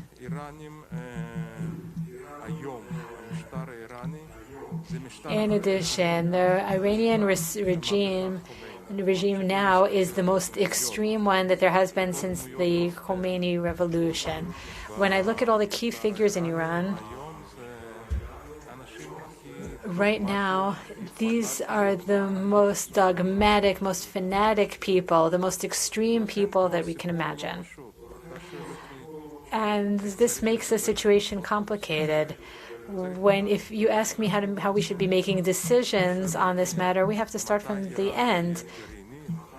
If you ask me when Iran will have nuclear capabilities, when I give my most conservative assessment, with or without an agreement, within 5 years, Iran will have nuclear capabilities and proven nuclear weapons. Within 5 years. Looking at its capabilities right now, not based on intelligence material, on published material, how much enriched uranium it has, even though it's enriched to a low level, but low-level enrichment is enough for a single nuclear bomb as well. What is the next stage? The next stage is probably to attempt, and they've already announced that they're enriching to 20%, the next stage is 90%, etc. And at the same time, they will probably have to continue developing their arsenal, so that they'll have a place to put something to do with the enriched uranium. But they're pushing ahead. They're moving forward. They don't hide it. They're not trying to hide it. They're pushing in that direction. And I have to ask myself, I have to ask you, in 5 years from now, when we know that they'll have nuclear capabilities or approaching proven nuclear weapons, what will the state of Israel have to do? And we have to count back from there. So this raises the argument about the fact that since Iran is such a large country, Israel can't do the job alone. I don't want to get into that, but we have to make a decision on our own. I didn't say what decision we have to make, but we do have to understand that the decision that we make at the most conservative assessment will take 5 years. No more than 5 years before Iran has nuclear capabilities. Not only uranium, but the actual weapons. And that's what we have to take into consideration. It's complex. And no one else, and again, I don't have any illusions, no one else is going to do this for us. With all due respect to all of our allies and all of the other countries around the world, because the only country that is physically threatened, and when the Iranians say that they're determined to destroy the Zionist entity, they mean every word they say. I would like to come down a little bit, and I'm very worried, and I was thinking about it before we met. Your attack against the ultra-Orthodox population, saying that they have to be taken with wheelbarrows to the garbage dump. Do you regret what you said? Wasn't that too extreme? There are a lot of statements that they say, that I say. It really doesn't make a difference. What's important is that today, and this is what worries me the most, their integration in Israeli society is going backwards. This wasn't the situation. It's not like the situation 30 years ago. And now they're creating a parallel framework to the state of Israel, starting from delivery rooms in the hospitals, preschools, kindergartens, education systems, laws, legal systems, an entirely different world of ethics and values. No one remembers anything anymore. People prefer to ignore the facts, but a large part of the ultra-Orthodox leadership, even in 1948, objected to the Declaration of Independence. Rav Brisk was a harsh opponent. The Chazon Ish, one of the leaders at the time, he ruled that we had to mourn the establishment of this, that his people had to mourn the establishment of the State of Israel. But what worries me now is the involvement in the workforce. When I take the male population from age 25 and up, in the total population, it's about 84%. In the Arab population, among men, it's 66%. Among the ultra-Orthodox sector, it's under 50%. Looking ahead, my vision is for us to work in the right way, work properly, in the way that we are working today. There is no reason that in about 8 years from now, we won't be one of the most developed countries in the world. We have scientists that publish every year. The Human Development Index, Israel is in 17th place. There is no reason for us not to be among the leading 5 countries in scientific publications, even 3 leading countries. It's always always the same 3. It's Norway, Switzerland, and Ireland. There's no reason for us not to be one of the leading 5 countries. And therefore, we have to include the ultra-Orthodox population into the workforce. We need the Arab population to also maintain the same percentage of involvement in the workforce as the Jewish population, around 84%. We have to improve education. We talk about how one of the challenges the government is facing is how to improve the education system from preschool until the institutes of higher education. I want to see many more universities. And the list of 50 leading universities in the world. Today, we don't have a single representative, and that's also an important aspect of Israeli society and education. So there's a lot of work to do. But I can say that putting the state of Israel among the leading 5 countries in the index of quality of life, if we don't need the Ministry of Immigration and the Jewish Agency, everyone will be waiting in line to make Aliyah, to move to Israel. That's what has to be done. Since this our time is limited, I have one last question for you. Where will Avigdor Lieberman be in 5 years from now? When you think about it, when you think about it personally or with your wife, if I asked your wife, would she say that you would be in 5 years from now? In 5 years from now, if I'm invited to the Herzliya conference, I will be at the Herzliya conference. I can promise you that. That is a promise. Thank you very much, Mr. Lieberman.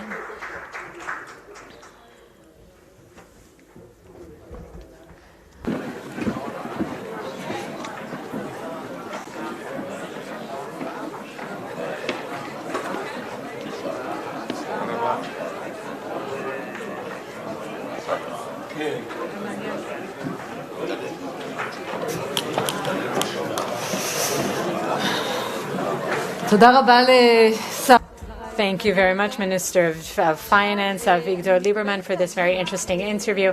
And now I am honored to introduce the founding president of this prestigious institution, Reichman University, Professor of Law, Professor Uriel Reichman, for an interview in which he will talk to the head of this conference, head of the IPS, Major General Amos Gilad. We are familiar with his very rich security background and the many credits he has for his activity behind the scenes.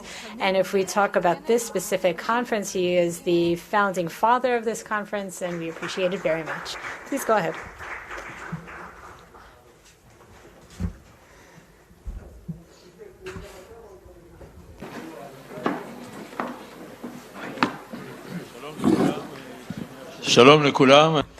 Good afternoon, everyone. I'm glad you're here with us.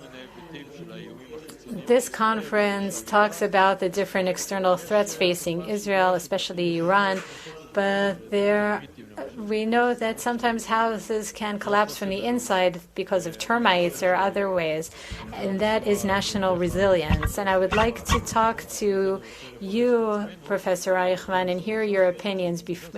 Beforehand, I would like to congratulate us for this first conference that we're holding at Reichman University. It's a very prestigious conference. People know that they climb from here. So tell us, what do you think about our domestic resilience and strength, which is existential for us? What type of threats of internal threats are we facing? Violence, lack of control. I remember there were times when I dealt with Lebanon, and the Minister of Finance talked about the participation of the ultra-Orthodox sector in the workforce. Where are we going? What direction are we going? And I'm interested in hearing your opinion. I think that the concern is justified. I think that we're living in very difficult times. I can tell you that I visited the Emirates and I sat there at a dinner for a leader there in one of the countries, and he brought two people that work with him. In the Emirates, there are about 1 million people that are citizens, and then a few million that are guests, that are workers. And these two people were people from Lebanon. And I started talking to them, and they said that the problem with Lebanon is that the Christians are divided. They're 25%. The Muslims are divided. There are Sunnis, there are Shiites, and then there are the Christians. The Christians are divided amongst themselves, and that is what causes the problem. So I thought for a moment about how a country, a city, that were so glorious part of the Middle East, considered the Paris of the Middle East, it broke down, it collapsed. It's civil war. They're on the verge of catastrophe. And why? Because they destroyed each other internally. And then take a different group that took its place, that succeeded. The tribes, the families managed to unite, and they're working together despite the differences of opinion. When I look at Israeli society, I must admit that I'm concerned by what we see, and the problems are very difficult ones. I see enormous gaps that are opening amongst us. I would begin by saying that we heard a lot about problems with security and the Palestinians and economics and other things. These are all means of existence, the existence of a state.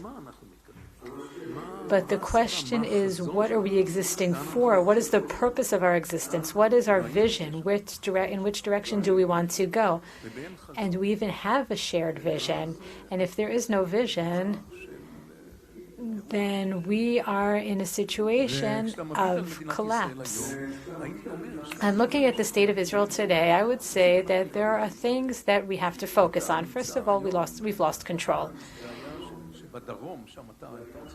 There's a problem today. If you want to go to Eilat, you have to go through the south. You have to take at least 2 cars or even a convoy so that you can help one another in case the Bedouins decide to block the road or shoot at you. Or I heard stories from IDF officers that during wars that they wouldn't drive through Wadi Ara, they would drive in convoys and on other routes. It reminds me of the time of the British Mandate.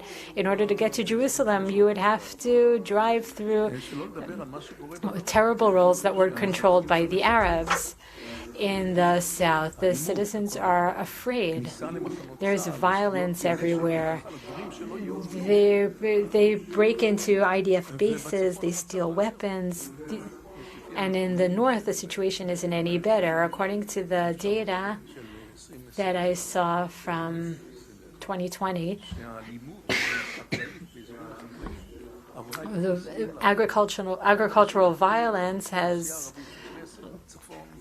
exceeded has grown to unprecedented levels. They destroy, they burn in order to take over the fields in the future when the Jews abandon the land. And when you look, there are so many more examples of what's happening in the mixed cities. And the worst part is what happened recently after the operation in Gaza, when Herzl first presented his vision for the Jewish state. It was in the Maccabim Club before the first Zionist Congress. He said at the time that we can't guarantee that the skies will always be blue, But one thing that can be promised is that no one will be persecuted because of their religion, and that is exactly what is happening. It's a pogrom. What's going on? Attacking innocent Jews, their own neighbors. It's a pogrom, and you look at that and you say, it's inconceivable. You walk down the streets of Jaffa and you could be attacked only because you're Jewish. But that's not the only problem. It's a very serious problem. We're living in a difficult situation. We're attacked on all of our borders, but the domestic violence is even worse. And we have our own violence as well. The extreme right is growing increasingly violent. There's the Lahava Association that are instigators that were part of the problem that incited the violence in Jerusalem. They attack people, beat them on the street only because they're Arabs. There's the Tag Mechir, the rebellions in the West Bank. There are case instances of violence against the Arab citizens. Where is control? Israel is losing control. And there are riots. There's violence in hospitals. There were over 100 attacks. The people who went inside hospitals and beat up doctors and nurses. How could that possibly be tolerated? We even heard there are even cases of violence in preschools. So we are losing control. We're losing our sovereignty, and that there's another aspect that comes from a different side. If you look at the ultra-Orthodox population, Lieberman was correct. What is happening there is that there is autonomy that is outside of the national frameworks. Of course, it's not all the ultra-Orthodox, they're not all like that. Not all the Arabs are problematic, certainly not all of them. The problems have to be handled, but we cannot accept the fact that a police officer will be beat, be a police officer not to be able to have control. It's inconceivable and it's unacceptable. Things happen, and there's an increase in the official data. The official data shows an increase in murder as well, shooting, and public unrest. The data shows that there's a constant increase. People don't feel safe. And then you have a situation of autonomy of entire entities that established a state within a state, and they do whatever they want. And I must say that I was horrified when I saw that the soldiers trying to enforce discipline regarding the pandemic. The ultra-Orthodox people attacked them. They called them Nazis. They beat them. There was one person, an ultra-Orthodox man, who ran over to the police and yelled that this is a war against Amalek, a biblical enemy. We have to erase any memory of their existence. The hatred was horrific, and this all happened in the face of a very difficult reality of verbal violence. I would say almost political violence. It was it was violence of an entire tribe within Israeli society. All over the world, there is a problem of lack of security because of the Industrial Revolution. Not everyone can find their place. There's fragmentation of communities that can't exist anymore, that don't thrive anymore. And then there's the media that's broadcasting and narrowcasting. When it used to be radio and television and newspaper, there was control. It was monitored. The language was more refined. There were other ways of intervening. there was some type of control, some type of monitoring, but now, today, everything is possible.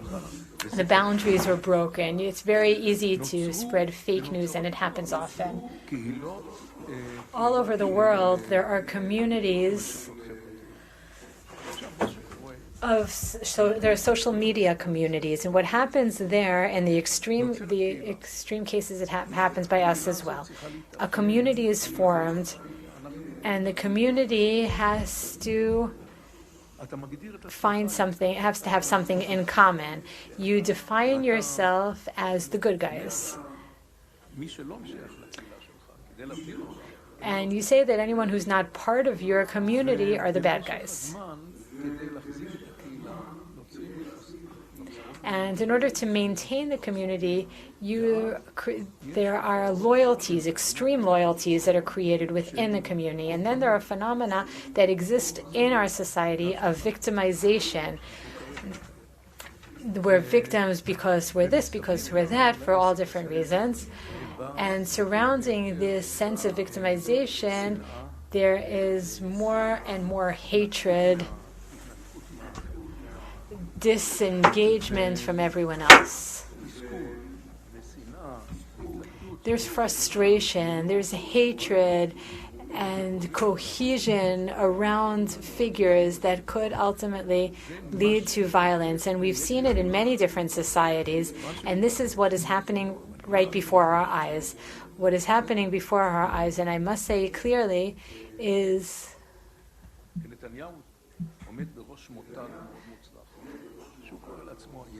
that Netanyahu is head of a brand, a very successful brand that he calls right, the right. And it's hard to define the difference between right and left, because the differences are only at the extremities.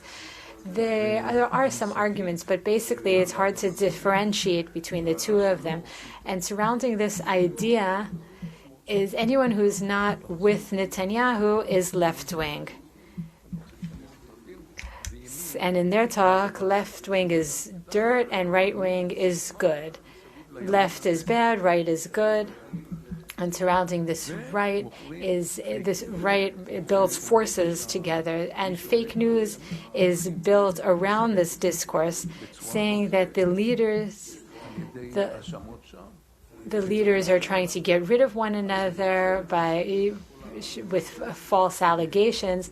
And this creates a camp, a large camp surrounding the social media communities. And what you see there, I must tell you, Amos, I didn't follow social media, but I asked a professor, Professor Nahon, to show me, and I was horrified. There are constant calls for murder, for violence, for humiliation, calls to talks that will lead to what is called altruistic challenges. People are so altruistic that they want to prevent the tragedies that the other side is causing. You have an entire group that are together in the demonstrations that create the group and see the bad. It might create a situation in which people are violenced, they put their life at risk since they're altruist. They believe in the values that they get within their group, and they're willing to pay the price. And that happened not so long ago. It happened not so long ago when Prime Minister Rabin was murdered by Yigal Amir. That's exactly what we're seeing now. We've reached a situation in which we've lost control of groups that are becoming more and more radical. You may have heard over the last few days of a public statement made by a public figure. He was talking from his heart. He's already there. He's already part of these groups, part of this discourse. He's talking about judges he's talking about jails and about running people over and about the judges in the state of Israel, a glorious legal system that was established in Israel one step at a time. And there, all the legitimacy is of the police, of the legal system, of the High Court of Justice, the courts, and the legitimacy of an elected prime minister. This all leads to a point that I would like to emphasize. And we mustn't forget, the state of Israel has a vision. The state of Israel was established because of its self-definition, because of the right to self-definition. That self-definition is not rooted in a Knesset law. It was rooted in a historical moment that is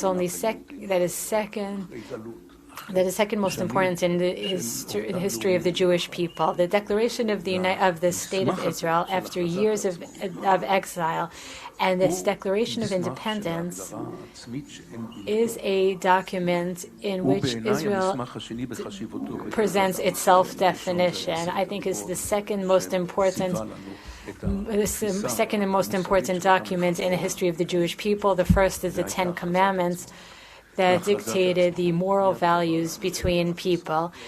The Ten Commandments and the Declaration of Independence are what defined Israel as a Jewish state, not a state of all its citizens. It's stated that this is a Jewish state, and that the main goal of the state of Israel is to bring all Jews to Israel, to serve as a home for all Jews, no matter where they are and want to come to Israel, to find values of equality, of freedom of religion and freedom from religion. It defined values of striving for peace that are fundamental values in the state of Israel. Zionism was established in order to create an excellent society based on moral and ethical values. It can support itself. It can give dignity to all Jewish people anywhere in the world, and we have to maintain that framework. That framework is being threatened by certain groups in Israeli society. There are three main attacks against this vision, and I believe one is, of course, the Arabs that do not believe in the Jewish state. Again, of course, not everyone. There are wonderful students here who want to feel part of the state. They're a minority, but they certainly do want to feel like an integral part of the state of Israel. But there are those that say that there is no room for a Jewish state in Israel. There is a second group that wants a state based on traditional Jewish law, Jewish halakha, Jewish law. As Smotrich said, that he follows in the footsteps of his father, who preached that the legal system should be based on halakha, on Jewish law, and that education should be based on halakha and Jewish law. Other than that, he was very moderate, but Smotrich wanted to introduce that gradually, step by step, contrary to the religious Zionism that saw the combination, the integration of modern values in the state of Israel. And the third group says that Zionism is an invention, a European invention, or an Ashkenazi invention. And the Zionist perspective is activated in order to enable the continued control of Jews of European descent, and the state has to change that. That Zionism is rooted in the traditions of the wise people of the Eastern Jewish communities. Is the idea of a state of Israel as it was stated in the Declaration of Independence, does that still apply? Or do people feel that they could live within the inclusive, humane perspective that is presented by the Declaration of Independence? But all of that is irrelevant because the attacks are not attempting to harm the source. If you find any changes in the source, they are related to the ability to continue going forward. So we must reach the point, and I think we're going in that direction. This place, the Reichman University, was established, and the ethical document states that it is a university that was established based on the principles of the Declaration of Independence. And more than anything else, we have to emphasize that. And we can't compromise in any way on that, in my opinion. And we can't obscure those values, not be a little bit ultra-Orthodox, etc. We have to follow the vision. And we must place that as the highest priority, call upon everyone, regardless of their political opinion. We have to make sure that we don't cause the sovereignty of the State of Israel to collapse, that we not lose the control or the vision of the State of Israel, which is a human and powerful vision that enables the establishment and preservation of a Jewish state. Give us the tools to do so while being completely ethical and moral. If there's a message that we as a university talk about, it is the matter of responsibility that we all bear to protect this state, not only physically and economically, but also and first and foremost from the perspective of the vision of the value of this state. If we don't protect and defend the vision, then other things, nothing else will help and everything will fall apart from within. Fortunately, we are over the timetable, but the diagnosis is very impressive. But what do we do about it? You talk about incitement towards murder. That's what happened with Prime Minister Rabin of blessed memory. The moment somebody incited against him, he murdered him for the first time. Then he was murdered physically. I see the Prime Minister coming here to the conference, and I'm very impressed by the work that the Shabak people are doing. But they keep inciting against him. He's illegitimate. He's a traitor. We have to kill you. I don't want even to repeat what they're saying. The question is, what do we do about it? I think when people speak on behalf of democracy with incitement that leads to murder, you have to stop them and put them in jail for 30 years. Unless you have such modus operandi, everything you said is not going to work. It will continue the way it is. The situation is getting worse and worse. That's what I think. This is an incitement, and of course other actions, but I think this is one of the most shocking things. This crazy, violent discourse, throwing mud, lies, and delegitimizing people. The members of Knesset should live in security, and I salute the Shabak people, but ask ourselves, where did we come to? After the Rabin assassination, it became worse. No question. We have to look into control over the media. And I think people who speak about assassination in the media, you have to catch, to indict. This incitement is dangerous, and I'm saying the entire way, the form of discourse and these awful attacks on all the systems, police, law enforcement, law and order. This is inconceivable. You have to indict these people. And first of all, you do not accept it. This is not democracy. That's not the State of Israel the way it was envisioned. You have to have the courage to come and say it loud and clear. And in that, you cannot accept it. And there were all sorts of people here who came and they were asked about it. They said, oh, yeah, you have opinions, people have opinions. No. This party, if it wants to maintain the principles, the Likud party, with their historic background, should come and detach itself clearly from people who call upon murder with the loud voice, to do away with the justice system, to throw away the judges, to put them in cages. Where did you ever hear such discourse?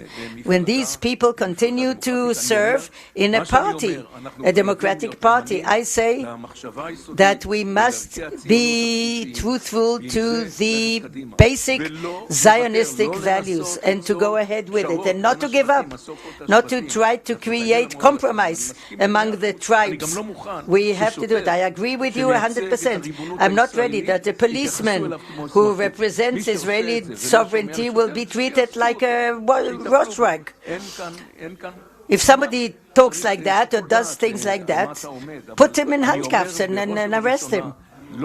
I'm saying, first of all, it's impossible. We have to be tough in order to defend the values of law and order and the basic principles of the State of Israel.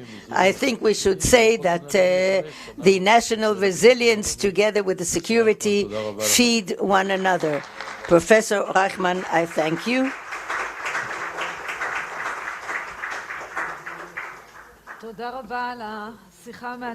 Thank you very much for this very interesting talk. Thank you. And now we are in the last part, a very interesting talk that was recorded by Amos Gilad with Chaim Saban about the entire issue of the relations between Israel and the U.S.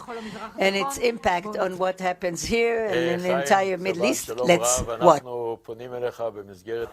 Chaim Saban, hello. We are now in the Conference for Policy and Strategy, and the key factor was always the United States. Do you see some order of priorities and things that happened between Israel and the United States? Did we draw the lessons? I think there are a few cracks that I can see, but you know that cracks in a house can become big, can become a real threat. What do you think? Where should we go? How should we analyze the situation? I don't think that there's a problem with the Republican Party, but I know there is a problem with the Democratic Party, but not with all of it. Only the left extreme wing, what they call the squad. And you cannot convince them to support Israel, so you have to make all sorts of deals with them so that they remain neutral. As Nancy Pelosi told me more than one time, when I suggested she come to Washington and make a speech about the right way of thinking and to talk against the policy, why is this against the American interest? When I speak to Americans, I always talk about the American interest, why it is important to America to be in strategic relations with Israel. And she said to me, look, the one who decides at the end of the day is the leaders. You're going to go and start preaching to them, explaining to them, ignore them. It's the best thing. I think and I hope that the new ambassador is going to do his job. The information with this group that they don't understand. They have no idea what's actually happening here. You know, they have somebody there whose grandmother lives in the West Bank. And she had some problems when she had to come into Israel, and that drives them nuts. But there's a way to sit with them. But Nancy Pelosi said, no, you give them a platform, you should just ignore them. So I hope that the new ambassador will do whatever he should do in order to convince this group that it's an American interest. And I would say to them, you are elected in America. Think about America and the importance for America with the relations with Israel. Now, regarding the Iranian issue, you know that America withdrew from the deal. A military option without an American support is not possible. The Arab world is losing force. So how do we come back to a common denominator that can cope with the Iranian threat, and God forbid it becomes an existential threat? How do we find an operative common denominator apart from hasbara, from information? The first thing is that before the Iranian problem, Biden has a long list of problems he has to deal with.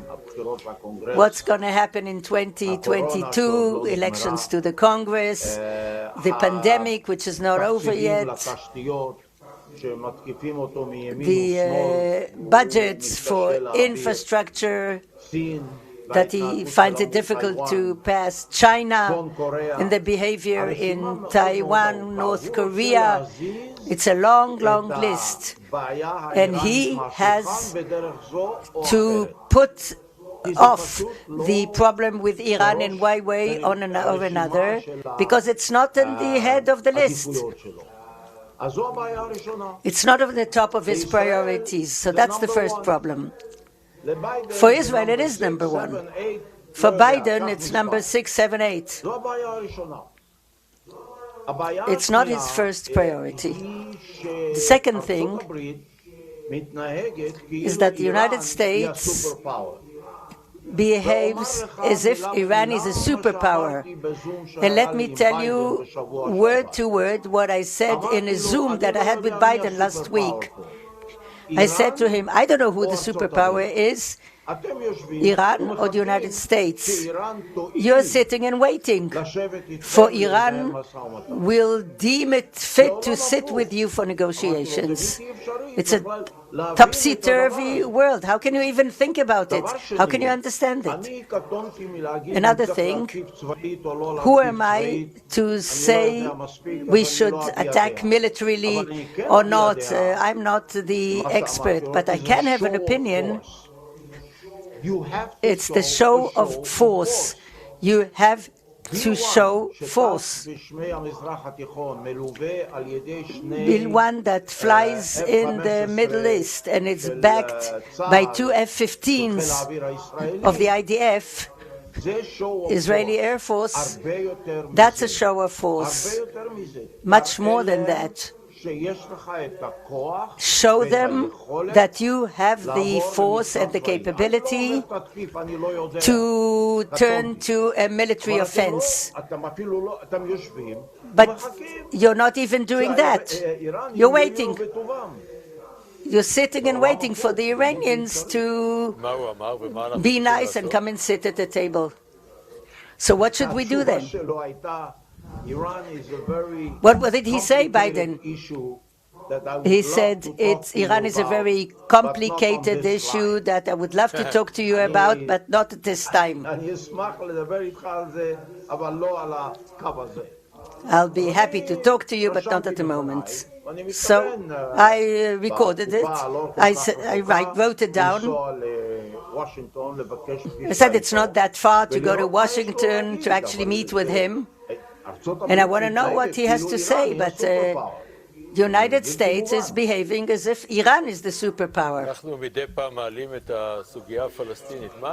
From time to time, we talk about the Palestinian issue. Where is the place of Israel and the Palestinians in the new government administration, if you compare it to the former one? The same place I am since 1967. We have to separate. We have to separate. I don't know what it is, 2 states for 2 peoples, 1 state. We have to separate. When I talk to right-wingers in Israel who talk about 1 state for 2 peoples, I don't get an answer ever. What is the solution apart from apartheid? They have no answer. Nobody has an answer. And I spoke to many people from the right, the moderate right, the extreme right. They believe in 1 state. They don't have an answer. Unless we separate from the Palestinians, it's going to be 1 state for 2 peoples. And I don't know if the state of Israel is ready to have Ahmed Tibi as a Minister of Defense. I like Tibi very much personally, but I don't know if the state of Israel can appoint him as Minister of Defense or Mansour Abbas as a Prime Minister. I don't see the solution. How do the Americans see it? It's true it's not first in their order of priorities, but what do they say? It doesn't help. This is the Palestinian issue is on the sideway. The Palestinian issue is in place 211, maybe. Apart from, of course, the rhetorics. Rhetorics is something else. Yes, 2 peoples, for 2 states, 2 peoples. I spoke to but that consulate in Jerusalem, and he said, no, we have to do it, but not now. Okay. They're not interested. Forget it. What? He's got many things on his plate. Well, we can continue to speak until tomorrow evening. As we say, how long is this going to hold? What do you think will happen? Give me your opinion for years to come. What's going to be now with the new government in Israel? Well, the relations is a strategic alliance. The more we align with them on their interests, and as much as possible about values, everything will be okay. On the day, God forbid, that the state of Israel will become a binational state, and will not give the right of vote to all the Arabs from the Mediterranean to Jordan, then I hope the state doesn't come. What is the weight of the Chinese challenge in all this? China is a big problem. As far as America is concerned, there's Taiwan and all sorts of other problems there.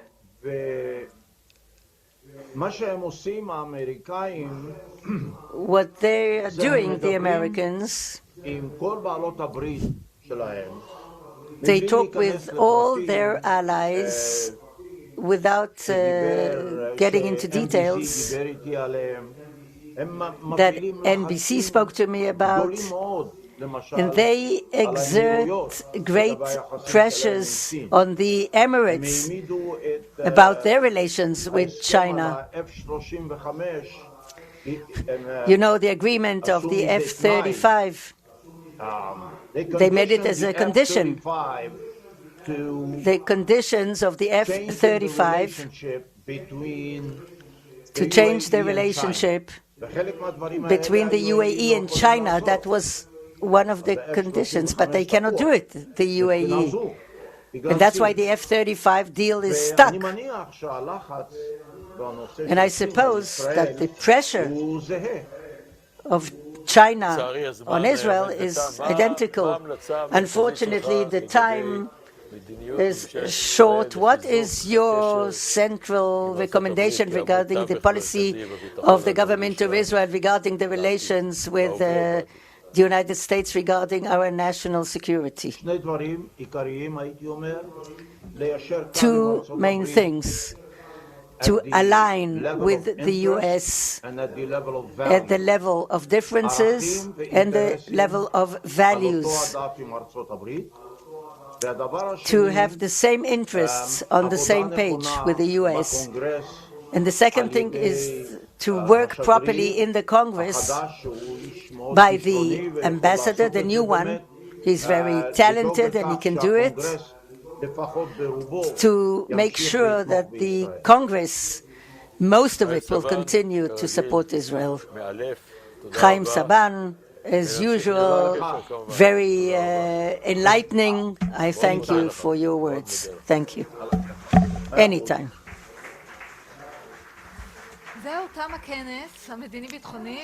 Well, that concludes the conference of the Reichman University IPC. Thank you for those who came and those who watched us on FaceTime, to the planners, to the organizers. Thank you.